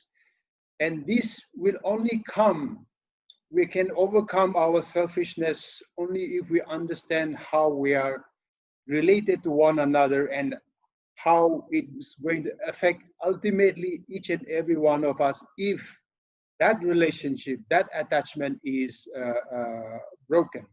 So for example, Raj, are you a married person and you have children? No, not yet. Okay. Nevertheless, you have your parents and others, siblings and relatives and so on. So, you know, these are about how do we nurture this range of human emotions. For example, why do we say we love our homes, right? It's because we have our siblings, and I have attachment with my siblings and with my parents, and all sorts of things goes on there. And within that roof of that house, within that space, our attachment develops. We have that love and that relationship. So if we are to look at myself as a community, this is extended to my clan and to my village and community and so on. No? It is this attachment and relationships that, at least in the indigenous wisdom, we have been nurturing our forebears, no? Ancestors have been nurturing. And that is that values and principles of how we nurture this attachment and connections that enables us to live in harmony within one another and enables us to also interact with the environment in a symbiotic fashion. And it is this value system that is of most crucial. That is why indigenous communities will say that our worldview, our knowledge systems, our technology, all these has evolved with our interaction from our lands, territories, and resources, you see. And I know this is quite broad, but maybe I can give you an example just to simplify what I'm saying. See, for example, I wonder if you have heard about the living root bridge. Living root bridge. Living yeah. bridge. Okay. Yes, root bridge, living root bridge. This living root bridge is found in the northeastern part of India in a state called Meghalaya. It is the wettest place in the world. I did my schooling there. In this place, they have built something called the living root bridge. Living root bridge literally means bridge that is still living. It is not dead. What it means is that the monsoon is so heavy there. So when they build a wooden bridge, it will rot, it will break very easily. So they came up with this technology where they use the roots of the rubber tree that grows around the banks of the streams or rivers, and they weave these roots together, and then the roots begins to weave itself on its own, and it forms a proper bridge where people can walk and cross and use the stream. And this will now last for centuries, all right? It will not just rot in 10, 15, 20 years, but now they have bridges that will last for hundreds of years. Initially, it will be a bit weak, but as a tree at the root grows older and older, it becomes more resilient and stronger, actually. That's how it works. Now, they have this knowledge and technology to make bridge from tree roots, from these rubber trees. Now, then what happens is the interaction is that the banks of these streams or the rivers becomes protected area, and which is typically described as sacred areas, sacred, no holy, sacred areas. So you're not allowed to cut, or your behavior has to be extremely disciplined. The do's and don'ts are very clear, right? So a whole range of spirituality, cultural practices begins to develop around this living root bridge as a symbol, but the ecology goes much beyond. Now one may say this is superstitious, but the reason that they actually do is because sacred itself is a reality. If you don't maintain that as the sacred and you begin to destroy the embankments, the forest there will collapse. The streams may there rupture. Landslides may occur. It can take away lives. It can destroy your fields. So what is sacred is, what we mean to say is, you will interfere with what is sacred at your own peril, at your own risk. That is what it is. So a cultural practice evolves all around this, based on nurturing and protecting this symbiosis of this ecology there. Yep. Because this symbiosis is what makes the ecology resilient, including the technology that is built on this symbiotic relationship, right? So for example, this is one example of what I say, that you begin to have attachments, relationships with your land, territories, and resources. That is why you go there, you will have stories of the river, of the streams, of the bridge, or stones, or rocks. There are a number of folklores, inspirations of art that is developed out of a certain landscape, or tree, or particular part of rivers. So this is the attachment that I'm talking about, that leads to that kind of a sacred relationship and spirituality, you see. Right. So we have a deep culture of ecological kind of a culture, which is also practiced within the community. That is in terms of this mutuality, cooperation within the community, just like the symbiotic relationship and mutuality that exists within ecology. These two cannot run in contradiction. If you find this harmony, then that is where there is better resiliency, there is better technology that we can develop that can serve the good common use of the community and so on. You know? Of course, I can give many examples, but this was one just to illustrate. I leave it to you, Raj. You can ask anything. We can continue to talk. Well, what you say makes perfect sense. I was asking about creating a win-win situation. And here we have a win-win relationship between humanity as well as Mother Nature, where we live in harmony together and in creating that desired scenario as you have given in that living root bridge. Now, obviously, looking on a bigger, grander scale, ancestral technology and to a certain extent, indigenous knowledge as well, is there a significant place for it in the bigger scheme of things? You have given a very good example there, but on a more urban level, on a more civilization-based level, is there room for it? Yes, Raj, that is a big question. I have also been pondering a lot on these. I have been participating in some of the international debates on this issue. So let me just give you one example, the UNEP. You know the UNEP, right? The UN Environment Program, yes. Yes. In the last, what they call the strategic plan, not this current one, the way to create awareness and the way to change people's behavior, what they were looking at was incentives. How do you create incentives that people's behavior change? I think it is good, but I think that is a little bit superficial. So I argue that it is actually this lifestyle, sustainable lifestyle, if we are going to talk about it, it means that we should be embodying something, a worldview that bridges the disconnect and the contradiction between human lifestyle and the ecological symbiosis that we are talking about. I think at the fundamental level, we must look at this. And therefore, my argument is that we must be prepared to learn a lot more from the indigenous worldview and practices. And there are still so many living practices, but this has not been recognized.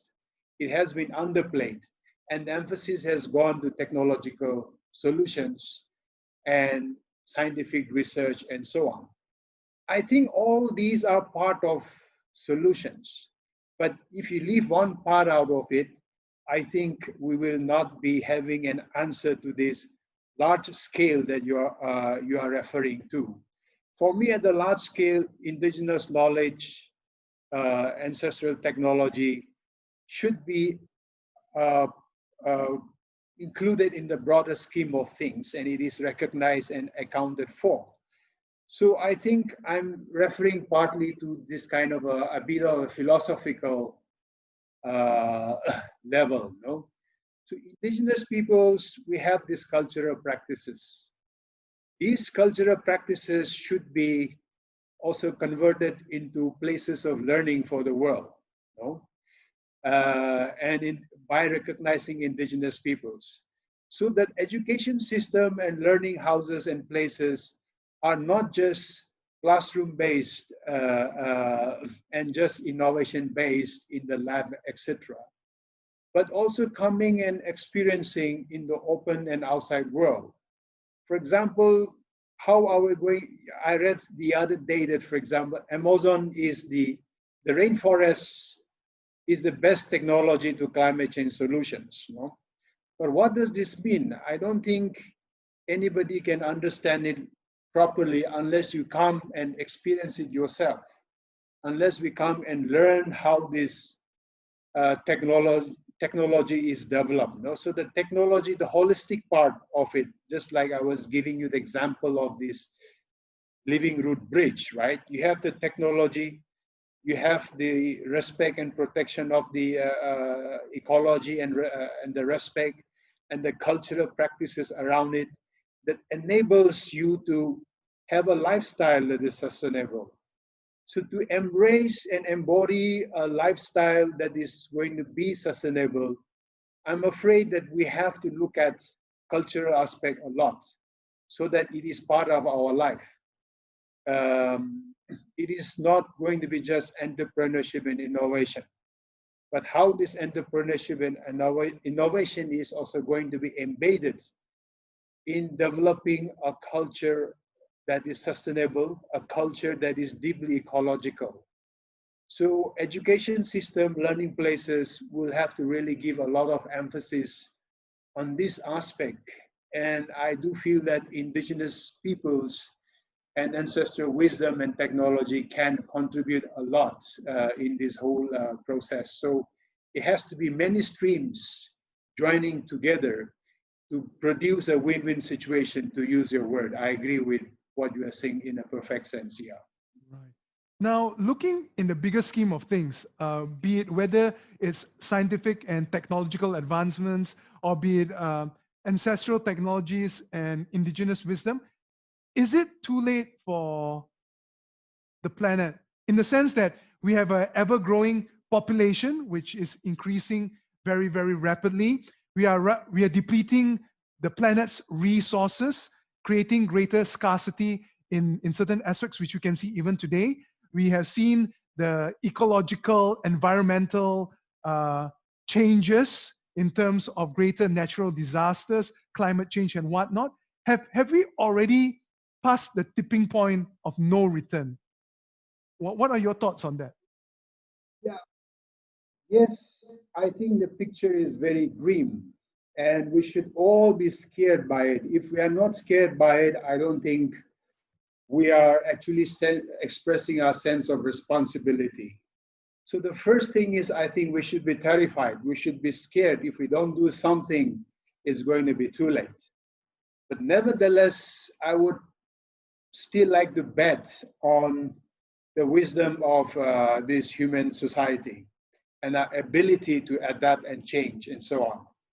And there are, of course, few fundamental things that we must focus on, like the example I was giving you about the plan to go and inhabit in Mars and so on. We must remember that for millions of years we have evolved, and over the millions of years we have adapted. I think that itself should let us know that technology alone is not the solution, right? At the fundamental level. Therefore, ecological solution is a must. If we realize those very fundamental awareness and we try to put in our effort, I think we can do a lot of regenerative efforts that will bring about these solutions. So we need to be harnessing our cultural resources. And where are these cultural resources? As I said, indigenous peoples, local communities do have a lot of these resources, cultural resources. We should be tapping into it. So we should not be just looking at the urban solutions, but urban solutions, local solutions, all this must interface, giving rise to a web of knowledge and approach that will allow us to do that. And definitely we have to be tapping into the technological solutions, because population is rising, as you also say, but technology is also a solution, no? And there are very interesting research going on. I think our effort should be to really harness those and recognize those. So for example, I was recently reading about this research on tree talks, right? I don't know whether you have seen that, Raj, but they say tree talks. And indigenous peoples to some extent has been saying this. No, we also talk to the trees. So it sounded very silly, superstitious. But this research, for example, shows that these mushrooms, right? They have something like roots, mycelium as they call it. Those roots colonize the roots of the trees. And then through these, of the trees and plants, and through the root system, they transmit to each other carbons and nutrients for symbiotic relationship. And these big trees are what they call the mother trees. We also have these mother trees in my own culture. So the mother tree also take care of its own saplings. And when it's about to die itself, even scientific research are showing that it communicates, it sends nutrients, it also sends messages for defense mechanism and so on. So it protects its own siblings, and also this interacts with other species as well. So for example, in my community, when we have to cut a huge tree, that's like the mother tree, we talk to the tree, asking that we have to cut you for this purpose. I have to justify my rationale. I'm not just cutting it without reasons, for my greed or something. No, I talk to the tree, and then I cut. And we normally cut this when we have to make log drums, for example. And this is a very sacred, therefore, act when we cut such kind of a big mother tree. No? So we talk to the tree. Now scientific evidences are showing that tree also talks, no, communicates, and you know how this symbiosis works. So there are many interesting research and finding that is going on, and it should be a wake-up call that, you know, these whole drivers that has risen to this kind of a crisis where we are. If we deeply reflect, why have we reached this point, or why are we at this almost a tipping point, this kind of crisis we are experiencing, it means we must go backward to understand what our actions, what went wrong in our conceptions, what went wrong with our worldview, what went wrong with our economic system that led to this. So we have to move backward, you see. That is also part of ancestral wisdom and technology, of how we become united with the past, so that we may understand this present better and look forward to the future. And the future is tough. We have to sacrifice. We must be prepared for it. And it means deep indulgence, engagement, and reflection. You know, this is the thing. So I think that the technological world is expanding. So if this technology world is a network of problem-solving network, I think there would have been much better solution. But of course, there are many vices under which this new technology is something we are not able to fully use to our advantage. There are so many disadvantages, how young people are affected by Facebook or social media or all these kind of things.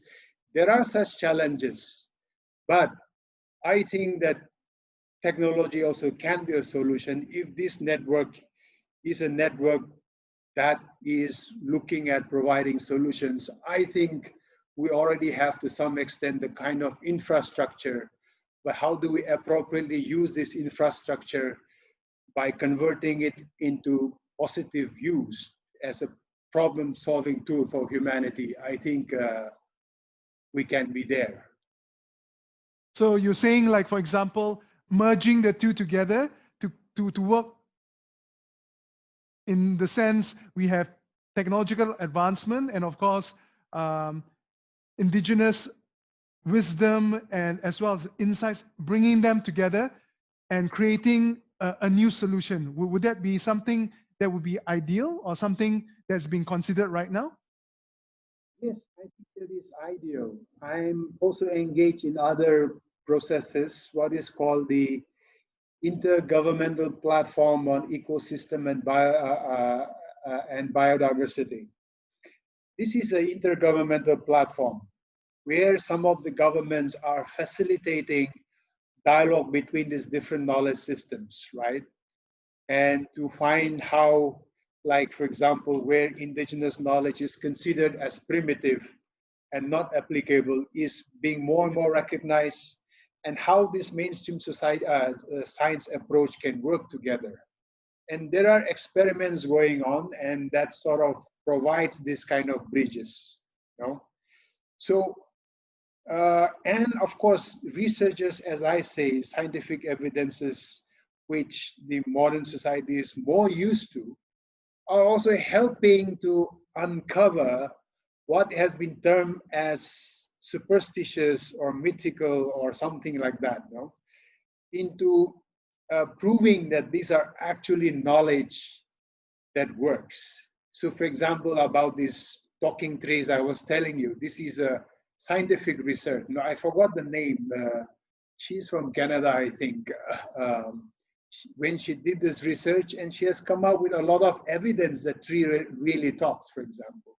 So we talk to the trees because when we cut the mother tree, it is going to affect the ecology to some extent. But the way we do it is that we must justify the purpose and allow, of course, we will also take care that the area regenerates, right? So special care is given so that the area regenerates. Because it's going to affect, by cutting down the mother tree, the ecology is going to be affected to a certain degree. But therefore, we must take the care and allow to compensate for taking away the mother tree. You see, when we do the ritual, it also means that we have the responsibility for regeneration of that particular area, for instance. That is how this relationship works. I didn't explain that part, but that is how it works. So now this may be seen as a superstitious act, but now the scientific research is showing that actually tree talks. And when a mother tree is cut, it affects. And therefore, when we harvest the tree, we have to be far more holistic. This is what the scientific research is showing. No? So validating our knowledge system also helps, right? That is one way that the mainstream science is helping us to validate our own knowledge and science. And then on the other hand, how do we also complement to have new innovations? Now, these new innovations for me is that these values and principles should guide this technology. That is that meaning that the technology is to be integrated in terms of the ecological symbiosis and not harming the ecology, you know. That is where a lot of the areas that we can work together, you know. And indigenous education, I think, as I was saying, is very important. So mainstream education system and indigenous education system should also be talking more. just like this example of this platform where mainstream science and indigenous knowledge holders are talking to each other in terms of finding ways forward as to how to work together. At least there is a positive value. And I think that's a good starting point. You know? Even in terms of education, say, for example, let me give you fire, right? We have seen all kinds of forest fire every year now in many places. Fire is both a friend and an enemy to some extent since our ancestral time in our human history. So in the indigenous sense, it's the same. Fire is seen as the most precious part of it. At the same time, it is seen as something very dangerous. No? But every family starts our education at the fireplace, the hearth, the tree stone that we put there. And that fire represents the warmth of the family. It is the warmth, the warmth that gives the warmth to the relationship of the family. It starts from there, for example. So from the very young age, what is fire is taught, all right? And then you graduate. So normally that's why we will have in the indigenous education and knowledge, fire would be classified as small, medium, and big. And there are people who can handle this fire at different levels. Kids, of course, will not be allowed to handle big fires, for instance. So when there is a forest fire, who are the people who should be fighting this? Are the people who have mastered how to manage fire, right? When you have to burn certain area, it is people who have mastered how to use fire. So you need to master fire in terms of building the relationship, the warmth of your relationship in the family where it starts. And also when you do agriculture and other things. All these things are taught when we are very young and what it means. That is why we will say, okay, Raj, there is also fire in you. And the way to do is, you touch my hand, if I touch your hand, I'll feel the warmth. That is the fire in you. That is the relationship aspect of it, right? Right. Yes, and when you die, you go cold, so your fire goes out. But you still partake in the family fire. So the 3 stones I mentioned, 2 stones represents the parents. The 3rd stone facing the east is our ancestor, who is always present in another form in the fire. So right. Fire is this sort of this connecting link. That's why one of the deep knowledge of indigenous peoples is on fire management, because fire is dangerous. And one of our deepest and strictest norms and regulations in our customary law and practices is how to regulate fire. Those things are very deeply taught, because fire is very useful, is our friend, is a way to build relationship, it's symbolical, at the same time very dangerous, but you must master it, that's the point. And that is why we have strict rules. And how to manage, it is strictly assigned to certain people if it is big fire who really can manage, right? So it is this kind of the mastery of this value system that is taught. And if I can put this as an analogy in the modern times, for example, the biggest fire that human civilization can create is nuclear bombs. The biggest fire. Now you look at Nagasaki and Hiroshima. The nuclear bombs that we have today, I'm told, is many more times stronger than that now, but it has not been used against human beings.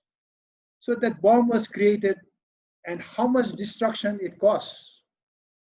So the knowledge you can have can be very destructive, right? That is why you need to master yourself.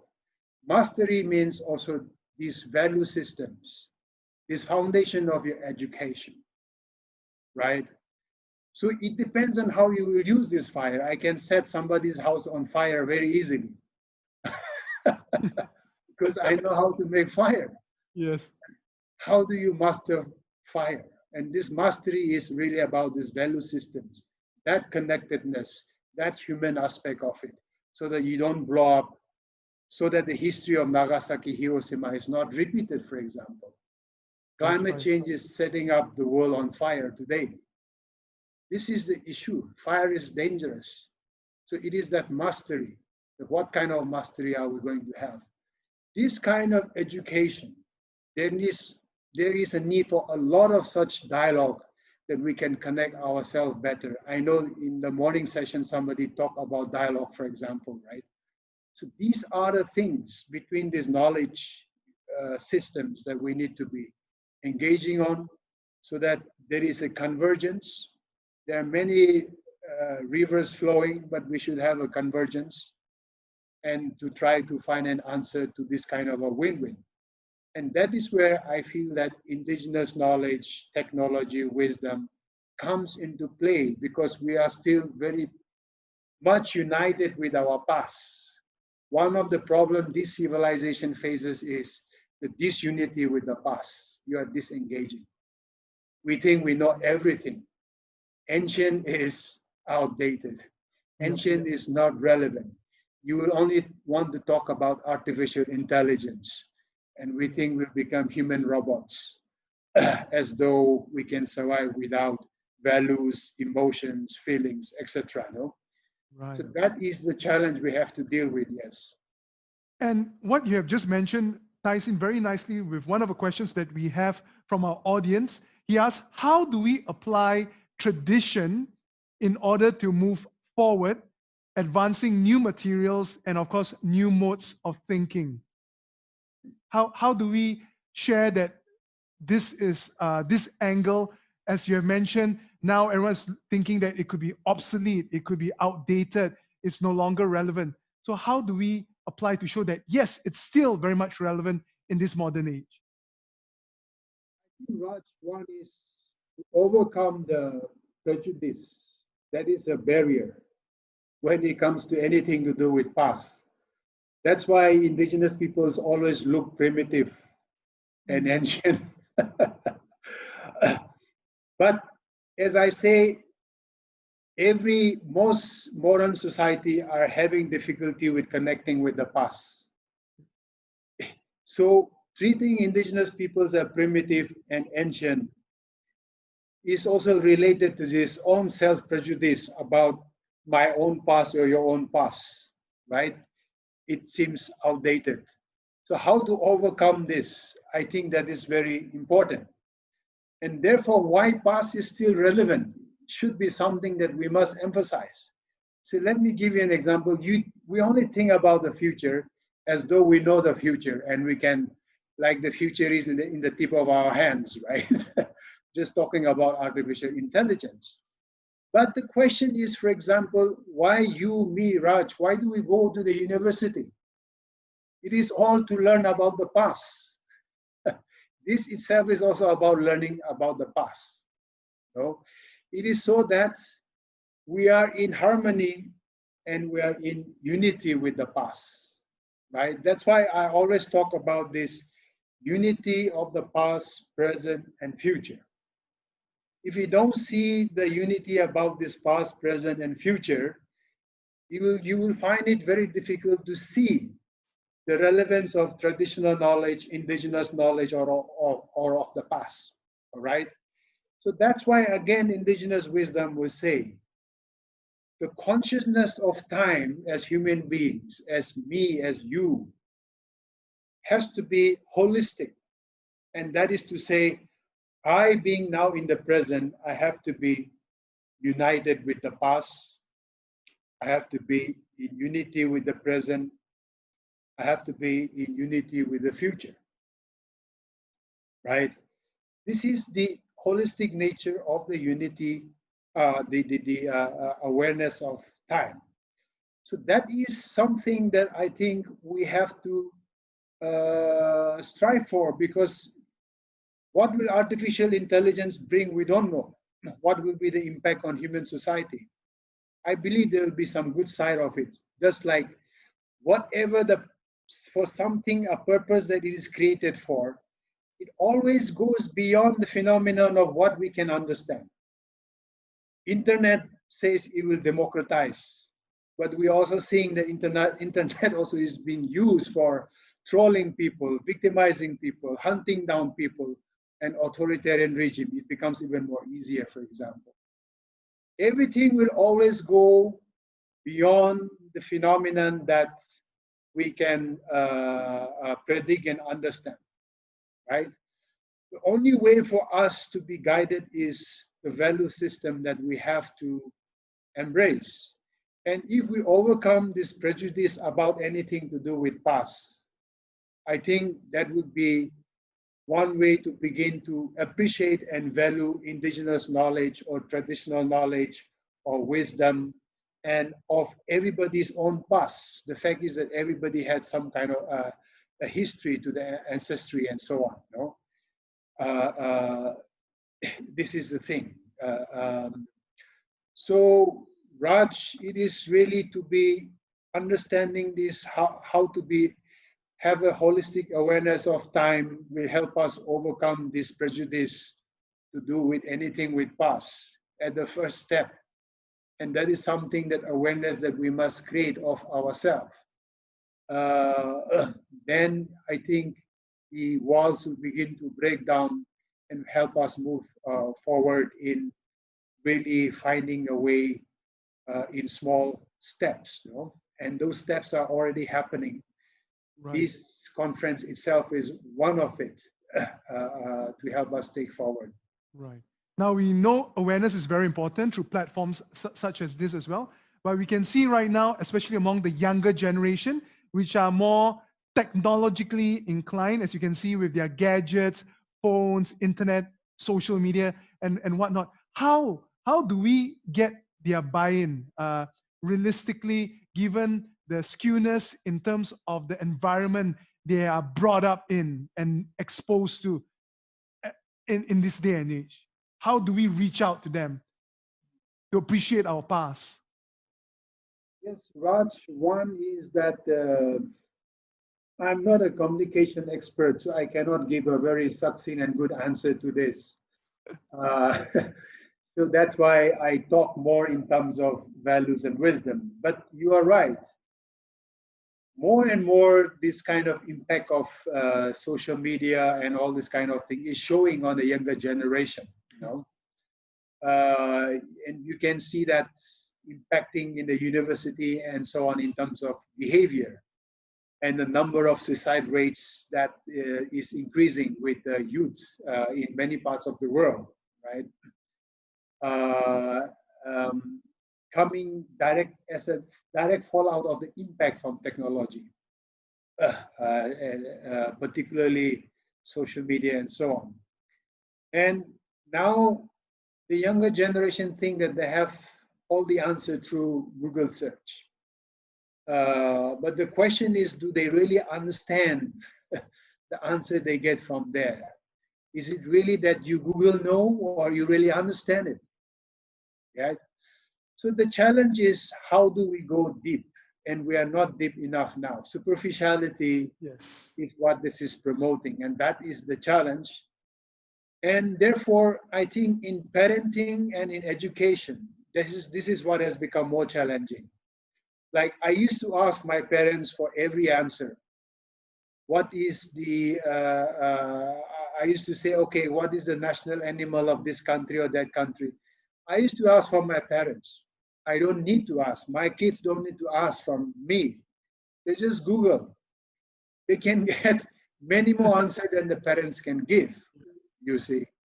So this creates an artificiality of the youth thinking that everything is in the tip of the hand. You type in and you get it. Yeah.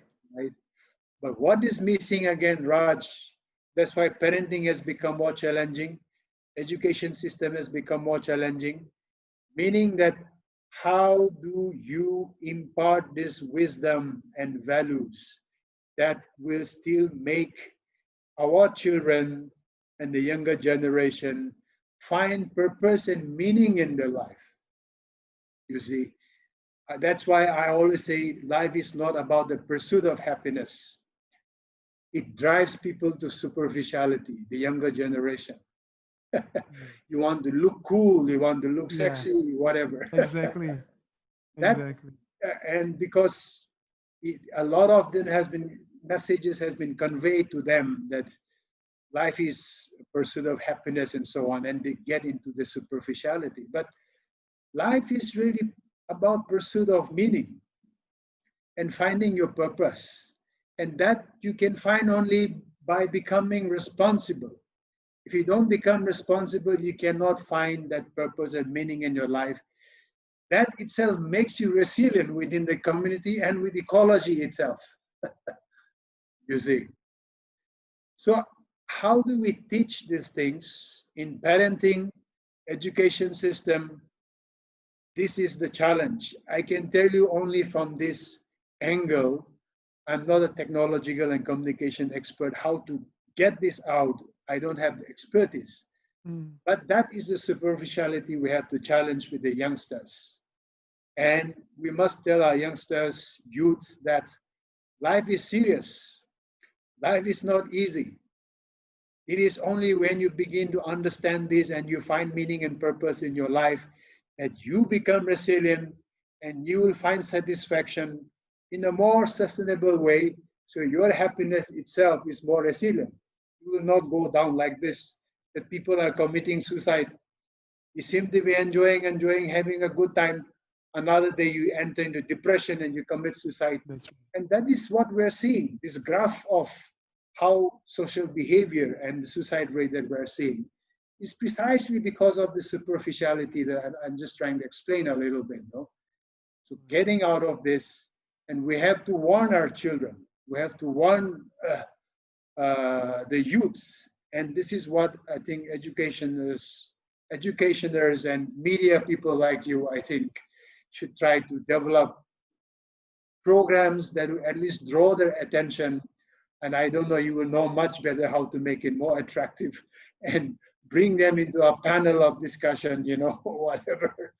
That's true. That's true. Yeah, it is very challenging in that sense. And I totally agree with you. The greatest influence on our youth are, in fact, our parents. But here's the scary bit. What if our parents are already lost? They have already lost on the meaning. So it could be a situation where the blind could potentially be guiding the blind. And then we can see the effect falling through, cascading down into future generations. And it becomes even darker and darker and darker until there's total darkness. And I think at that point, it's very difficult to come back from the darkness to find the light again.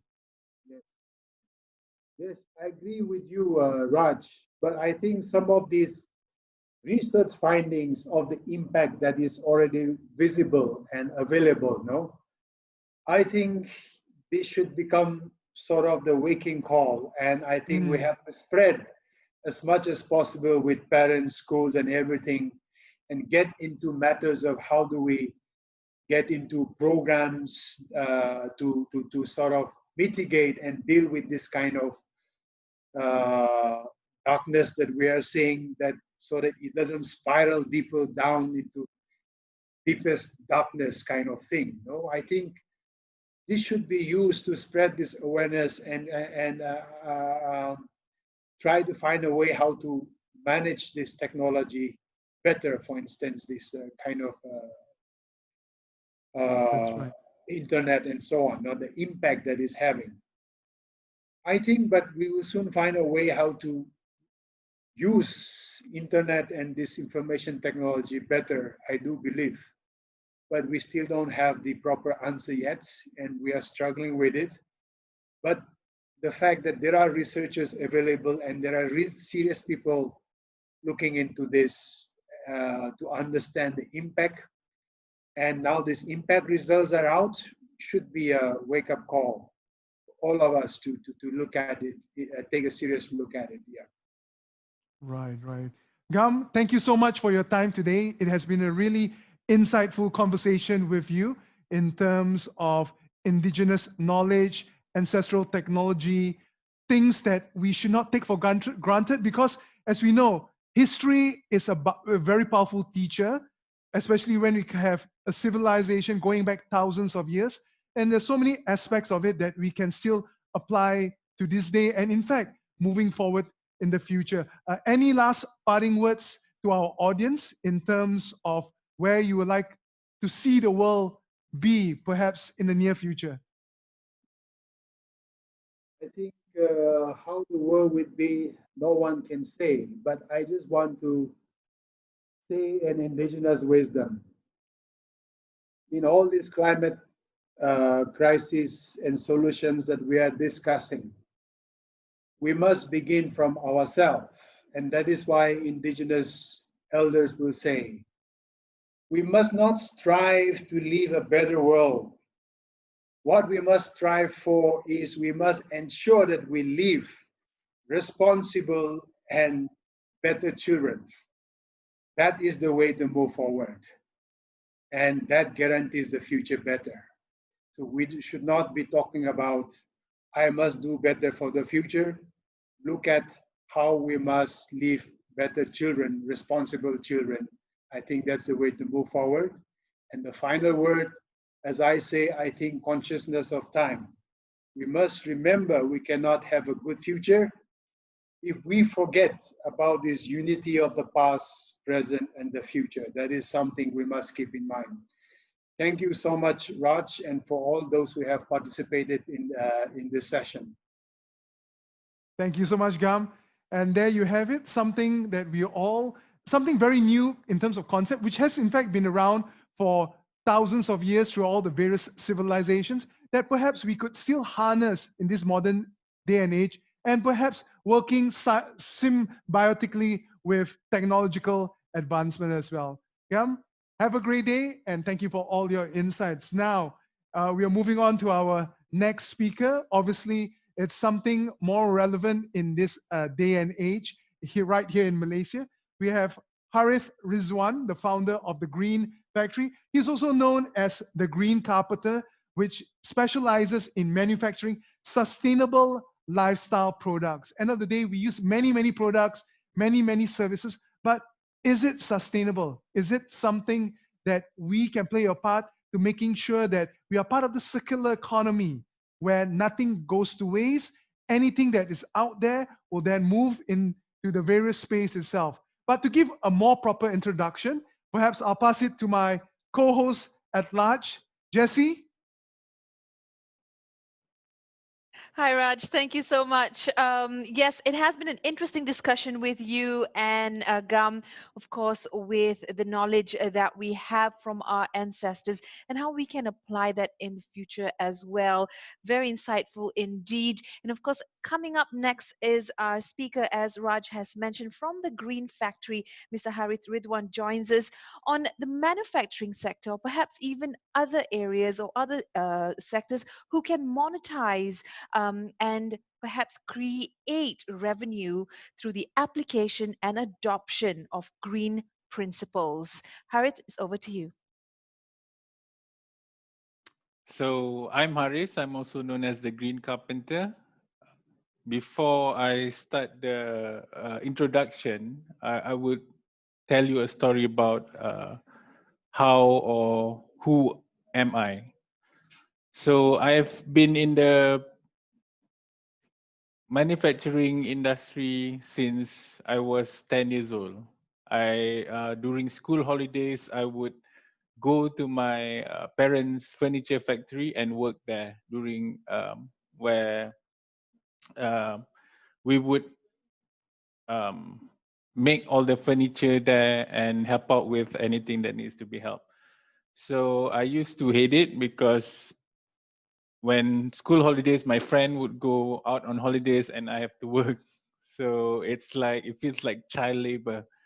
And at that time, one of the things that happened, because I was just a kid, and we played around the workspace, and I got hit on my head and it bled and it caused a lot of commotion. But it's something that I remember fondly. So after I finished my study, it was in 2008. So I came back to Malaysia and joined the family business. So I delved deeper into the industry, and I realized that there's a lot of injustice being happen in the industry. There's a lot of waste being created. There's a lot of, like very little consideration to sustainability in the furniture manufacturing industry. So I questioned myself, why is there nobody doing anything about this? And then I found out, like, who am I to tell Malaysia, the one of the top 10 manufacturer of wood product in the world, that there's something wrong with the industry. At that point of time, I just like have worked for maybe a few years professionally in the business. So I didn't know much and I was young. So it evokes a question in me, like, if nobody else is doing it, maybe it's for me to actually do something about it. So that is where I started my journey to sustainability using proactive green system. So when I try to sell my products abroad, because we do export business, we get a lot of this perception, especially from the Western countries, that Malaysian wood products are unsustainable.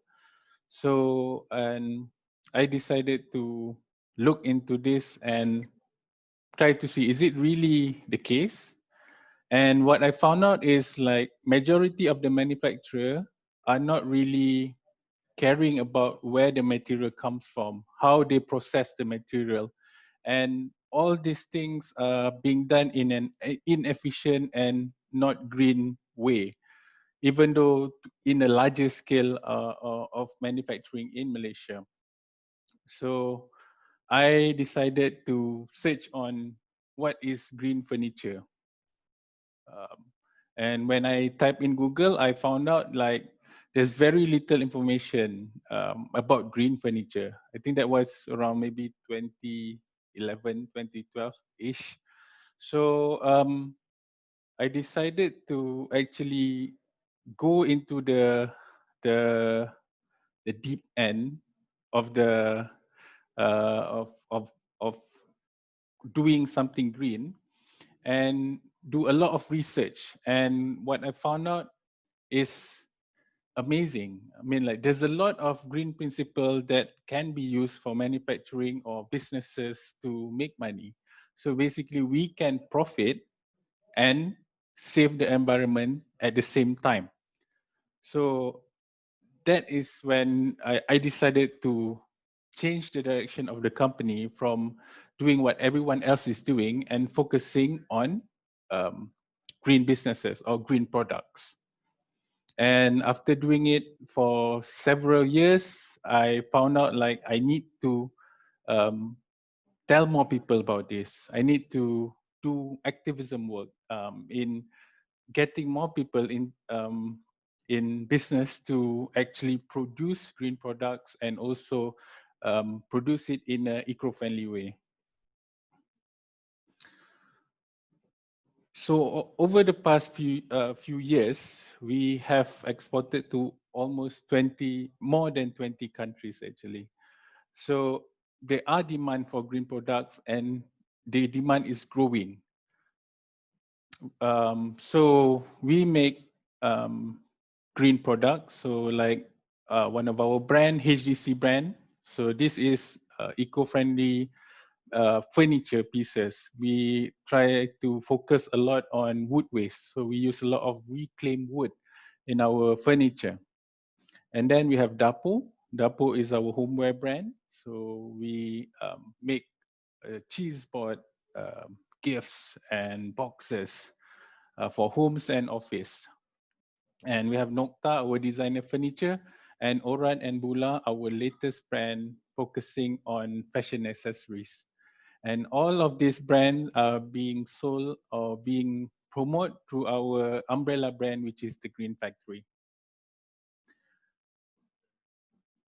So, what is proactive green system? So when I was younger, my dad used to tell me to be proactive, be proactive, be proactive. These are one of the things that I get from him is always be proactive. And from my mother, she would always say like, everything you do, you need to have a system. You need to have a system, you need a system. So when I developed the concept of proactive green system, I decided to, okay, I have proactive and system, and now I just slot in green. So that is where proactive green system comes from. So basically, proactive green system is a holistic approach that covers each aspect of manufacturing and stakeholder consideration. So basically, instead of just focusing on one aspect of it, like material, a lot of companies focus on material as the way for them to go green. So in this approach, it doesn't just look at material, it looks like the whole process and also stakeholder that is involved in your business or in your manufacturing processes.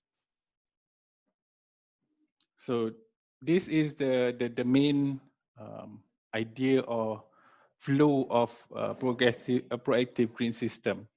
So you will have the present. So the present is where you study on how is your current company operating? What are the process that is involved? And what are the stakeholders that is related to your company or your business?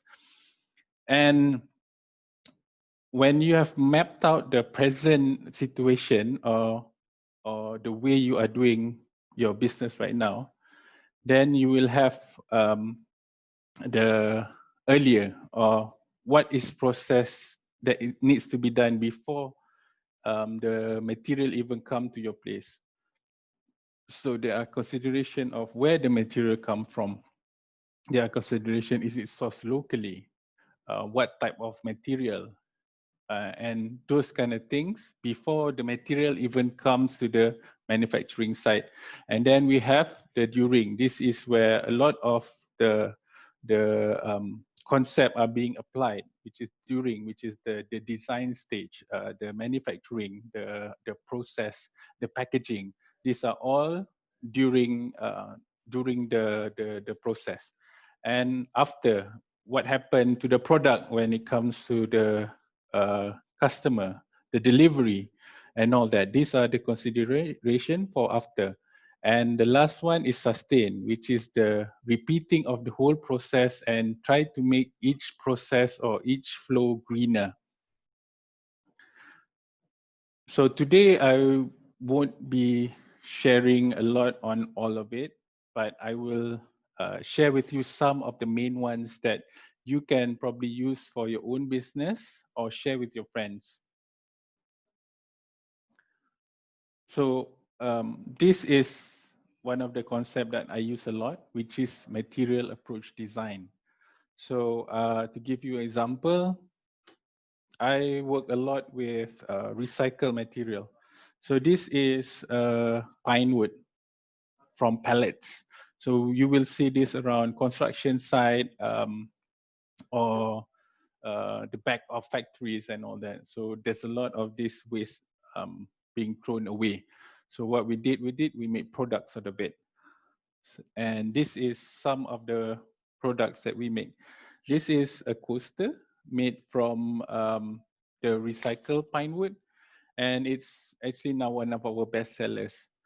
So what material approach design is basically designing with the waste or the material in mind, meaning that because, for example, we work with a lot of waste wood. So waste wood normally doesn't come in a standard size. It comes in various size. So whenever we design something, we need to design it so that it fit with the material, so that if let's say the material is this wide, you can design it either smaller than this wide or double, but not in the middle, because it will create wastages and also more processes. So whenever you do design, doesn't matter wood or other kind of material, you have to have the consideration for the material. Like for example, the one that I'm showing in the photo. So the legs are actually a lot of our waste that we get comes in that size. So before we do the design, we are not able to use the sizes, the small sizes that is available. So when we design a new product, we take into account what is the size of the material that we have. And this is one of the design that we develop because we are following the size of the waste. And another important part of proactive green system is there's a lot of system that we can use to minimize our waste and follow green principle. One of the things that we are adopting currently is zero waste manufacturing, where we try to reduce our waste, but in this particular, our wood waste to zero. We are still have a long way to go, but these are one of the things that we are looking into and finding solutions to. For example, you can see from the presentation, there's wood pieces, excess wood pieces that are normally being considered off-cut and being thrown away, but we make product out of it. Like I bring here, we do a lot of cheese boards. So cheese boards are made from bala wood. So this is certified bala wood. And when we make this, there are wastages here. So this is where we use this to make product. And we have smaller items like keychains and all that. These are all made from our offcuts. And this is where we manage our costs and create additional revenue for our company. And to share with you our zero waste story, this thing that we made, this is a phone holder. So for your information, this is our bestsellers now. We have been making thousands of it. So this is where we make additional revenue with almost zero material cost.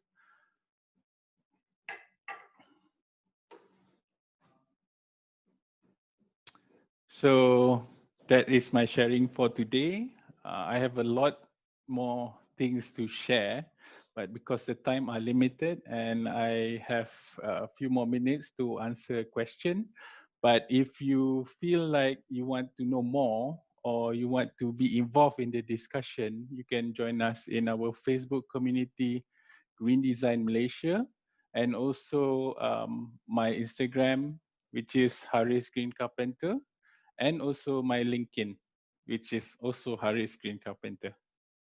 All right. Thank you so much, Harith, for the insights in terms of doing a sustainable business and yet doing well at the end of the day. A quick question to you. In terms of what you're doing, isn't this something that all other businesses should be doing? You know, maximizing whatever resources that you already have, and then in order to be able to generate more revenue and more profit at the end of the day?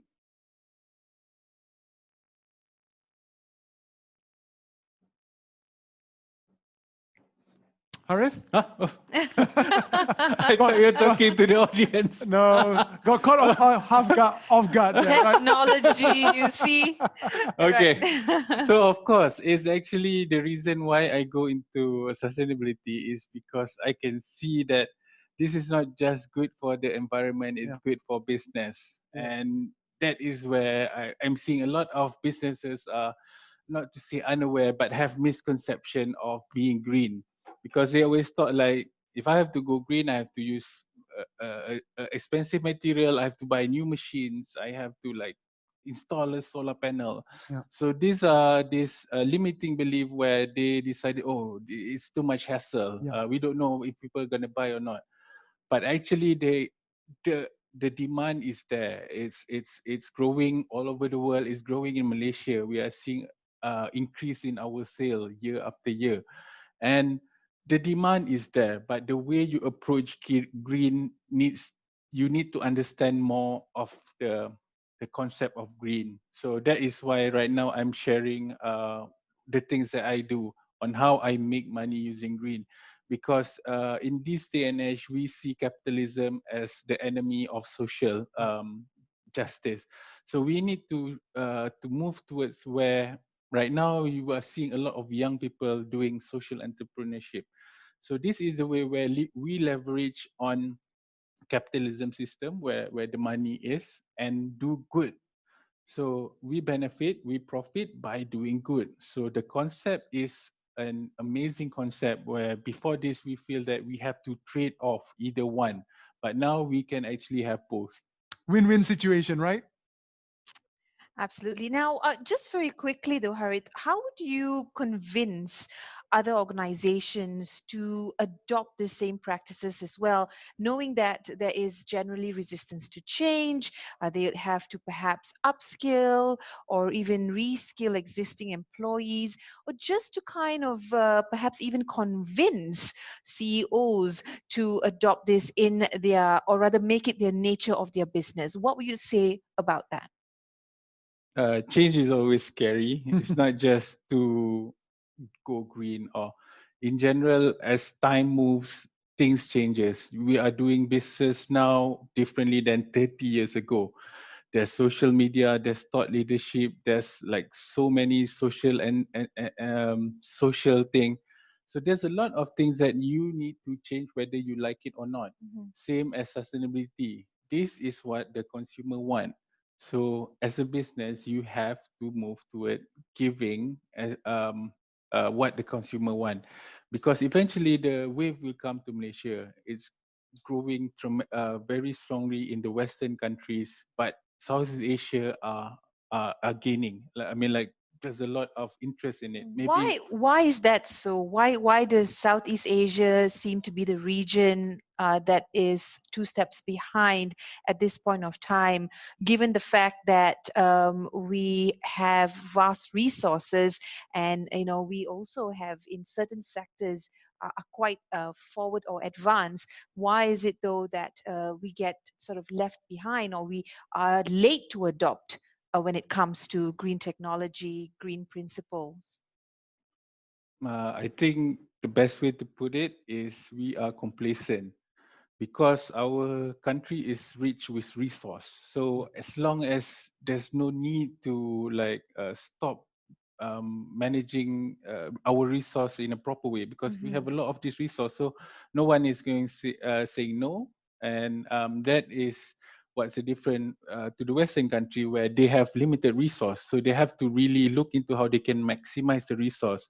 But because there's a internet now, so a lot of us, at least in this part of the world, also start to understand this concept at the same time.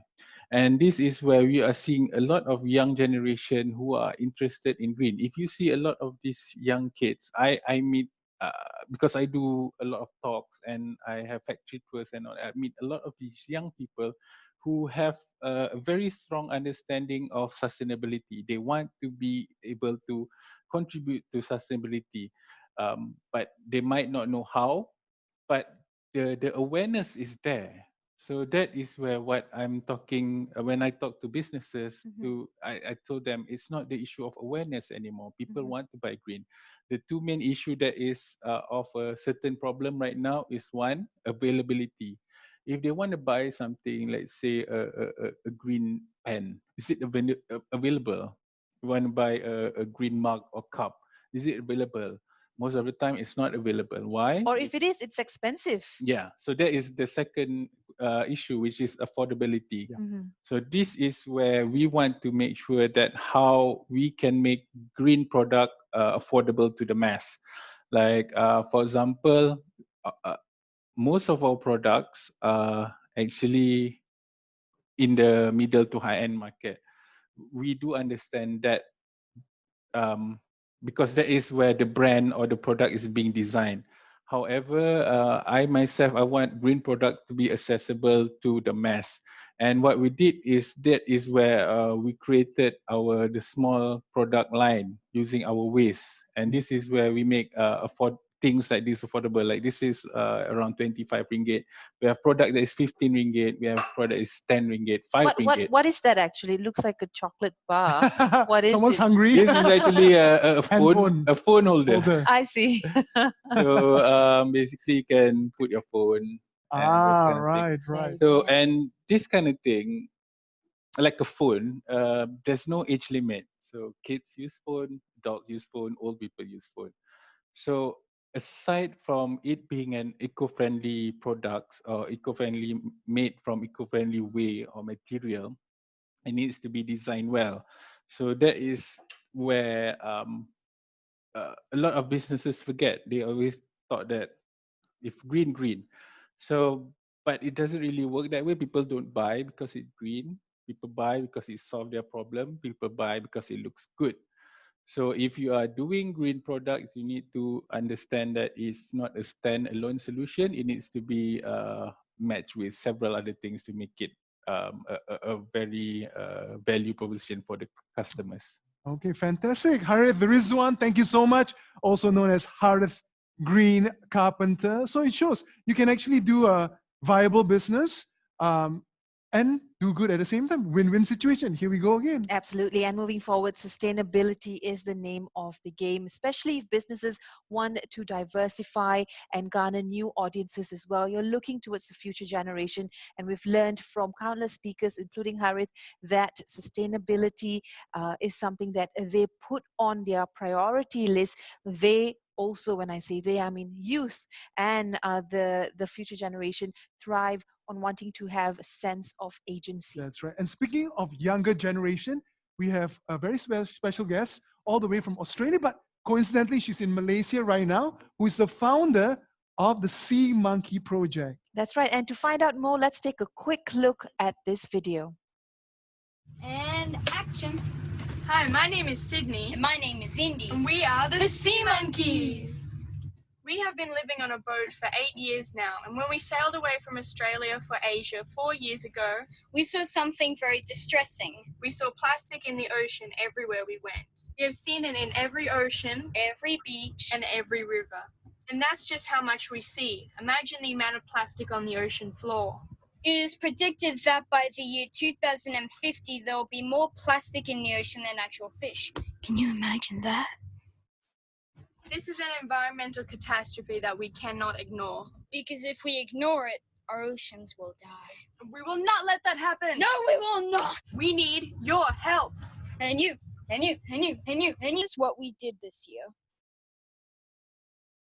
We've sent a total of 14 machines to places all over the world. To places such as Procter & Gamble, Pulau Tioman, Meet Our Staff, Pavey, Iman, and Michael, Gil, Muzzer, and Ruzza. We've sold over 1,500 coasters, over 1,000 turtles, 4,000 Body Shop fragrances, and over 300 various plant pots, and over 150 earring sets. And we've also used the plastic to make bricks and concrete slabs by mixing it. 170 school kid backpacks, recycled sail backpacks, and over 50 kites backpacks, and taught over 1,000 kids at plastic workshops. Attended over 30 events. Wow, how do we get so much time to do that? Just a small sample of all the brands that we've worked for. Hope you will support our cause for a cleaner future. Thank you! Thank you!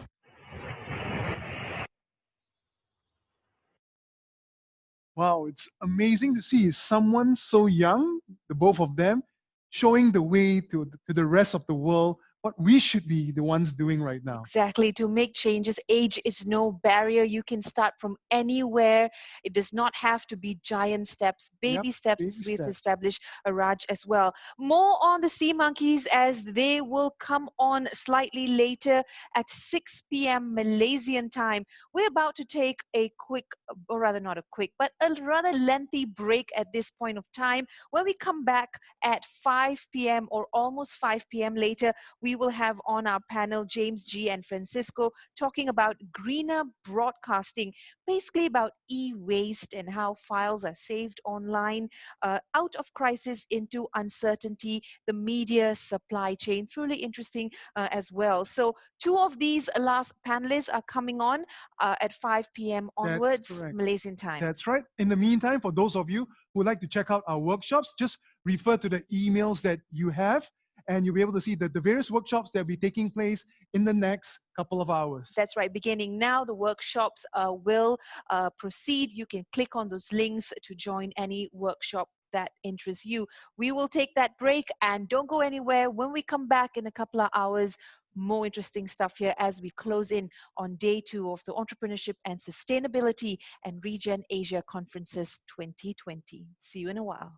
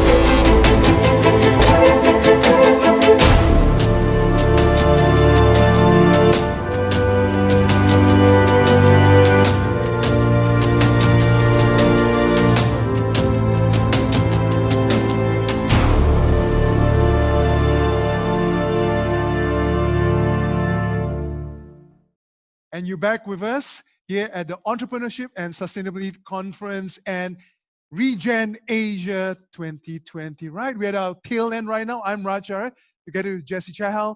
And this evening, right now here in Malaysia, on at 5 p.m. Malaysian time, we have one very, very interesting guest. In fact, two of them. Who's going to talk about media or green media, right? Absolutely. Talking about greener broadcasting. And I think, as we are broadcasting to you as well, people behind the scenes, people in production, they are often also affected by what's going on globally.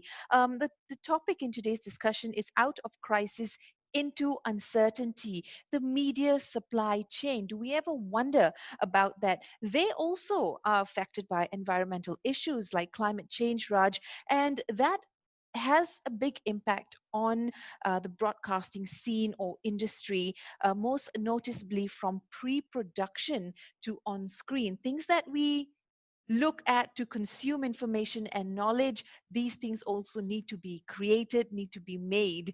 And therefore, these are perhaps a quick look into that perspective of the media supply chain. Now, what does this main discussion want to achieve, basically? Our speakers will try to, or will aim to answer questions like what is required to be better prepared for future uncertainties, to looking at key aspects that are required to help companies design their operations for this world of constant and rapid change. The new norm, although we have to adjust to the SOPs, we still have to keep on our feet and on our toes. Exactly. We never know when the next uncertainty might come. In conclusion, to look at the principles and core purposes of protection, response, and growth in today's digital media assets, Raj, another important, a phrase that needs to be underlined as well. Our speakers are James Gibson and Francisco Antonso from the UK. Gentlemen, are you with us right now? Let's see There the you go, transition yes. from UK. Yes. Yes, good, we would say good evening, but it's obviously good morning in the UK right now, right?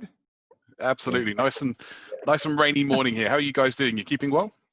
Keeping very, very well. It's also rainy here. Yeah, So exactly. It's been pretty So it wet looks like the entire day. But nonetheless, it's a borderless e-conference, and therefore, no matter where we are in the world, it's amazing to be able to connect to you and discuss, I guess, an issue that's quite interesting to people like us in the broadcasting scene as well, looking at greener broadcasting and in times of uncertainty to look at the media supply chain and assets as well. To the both of you, James and Francisco, take it away. Cool. Let's Thank start, you. James, if you want. Yeah, I mean, I think one of the first things you touched on there, which I think was quite key, was the supply chain. I mean, for me, foremost, if you don't work in our industry, you know, the consumption of media is like turning on a light switch.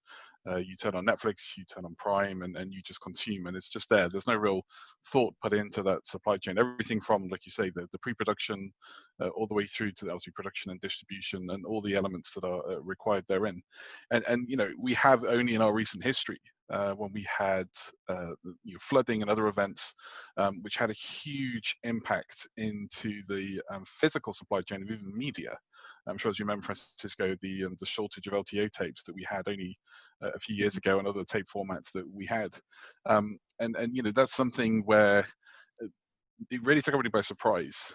The inability to you know, just pick up a tape or you know, a piece of equipment which was just so readily available and never even hit anybody as a mindset that you know, I wouldn't be able to go buy this consumable tomorrow.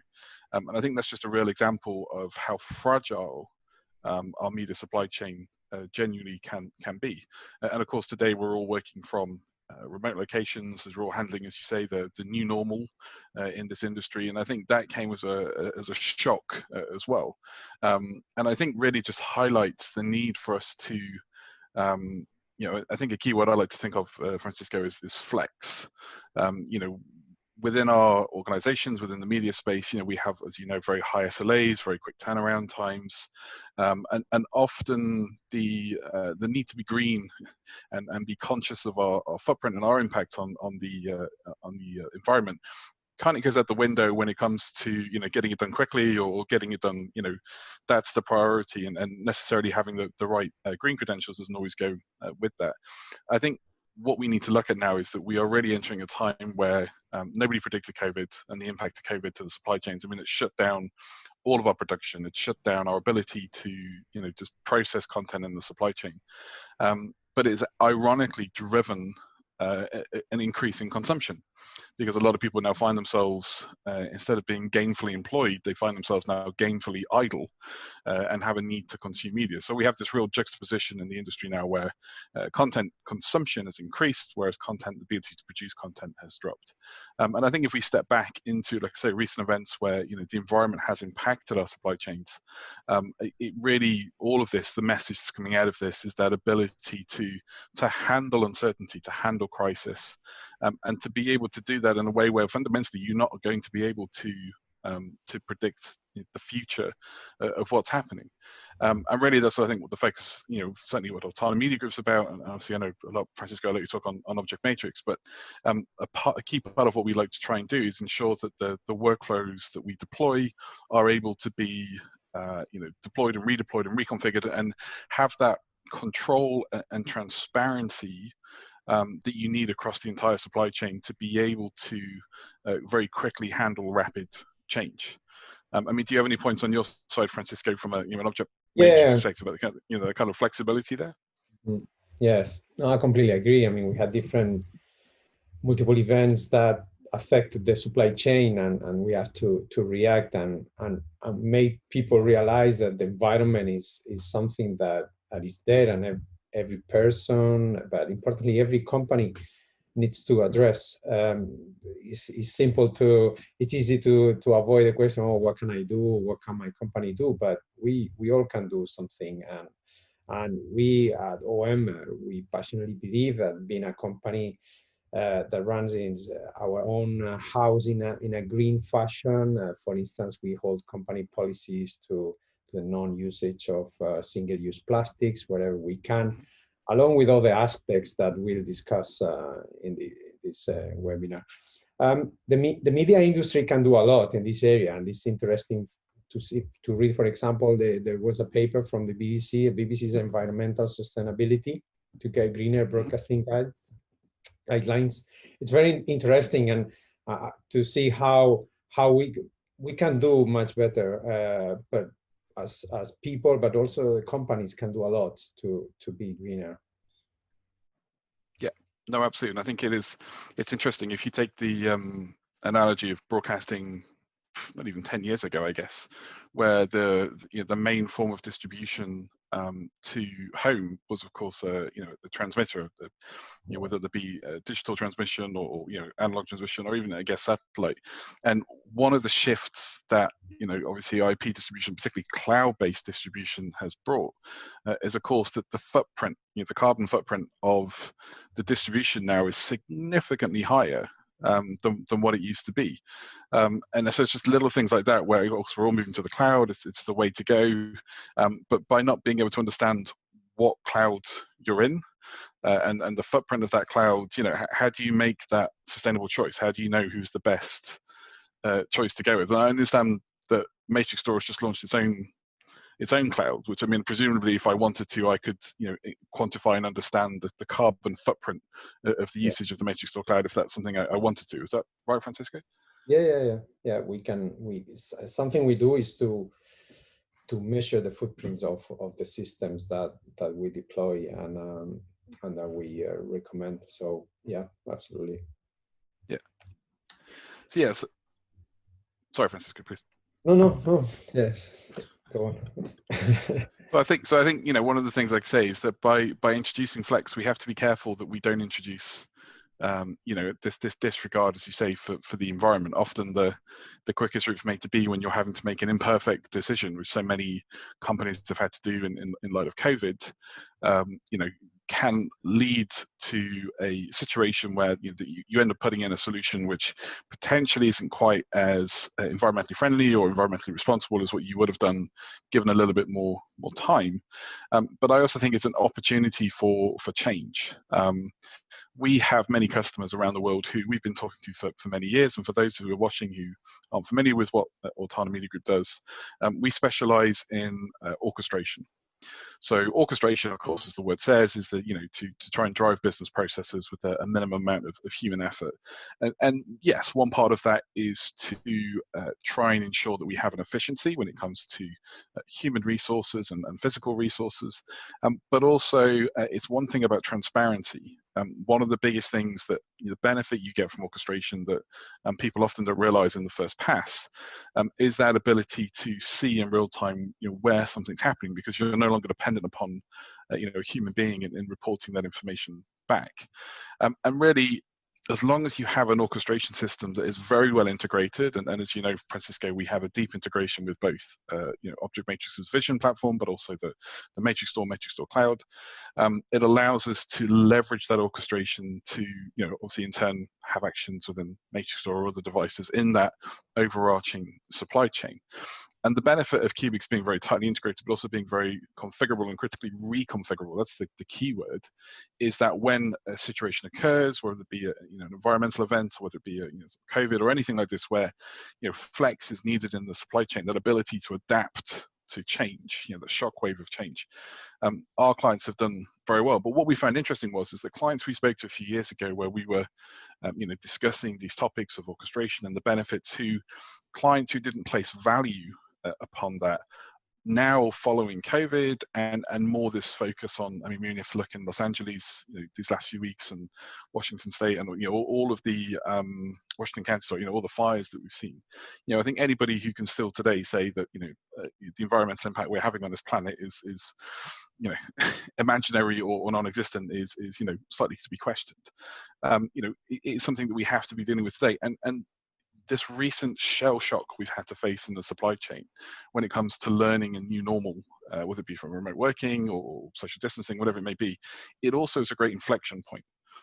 It's a real opportunity to adapt to technologies that allow us to ensure that green protection. And I think the most clean example for me is, we are considering effectively closing our office entirely, because we found that all of our staff can work remotely without any need to transfer to the office. And of course, that creates a huge significant reduction in our carbon footprint as a business. Working with partners like yourselves who are also very environmentally friendly, again, it allows us to advise clients on how they can adopt technologies into their workflow, which again help reduce that footprint. And it can be done in a nice step change.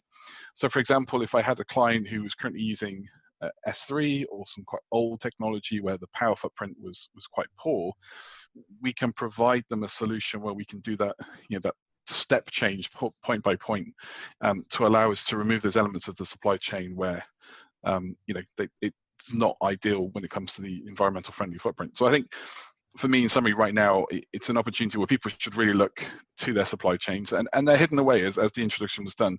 If you don't work in media, when you click play on Netflix or you click play on Amazon Prime, you don't think about the whole supply chain of QC, of everything that you and I, Francisco, know very well. The huge amounts of effort. In the very same way, I don't work in the power distribution department. Therefore, when I turn on my light switch, I'm not thinking about the guys in the power station and the guys doing all of that. So I think it's there's a natural naivety as human beings we have where we just consume something, don't really put too much thought into how it's been created, and in turn that makes us kind of guilty in the sense of I would never ask myself, or haven't, and maybe we should more, what was the carbon footprint of this episode on Netflix? What is that impact of me actually consuming it? Do I be responsible in my viewing choices to do that? And I think that's something that will come over time as people become more acutely aware of the impact of. When it comes to clouds, we talk about clouds.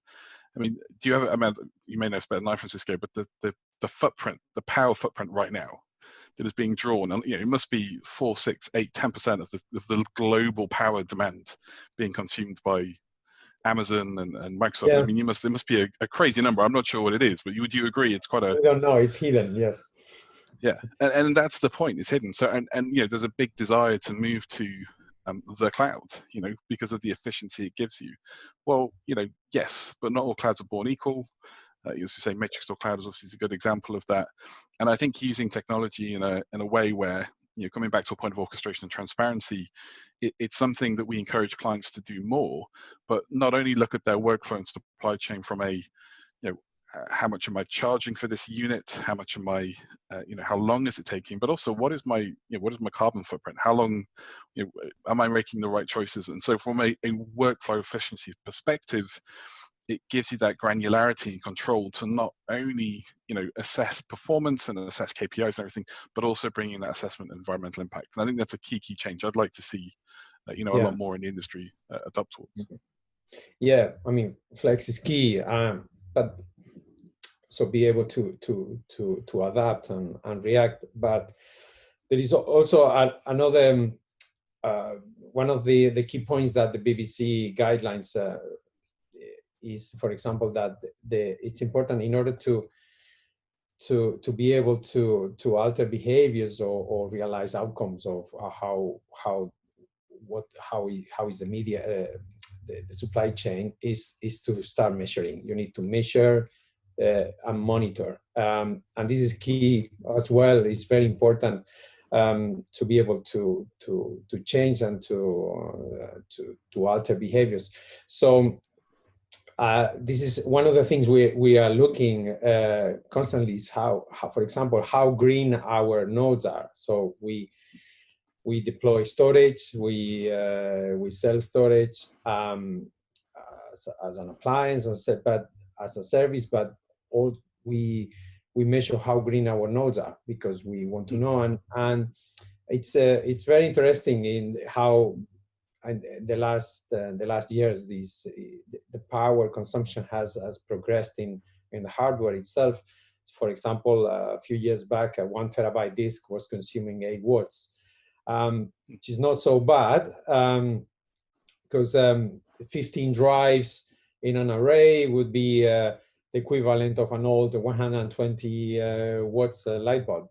But now with we're using disks with 20 terabyte capacity that they consume about 7 watts, which is and a lot less when it's idle. So the improvement doesn't look big a lot compared to 8 watts compared to 7. But the thing is that disk is now storing 20 terabytes instead of 1. So we get like 23 times less power per per wattage, and so 1 petabyte these days can be held in the equivalent of 3 old light bulbs, and a lot less when it's idle. So sometimes replacing your old gasoline smoke spewing old car, it's appropriate, and you should look at IT in the same way. The IT that you consume, the IT that you use, or the IT that you provide and you supply.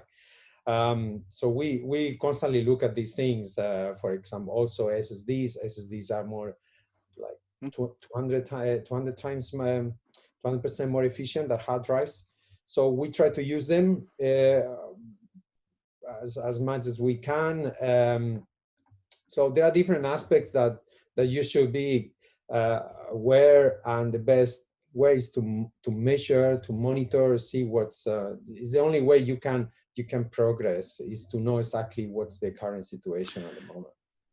And it's exactly that. It's back to that point of transparency, is that, you know, like you say, the only way you can do this is, first off, is to measure where you are today, to then identify that step goal for improvement. And that sounds simple. I mean, we talked about, like you say, we can take a hard drive, we know how much it's, you know, how much power it's consuming, but be able to put that then in context of a supply chain with, as you know, we have the compliance, the editing, the review and approve, the grading, and everything that goes into that supply chain. It can be quite difficult, especially when working across multiple parties. You know, it's obviously quite common that an asset would be, you know, filmed by one company, obviously QC and complied by another, and obviously then distributed by one or the others in the chain.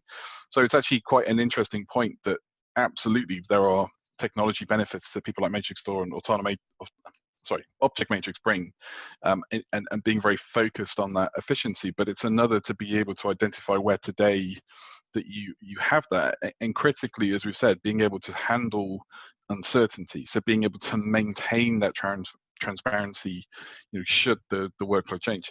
And that's where there's been, as I'm sure you've seen over the years, you know, many attempts of introducing APIs and sort of other common interfaces that allow you know, different customers or different platforms to interact within a supply chain.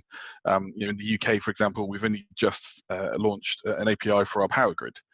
So now we have, I'm very pleased to say, you know, people like Tesla using their battery technology and helping actually supply grid on demand, because that API has allowed that real-time interaction with the power grid, you know, to be able to respond and deliver power as needed.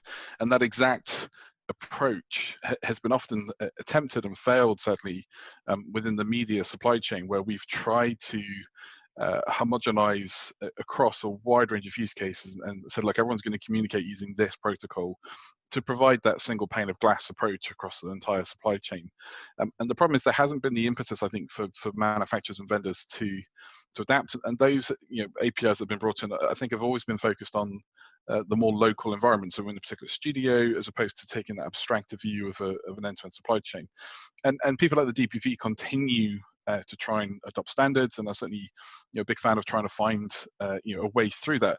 But I think, again, there isn't that focus today on the supply chain when it comes to, like you say, the measurement that the BBC has put out, the ability to understand what's going off in that supply chain and be able to then measure yourself and improve yourself. And, you know, a big thing of continuous improvement, where, you know, whenever we build a workflow, one of the key things that we want to have is you know, constant review.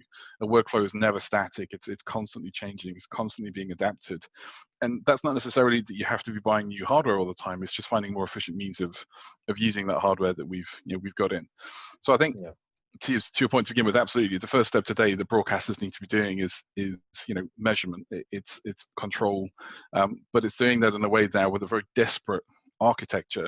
And the danger of using cloud, I'm not saying cloud isn't appropriate. We have many clients using cloud, as I know yourselves do, you know, in the appropriate way.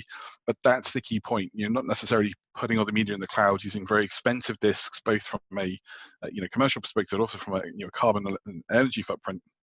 You know, finding the most efficient means of distributing that media, and really that's where, you know, that orchestration gives you both the transparency with that, and then you can begin that journey of actually, you know, introducing the changes that you want to have in the supply chain. So like you say, finding, you know, that old piece of steam that you say, equipment, which is, you know, causing you to be dragged down. And I think the other thing that we see, which is also to be bared in mind, is I think this becomes more relevant to consumer choice is convergence. I mean, Francisco, I think you're probably as old as I am or older, but we remember the days where technology was, and to think about a TV channel, you would have a video server, you would have a keyer, a subtitler, a vision mixer. Everything would be separate pieces of equipment. Taking up racks, 2, 3, 4 racks just for one linear channel. Well, all that's now is running off a GPU board. Even potentially even on a virtualized server. So this convergence of technology within the supply chain has meant that we've gone from 20 boxes doing it down to 1, but also the distance between the company or the individuals who have created the content, curated the content, and those consuming the content has also reduced. And I think this is where what we're going to start finding is as we get closer to consumers, as we get closer to their behaviors. I mean, I remember sitting in with a BBC Worldwide listening to Amazon explain how they choose content that looks good together on the shelf. And this was determining the creative process. What content was going to be made was now being driven by what looked good next to each other on the Amazon interface. And for me, that was just such a game, an eye-opener to the difference in the world that we now face. So I think, as we've seen, movements about consumers quite rightly using their money to decide where they want to place support for companies, and I think broadcasters will be caught out. Those who have not taken care of their carbon footprint, those who have been aware of their energy footprint, and those who have not been exposed. I mean, I would love to see on Netflix, what is the carbon impact for me watching this show, and to have that information, not from just a case of what's streaming, but how's it made. And for me, it's like going around a supermarket. If I was to go and buy, some meat or whatever, you're looking for the ingredients, you're looking to make sure there's salt or add water and things. And why should VOD platforms be any different? And I think it's become more important as it explodes. As we have an explosion of video, we have an explosion of demand. But actually, what we found recently, there's been, as it's very difficult to produce new content. So we've had to go back to the archives. And I mean, do you have any experience recently of clients where the archive hasn't been very important, and then all of a sudden COVID hit and the archive has become very important? Do you have any examples of that you could sort of mention as a how it's changed, the paradigm's changed from new content generation to effectively repolishing the archive?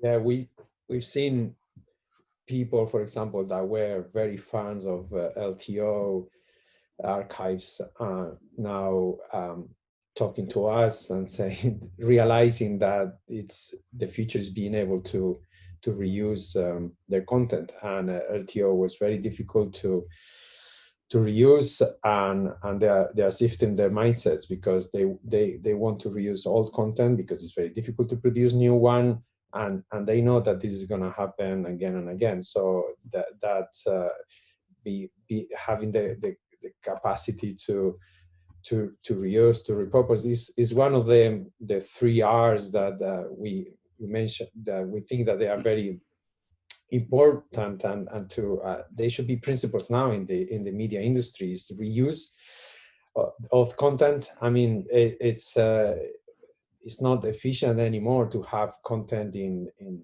tapes or in devices that you cannot easily access those assets that you produced in the past, because maybe you won't be able to reshoot or to produce any new content because of some other pandemic or things like that. The other is repurposing. So how do you build an archive that can be used in post, as a library, as an archive? And the last one is the remonetizing. Ultimately, the benefit of rebuilding a reusable archive and reusable infrastructure is that you can monetize your video assets that you created in the past in a better way. And it's good also for the environment to build up systems in the right way. Is good for operations teams as well to have this content easily accessible, that you can repurpose easily. So for us, these principles are becoming more and more relevant, especially because of the pandemic. People realized those things, how important those things are these days. Yeah. For sure, and I come back to the two events I think of recent times that have really impacted our industry, and one was like I say, the supply chain issues over LTA tape and HD cam, a few years ago, and like I say, more recently this more direct impact of COVID, where we've had this, like you say, increase in demand, whereas a reduction ability in content. And I think you hear putting that of ease. Let's define ease there. Ease in a production environment. Obviously, security is quite important within our space. As you know, we have to ensure that assets are well protected from people who try and exploit them. But at the same time, obviously, that can, by adding security, add impairment to be able to access assets. And I think a key thing about the pairing of the two technologies that we have, that we are able to work together on, is that concept of accessibility with that accountability.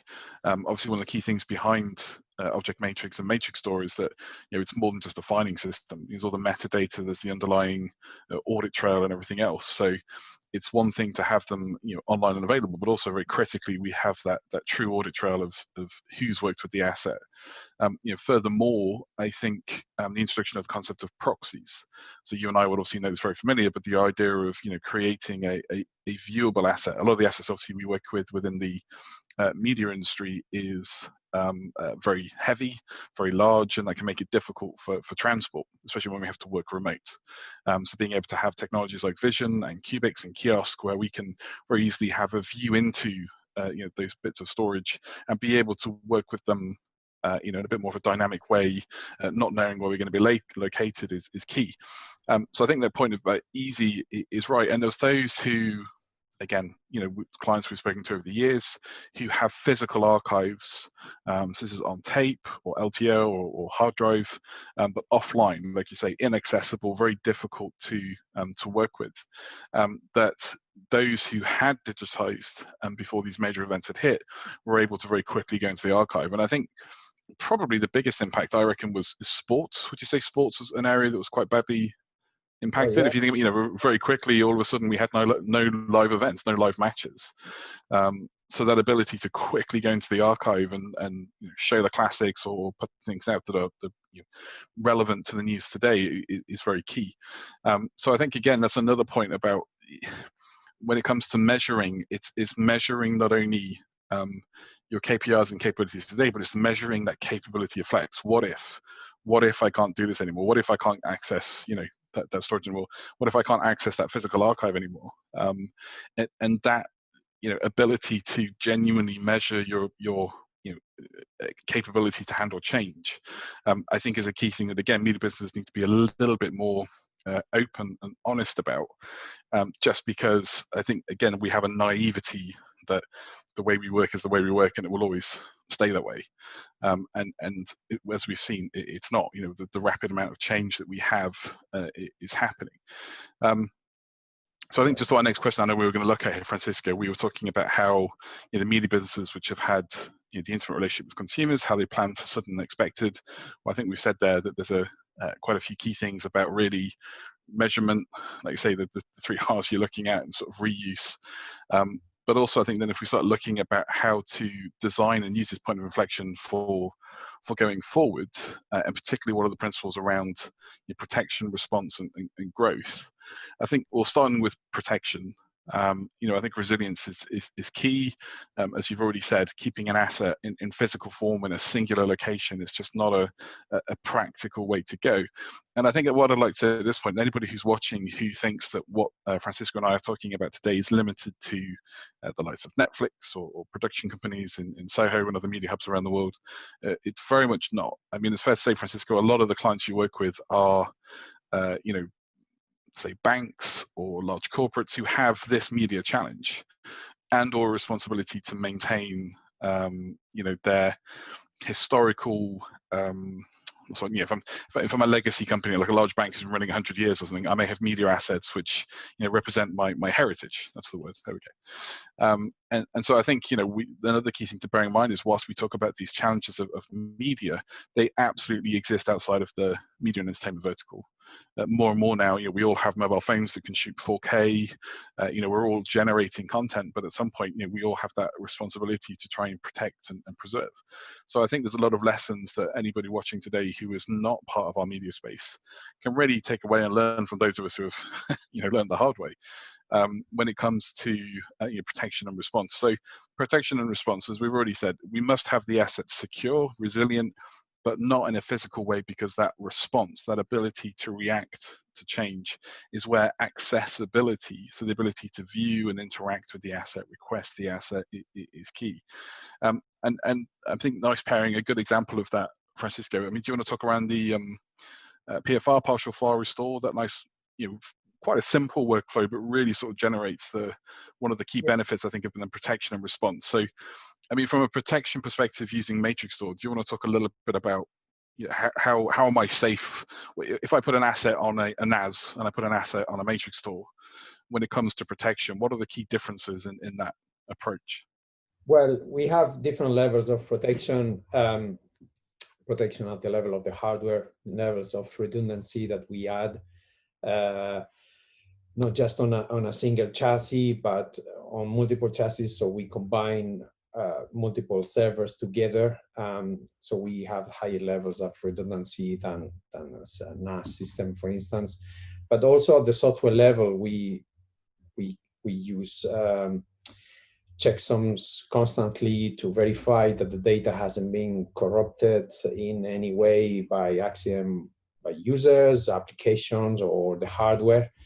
And this is constant authentication, permissions, that's very important for us as well. It's security in general, because we come from the background of banks and insurance companies from the past. So there were lots of features that are in our products from day one because of our heritage, but which these days are very important in the media space. At the beginning, they were not so important. People were looking at us, oh, do I need this? But today, because everything is critical to know that nothing has changed when it shouldn't have. And that's very important in the home media supply. So we take part of, we help the whole chain. For example, you can talk to our systems and get the checksum and verify that in the other parts of the chain that the checksum was the same. So we, apart from the integrity that we provide with our system, we can also help to other systems like yourselves to get some information about those assets and verify that the assets are fine in the whole chain. Yeah. So yeah, and again, then if we then take that security and auditing that you have, and then Vision provides a portal, if you will, into that world. Yeah. And it's the nice thing I find about Vision is, of course, I'm not working with the assets. I'm working with a view onto the assets. So from a security perspective, no one has access directly to the storage, of course. And critically, again, you have that audit trail and ability to react. So when it comes to change and being able to react, I can use Vision, obviously, if I'm sat right next to the storage, but I could also use Vision from a remote location. And of course, technologies like Vision and just with Kiosk, it also allows us to separate the thought of on-prem and cloud.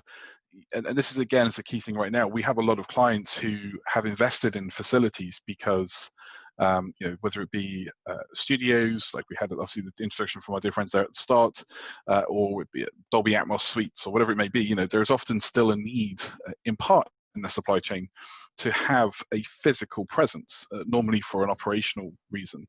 But it doesn't necessarily mean then that we have to have everything there. Parts of the supply chain now, like we say, through use of proxies, remote access, the ability to orchestrate, can be a bit more abstracted away from the actual physical building. And so I think this changes the idea now of, well, I don't necessarily need clouds because, as we've said, cloud can be difficult to work with. You're also dependent upon connectivity. There's concerns over your power usage. It's not always the most efficient place. And especially if you have an invested infrastructure for reuse.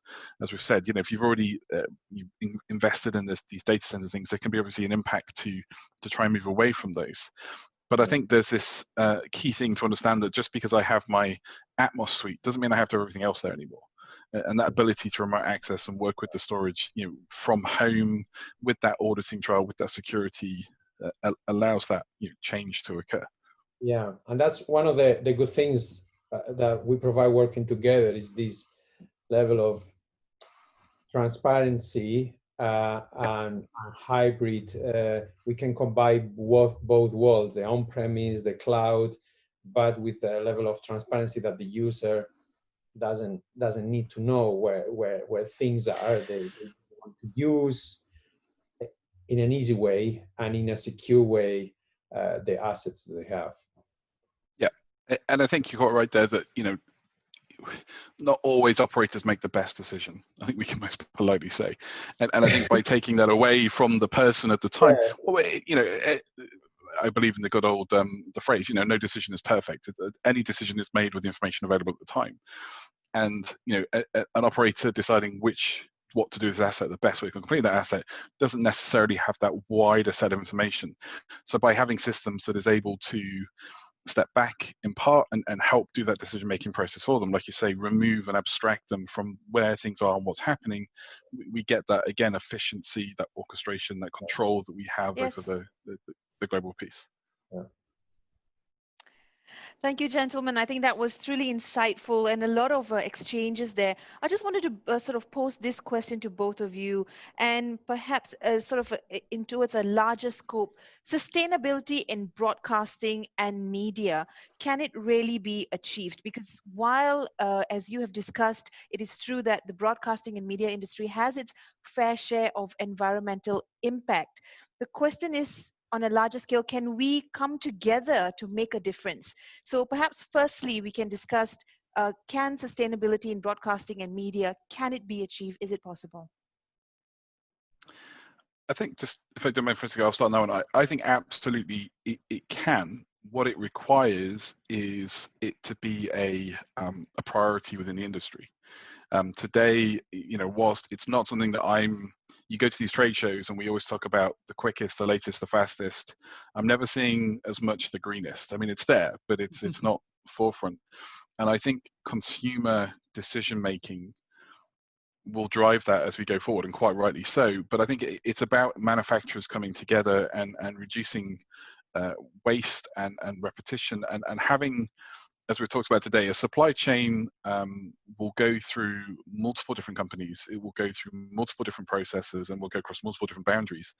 And if you had transparency on the entire supply chain and you could connect it in a way where it was reactive and aware of what had happened before, what needs to happen post, then yes, absolutely, decisions can be made consciously. That in turn would allow for sustainability to be achieved. Whilst we continue to work in a very siloed approach, where I'm going to hand this asset to you guys, then you're going to hand it off to Francisco, and there's no knowledge of what happened before or after, then of course, even with the best will in the world, we are limited as to what we can achieve. The technologies we have now, that as Francisco has talked about in detail, that the amount of data we can store, given the energy consumption, the ease of which we can produce content and distribute it, we really have very few excuses left now as to why we shouldn't be able to introduce sustainability. But it has to be a concerted effort, and unfortunately, I find in our industry that's whilst the consumer doesn't see it as a priority, whilst I don't see on Netflix what is the carbon footprint for watching this asset, that isn't going to be something that's going to happen and change. Right. No. Yeah, I agree with you, James. It's and also, I mean, making systems software centric as we both do, that's also is helping, and maybe, as you say, it has to be in the mindset of everybody, not just one part, because we can do our effort. For example, we make our software in a way so you can reuse hardware. We don't force you to throw the old hardware with the new one every time we make a new version. This is something that we did because we found it was good to do, but that nobody was saying, oh, this is really the way to go, or we didn't agree with anybody, our own initiative. So, but I think it should be more a common initiative, a common mindset to think about these things, in the industry. Right, looking at this holistically as well, the media industry is just like any industries, right? We have technological advancements, and as we see with other aspects, prices are being driven down through advancements, through a competition, and so forth. So that means it's no different in where we're coming right now, right? You mentioned about the difficulty that we're all working in silos, but wouldn't competition force everyone to come together for mutual survival, potentially? No, absolutely, and I think there's been a lot of that. What I see is wastage. So, for example, right now, if you were to walk around London, or I'm sure Kuala Lumpur or anywhere right now, the city centre, it's much quieter than a year ago. And actually, we had clients who may have 6 or 8 buildings across Soho who are now collapsing down to 2 or 3. And part of that is like you say, is competition. The current dynamic has changed the environment as such that, the commercial environment, that that sort of what's the word I'm looking for? That complacency and presumption that there will always be this supply chain, there'll always be this work, has eviscerated very quickly, and that's allowed them to sort of rethink. So I think right now, and this is what I'm hoping, that the good part of what will come out of COVID is exactly that you said there, that the need to react, whereas it was something that we could have done, now we have to. And I just hope that people can make the right decisions at this point when it comes to their environmental impacts, because as mentioned, if you have transparency, right now we're talking from different locations around the world, but we have no idea. I hope I'm doing a green choice today by doing this, but we don't know. I don't have that information. And I think, again, if that supply chain has that transparency, if that information can be exchanged, then absolutely, through competition and people doing the right thing, being rewarded for doing the right thing. And I think that's a key point here, is that the system has to reward those who take the right decisions when it comes to sustainability. That absolutely. We're a global industry. It's very interesting. We're quite niche. We go to trade shows and we'll see people, Francisco and I know people from around the world. It's the most ubiquitous. Every country has TV, every country has the internet, every country has media, but actually there's a finite amount of people who do work in the core. And so it's not that difficult. It's not like you're trying to make every taxi driver in the world drive an electric car. That will happen over time. We have a smaller community who could absolutely take on this challenge and make a key difference to the billions of viewers globally and how that works. But again, it's a commercially led industry. So whilst there aren't penalties, whilst there aren't encouragements in the industry to make the environment be first, unfortunately, I think it'll always be lagging behind. Yeah. Nicely answered, James. Nice to see you guys here. And I want to ask you about the fact that now that everybody's into sustainability, and there's a huge e-waste in the broadcast industry, and we find that from the from the DG betas, from all the decks that are out there, and it's just going into into the landfills. What are your solutions? Especially with Media Store, and even for you, James, with Otana. What are your solutions to the consumers out there, to the broadcasters? To the media houses who are actually using systems like yours. How do we approach and how do you tell them that you're greener than the rest, and how do you overcome this e-waste situation, that's being carried out over the years, Yeah. Well, Frasco, do you want to start on the efficiency, and I'll handle the e-waste one? Yep. Well, on the efficiency, we can show how, because we can show figures. We would be measuring our systems and how much energy they were consuming. So we can show figures of how we improved over time in the consumption of energy per terabyte, Right. for instance. Also on the reuse of the hardware, we also we always make the effort to make our software compatible with all their systems, so on. So these things are always visible. We always present them to the people we talk to when at any moment. So. And I think from our point of view, I mean, reuse again, we're one of the few. As you know, Louis, when we come in, we interact with a lot of equipment in the supply chain, and a lot of vendors will insist upon installing new hardware because that's their tested spec. That's what they know. You know, our approach is very different. I mean, for example, coming back to our post-production environment, our clients often have 100, 150 edit suites across Soho. Many buildings. So that's a big investment from a hardware perspective, but also it's a big investment from an environmental perspective. There's a lot of equipment that has been manufactured and generated to use that.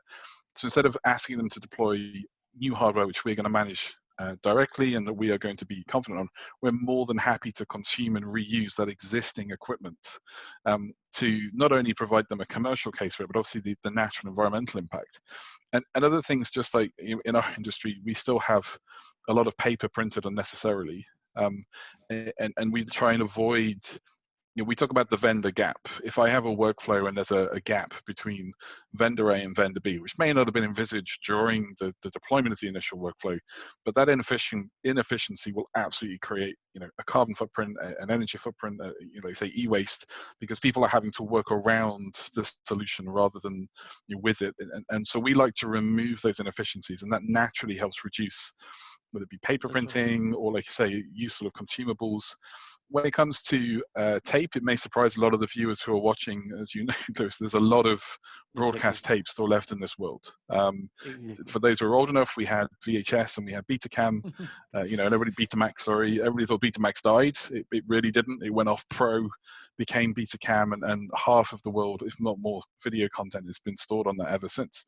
And we still very much actively today are performing digitization workflows where we are migrating that media off physical tape onto platforms such as Object Matrix and others, and all the points we talked about around accessibility.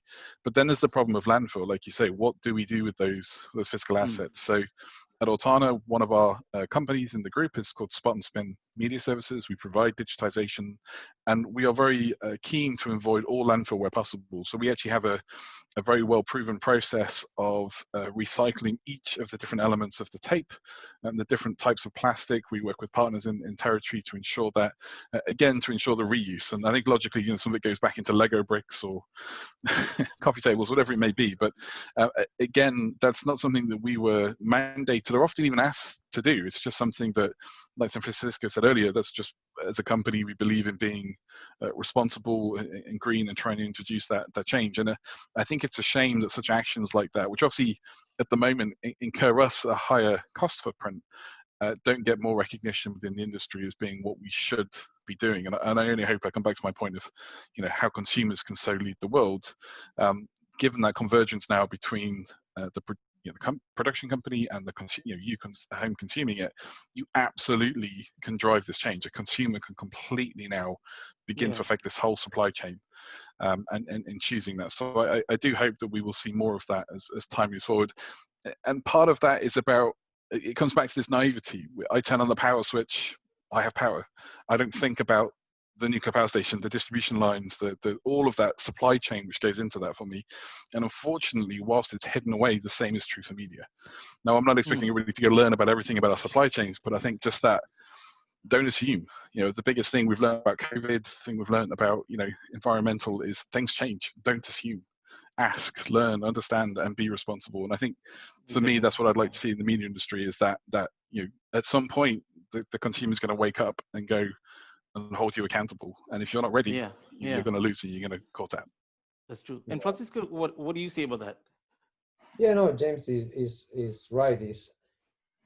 I also see this, there is a lack of visibility to consumers of the footprint of what they are consuming. It's not like, for example, I would like to see the equivalent we have in supermarkets here in the UK is it's very easy to, you go to the supermarket, you go to an area, you can see a product that is ecological, and you can see well labels, and it costs a bit more, but you are completely aware of what is, oh, this is costing more, but why? And there is not such a visibility at the moment in the media industry. Consumers don't see any difference between assets or consumables or products that have been produced in different ways. Yeah, and there's a lot of cloud-based solutions these days as well, isn't it? And just to avoid the hardware, the physical hardware kind of thing, as in on-premise solution, you know, and we can have on cloud, this kind of things. And I presume both your solutions has similar, you know, options for on cloud based for the consumers, right? Yeah. Yeah, completely. We can run from a case perspective, we run on-prem on the cloud or a true hybrid, and it comes again back to that reusability. We're not forcing the client to choose A or B. You know, we can put the right elements in the cloud, the right points locally. And yeah, our pairing of the two technologies, the way we work with Matrix Store and Vision, again, it's a very efficient part. And again, we, you know, whilst Object Matrix is absolutely a storage provider, it still very natively works with cloud storage. But we put the right assets in the right place and use it in that very efficient way from a, you know, an energy and consumption perspective. Fantastic. Okay, great. That sounds great. Gentlemen, thank you very much for today. It's been truly an honor, you know, to have both of you on our show today, and we are just about to wrap up the whole conference in this one of the last sessions, and I'll pass you back to Jesse and Raj, and they'll take it from there. Thank you. I'll catch up with you all soon. All right.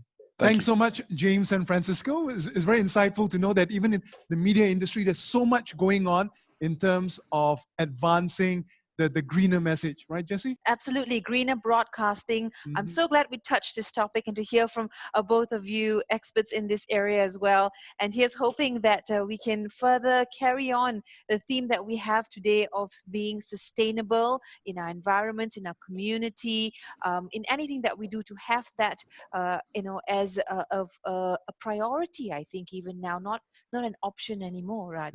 That's right. More so given the fact that we're both immersed in this very industry as we speak as well, right? Absolutely. So now, as we would like to wrap up the last 2 days, a lot has happened, and it has been a real journey. And we had so many speakers touching on so many various diverse topics. And we hope that all the viewers also had a chance to soak it all up, because there's so much to absorb. That's right. Everything from technology to, again, I say our environment in terms of forestation, how to protect clean water, access for women, reproductive rights, so on and so forth. Especially many interesting topics that we covered in day 2 as well. We focus on entrepreneurship, we focus on sustainability, education, and community as well. And I think one of the other conclusions that we have come to is that we're all in this together. That's right. Keeping in line with UNDP's goal as well, or theme or motto, to say no one gets left behind. That's right. And of course, it all starts with us, as you alluded to on the first day. It's in your conscience, and of course, from your conscience, it leads to your actions. And in fact, what we're trying to do is a call to action, right?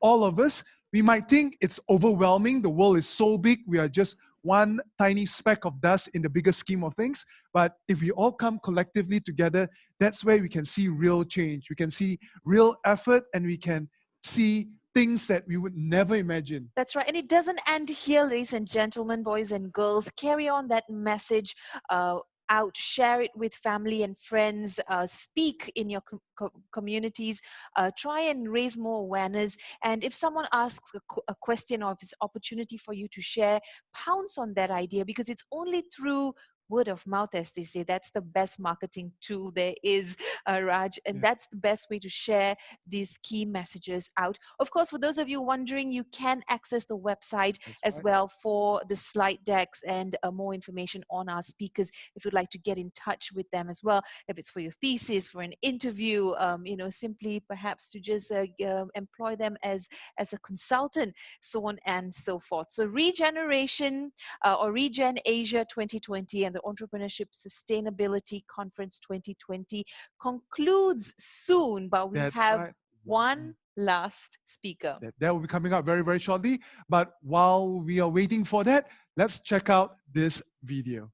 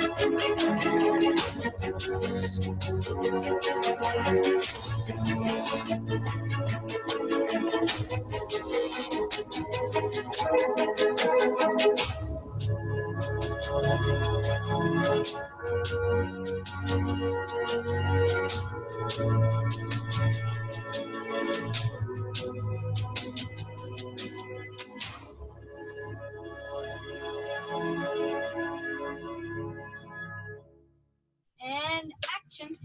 Hi, my name is Sydney. And my name is Indy. And we are the Sea Monkeys.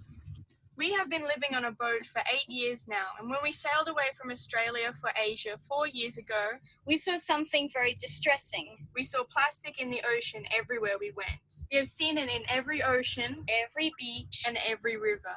And that's just how much we see. Imagine the amount of plastic on the ocean floor.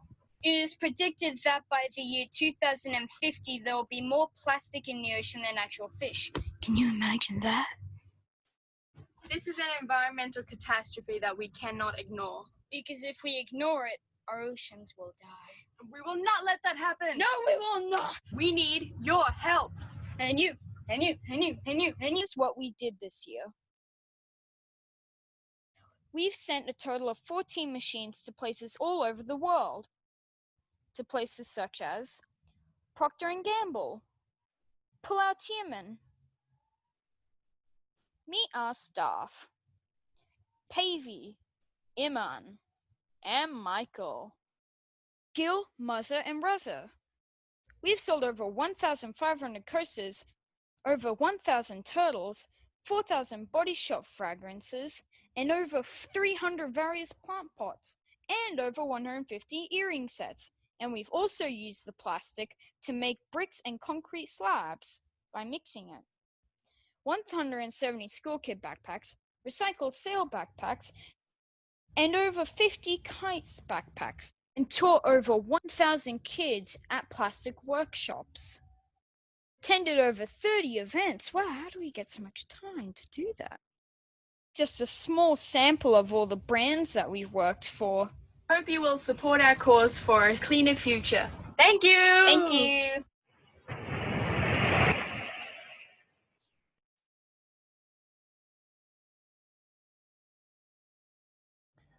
Hi there, I'm Faizal Abdurrani, Program Director and Co-founder of Impactlution. As we have witnessed in this post-COVID-19, the possibility of a disruption in our supply chain as well as source of raw materials into our daily operation is real. As long as we don't know how the uncertainty is or how long this disruption can happen, it is time for us to rethink and redesign our daily operation to look into circular economy and how we can minimize or eliminate waste within our operation, or look into how those wastes can become resources. So join me this September at Regenasia 2020 to know more about how we can rethink and redesign our operation into a more sustainable as well as circular. Thank you. See you there. And that's right. There you have it. Certain things that, some of the topics that we have covered over the last 2 days, right? That's right. And of course, now it's time to cross over to Sydney of Sea Monkeys. Sydney, welcome to the conference. Thanks for joining us. We're super excited to speak to you and, of course, seeing the video of all the work that you and your family have done. You've been on water for about 8 years. What's that been like? Well, we've been on living on a boat for about nearly 10 years now, actually, and it's pretty out there. And like every day is different. There's always an adventure around the corner, and it's you grow up to really like I guess be very prepared for so many different situations. But it's been very great. And how was how did you go to school in that sense? Or are you homeschooled, or was that part of something that your parents said, well, right now we are on this mission and you'll go back to school once we go back home, perhaps? Well, what we're actually doing is what my parents call not homeschooling, but more like world schooling. So when we started living on a boat and we left Australia, we decided that we don't want to go back to like a normal society and normal Australia because it didn't fit us. So we just my brother and I, we get taught by the people we meet, the things we get to do, and the projects that we get to be a part of. So it's very out there, and you learn so much more from experience from the world. Is there space for another person on your boat? Because I'd love to get on that. Yeah, we get that. You would like that, right? I would love that. Right. Yeah. I'm just curious. Like, for example, you mentioned it didn't fit your family at that point in time. What was the trigger? I mean, it's a big move, right? At that point in time, 10 years ago, to just uproot and then hop onto your boat and then go out into the deep oceans. So yeah, well, we didn't really uproot ourselves. The society more likely uprooted us because we used to have like a really big house and like a big business and all these everything like possessions and stuff, and then we became bankrupt, and the government, the bank took our house and our possessions and our money and stuff. But my granddad, who has built like 4 boats in his lifetime, he said, we can come live on that boat until we get back on our feet. But that's when we realized that this is actually our dream life, and it'll be too hard to go back and rebuild our lives and society. But we get so much more out of this life anyway, so we thought, why go back? Case in point, Raj, resilience. That's right. Resilient thinking and just having resilience, and perhaps also a little bit of divine intervention and everything just coming together, the universe's way of saying, well, this is your path. You are all agents of change. Sydney, you have a few concepts and ideas to share with us as well. I would love to hear from you. Yeah, okay. So I'll just explain what my family and I do. So like ever since we left Australia, it wasn't just Australia. When we left our hometown and we sailed up across the Great Barrier Reef, and we went through Indonesia, Malaysia, Thailand, all different places throughout Southeast Asia, we saw like a first-hand view of what plastic pollution is, how badly it affects every living creature and human on Earth, and just how big it is. And we realized we had to do something about this. So once we reached Malaysia, we went through a few different concepts and ideas, but then we came to the conclusion that we would start doing a project. So the Sea Monkey Project was born out of manufacturing and distributing all over the world small, portable, and sustainable plastic recycling machines. And so that's what we started doing about, it was probably about 3 years ago now, or 2 years ago, something like that. I can't specifically remember, but so we started, recycling plastic. We were collecting it from restaurants and beaches and streets and off the street and stuff. But as time went on and we learned more, we realized that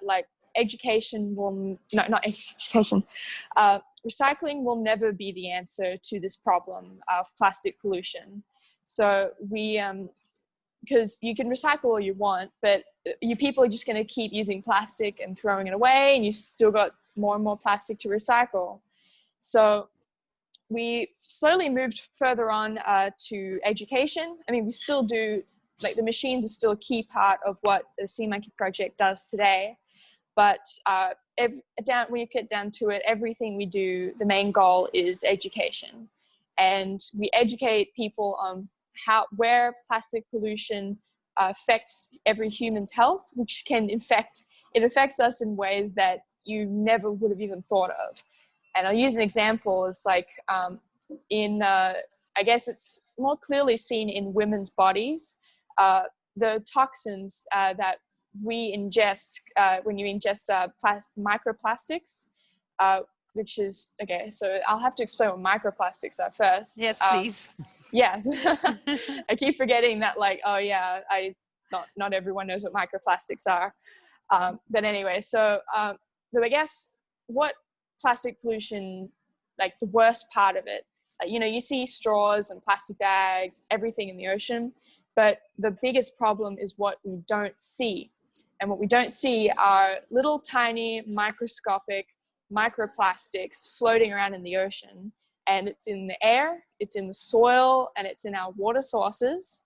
And how microplastics are created is, so you have plastics that float into the ocean, and so you have microplastics plastics that float into the ocean, and you've got the constant wear of the sun and the movement of the ocean and all that. It breaks down the plastic, and when it breaks down, it's never really gone.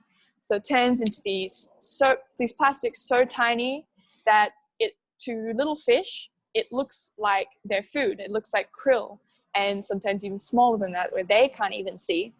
So what happens is when you got microplastics floating around the ocean, and you've got little fish out there who see these brightly colored pieces of plastic, and what they do is they can smell it, and how they can smell it is these toxins inside plastic, full stop, just plastic, actually attracts algae, and it sticks around algae. And when it's coated in this algae, the fish come up to it, they see it, it looks like their food, they smell it, smells like their food, so then they go and eat it. When they eat it, and it's, their stomach digests it, but you can't completely digest microplastics. You have all the toxins leaching into their muscle tissue and their stomach and all that.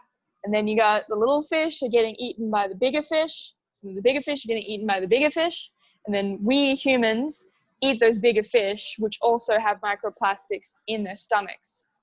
And when you eat these fish, you have microplastics. So, but it isn't just in our food, it's also in our water sources, in the air, in the soil, everywhere. And studies of, I think it was 2019 or 2018, showed that humans are actually ingesting up to 5 grams of microplastics every week. And that's about a credit card's worth of plastic. And when you get these toxins inside you, it leaches into your muscle tissue and stuff. But what is mostly seen in women as an effect is it affects how women reproduce, and it quite greatly. And it can also lead to some sort of, I can't remember what types, but it can also lead to cancers, and I think maybe birth defects, but don't quote me on that. I'm pretty sure it leads to that as well. But it's so small at the moment because we've really only just started studying it that we don't really know the full picture of how microplastics affect us. So yeah, so you got microplastics, and that is how it affects humans and the ocean. I mean, nature. And of all 10 years of being, on the road, so to say, and having experiences trying to save planet Earth in a nutshell, what are some of your most perhaps surprising or most interesting stories, or what have you seen with your own eyes that have just sent you to a place where you go, I have to keep going on this mission? Are there any particular stories that you remember that have been so appalling that you've just been absolutely shocked to your core that this is the earth that we live in, and this is human behavior as we know and it? this is supposed to be our home. Exactly. Yeah, so it's kind of hard to pinpoint just a few events because, I mean, I've been we've been living on a sailboat since I was 6 years old, and I'm 15 now. And we started doing the project when I was 11, 12, just like very originally, like the real roots of it. And the thing is, that's just how I grew up. I grew up around this, this problem, and my parents taught me about it. And as I learned more from my parents, I went and I learned more myself. And I just saw it myself, and I'm like, oh, it's everywhere. It's literally everywhere. And it can't be stopped unless, we actively try and, like, it's not just going to disappear. It's a very deep penetrating problem. And I guess maybe one time I can, pinpoint is, it really leads to why we do what we do today.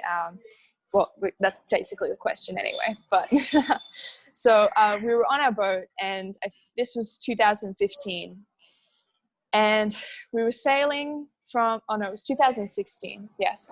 So we were on our boat, and we were sailing from Langkawi, Malaysia, over to Sumatra, Indonesia. So across the Malacca Strait, that's about a 3-day non-stop sail for us. So all day, all night, just keep sailing through all the weather. But we were there, and on like the last day of our passage, oh no, it wasn't the last day. We were there, and once we got to Sumatra, we went around to the other side where the Indian Ocean is, to explain where we were. We were there, and we took our dinghy ashore, and we were on the boat, on the dock. And on the dock, we saw these fishermen. They were getting their ice that were all, so they get these plastic bags, right? And they tie them up. They're full of water, and they tie them up, and then they freeze them. And then they transport these frozen plastic bags to their dock and their boat. And they get these plastic ice packs. They cut the plastic bag off, chuck the ice in their boat. But what we saw them doing was they were throwing their plastic bags just over the side into the water. And that was basically, like, that's a memory that stayed with me for, like, just a key memory that stayed with me all my life. Showing that, like, these people, it's not that they don't care. It's that they literally have no idea what they are doing. And, they're not, I'm definitely not implying that they're, like, not smart people. It's just that there's such a lack of education in what is harming our planet and our health, that they are doing themselves, and they don't realize that what they're doing also affects their livelihood as fishermen. So we were there, we stopped, and we helped them cut off the plastic bags, chuck the ice into their boat, and with freezing, like, numb fingers, we collected the plastic bags, and we showed them what we were doing with it. We collected the bags, and we put them into another bag, and as we collected all of them, we took them, throw them into the nearest dumpster. And we showed them, this is what we're doing. We couldn't exactly explain why, because they didn't know much English, and we are really bad at Indonesian or Malaysian. And so we just showed them what we were doing visually. And then we come back the next day, and they're doing the same thing. They're collecting the bags, and they're putting them in the rubbish bin. And we saw that, like, we really influence these people, and they don't really know why they're doing it, but they saw us doing it. And, we would like to explain to them why it's bad that they throw the plastic in the ocean, but we couldn't. But at least we know they're doing this. And basically what I'd like to, like, share from that story is that, like, anyone can be changed to do better with just a little bit of, like, education to teach them why they should do it, or even just how to do it. Because a lot of people don't know how to do it. So basically being an agent of change, and it's clear that you are trying to reach out to as many people to create this awareness. Now, obviously to reach the masses in your journey here, how did you go about it? Did you reach out to NGOs, to agencies, to community groups, and trying to get that message across more effectively? Yeah, well, actually, it's been, like, a really wild ride. So we really only started doing what we're doing like professionally since, I'm going to say, October 2018. And well, not really professionally. It was more like the beginning of 2019. And excuse me. We were there, and we were making these machines that no one had really seen before, and we were doing all this education that no one's seen before, and we're doing all these things that no one ever knew, and it was so unique from what anyone's ever seen before that, well, we did have to really push our name out there in the beginning. But a lot of people in Malaysia, they saw us and they noticed how unique we were, and they wanted to use us for their events and stuff.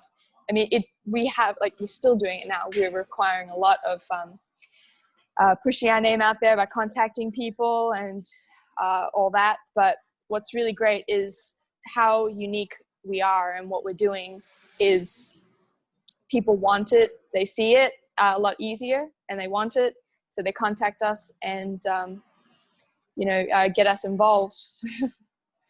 But yeah, a lot of contacting goes, like a lot of asking people, hey, look at what we've got. Come check us out. Hey, I've got that same bottle. It's really good. It's right here next to me. I just Cheers. wanted to ask you though, not many people have the opportunity to get on a boat and travel across oceans and go down to land and to try to do these projects. What would you say to peers, others your age who really want to see some change? They want to start to begin to bring on some change in whichever areas they are. What would you say to them when perhaps they are limited, they are bounded by school and perhaps they don't have the resources or the knowledge to sort of embark on a journey of change? Yeah, well, I mean, I love it when we get to this point, and me talking to people is like, so what we do is like, so the Sea Monkey Project, it started just from us learning about this problem, and then we started doing, started talking to people, and then we started doing YouTube videos, and we got more and more educated, and we shared more about it, and we decided to go further, and then we started doing this amateurly, and then we started doing it professionally. So it was so gradual over so many years, that people can do it in such a less amount of time if they just realize the problem and they just start doing something. So all we ask people to do is it could be anything. It could be stop using straws. It could be talking to your friends, your family, of why you think any problem that you see in the world is bad and why we should care about it. And eventually you'll keep doing more and more. You get more educated as you keep going, and then you'll want to do more. You learn more how to do it better, and then you spread the word to people, because people will definitely be curious, and you'll definitely want to share to people what you're doing. And basically all you got to do is just start doing something, and you're gonna get as high as you want to go if you just keep going and you be very passionate about it and you tell people what you're doing. Like, make sure you always share. Yeah. If there was a face we could put to an agent of change, someone who is perhaps what we can term a youth, Sydney, I think you are it. And Walking the talk, the absolute absolutely embodiment right. of what, And what we need. So I'm so glad that we have perhaps spoken to you, had the chance to speak to you, Very even though it's inspirational. at the very end of this conference. Yeah. Nonetheless, it really drives home the point that we can all make a difference. And you've really touched on so many of the topics that were addressed in the past 2 days, Raj. That's right. And we were talking all about the concepts and this, and basically she's embodying it. She's out there doing it as we speak. That's right. Fantastic. We are almost running out of time. Sydney, is there any parting shot you would like to share with regards to your Sea Monkey project to our viewers out there? Well, if you're interested in finding out more, check us out on Instagram, Facebook, or our website, or our YouTube channel. But just start saving the world in whatever concern you want to address. And we'll always be very proud of whatever you do. Fantastic. Short and sweet, the way we like it, right? Fantastic, Sydney. All the best to you. Much love to you and your family and your team, and carry on doing the good work. And I'm sure one day there will be many others who have watched you today, and they will probably tap you on your shoulder and go, Sydney, I saw you speak at the conference. Who knows, Jessie, there might be a spot for you further down the road. I'm really hoping so. I want to get on that. Get on the bandwagon. Yeah, definitely. Take care. Take care, Speak Sydney. to you soon. Thank All right. you. Bye. Fantastic. So yeah, There you go, go. Raj. I want to Wow. high five you, but I think we can Oh, only yeah. fist Fist bump bump, in that's this right. new norm. New norm. This is the conclusion of the past 2 days, the Sustainability, Entrepreneurship and Sustainability 2020 conference, as well as the Regenasia 2020 conference, which happened for the first time ever. It's now time to hear from the organizer of these conferences, as well as the founder of ESG TV, as he says a few parting words. Louis? Over to you, Louis. Thank you, Raj and Jesse. Thank you for marvelous work you've done for the last couple of days. It's been an interesting second Entrepreneurship and Sustainability Conference and the first Regenasia. And it has definitely put us on a new stage, a new platform in this hybrid platform where now that everybody's confined indoors and difficulties going outdoor, and this is going to be a new trend, new change. Like some of our great speakers said, we're not going to bounce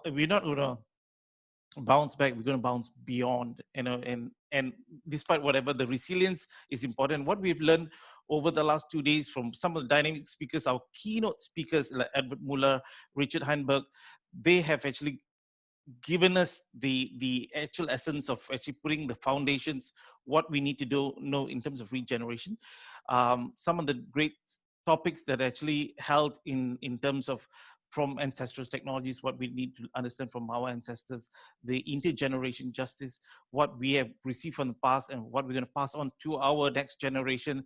It all boils back to this one key information is that the future of our generation depends on what actions we do today. And if we don't take actions today, we have ourselves to be accountable for. So the same questions, I push it back to you. How are you being accountable? How are you becoming a better steward today to make a difference in your life and everybody else around you? It is our common home. The planet is our common home. If you destroy it, it's destroying all of us. So please be accountable. So with that, I want to end with great gratitude.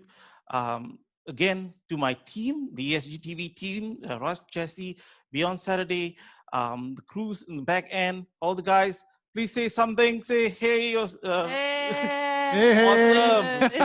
Fantastic. So it's been fantastic. We will see you again next year, sometime in September, for a bigger, better, bolder show than this year. And wish you all the best, and hopefully we can compare notes 1 year later. Thank you again. Right. Before you go, Louis, very quickly, obviously the conference ends today, but in reality, it's just the beginning. I believe there are more things coming up in the pipeline later this year, leading on to next year. And one thing that we have teased earlier is Regenesis. Could you just share a bit more in terms of what Regenesis is about and where are we taking it towards? Thank you, Raj. So the theme for this year was regeneration. So we're moving to a next stage, which we call Regenesis, in a smaller form of workshops, talk shows, bite-sized sessions where we can actually digest the event, this great event, into something smaller, into groups, into individuals who really need to know and understand what has been going on. Okay, a lot of things has been so dynamic, with so much of info. We need to break it down, and Regenesis would be the platform where we would have to break down and turn this into an action-based solution from the conference itself. So we're very much not a real conferencing, we're very much action-based as well. So there you have it, Raj. Thank you so much, Louis. Yeah, there you go. Call to action, right? Well, now that you have the knowledge, you have the awareness, the next step is getting out there, just like what everyone else is doing, and taking action. Just do it. Just do it. Start small, have an idea, have a project in mind, have a cause, and perhaps even reach out to people who you know may be able to help you in your cause as well. We're all in this together. Yep. No one is left behind, behind. in line with the SDGs, the 17 SDGs. And I guess that using that as a blueprint moving forward, let's all try to come together to protect our environment, to protect our planet for the future generation. Well, the moment has come, ladies and gentlemen. It is Jessie Chahal and Racharya signing off today to the second Entrepreneurship and Sustainability Conference and Regen Asia 2020. We hope you enjoyed the last 2 days. We hope you managed to soak up all this information. And more importantly, we hope that once now that you're immersed in it, you'll be able to slowly create change within yourself, within the people around you, and hopefully it cascades further out into the general community at large. That's right. As they say in broadcast and production, it's a wrap. Take care, stay safe, and we'll see you next year.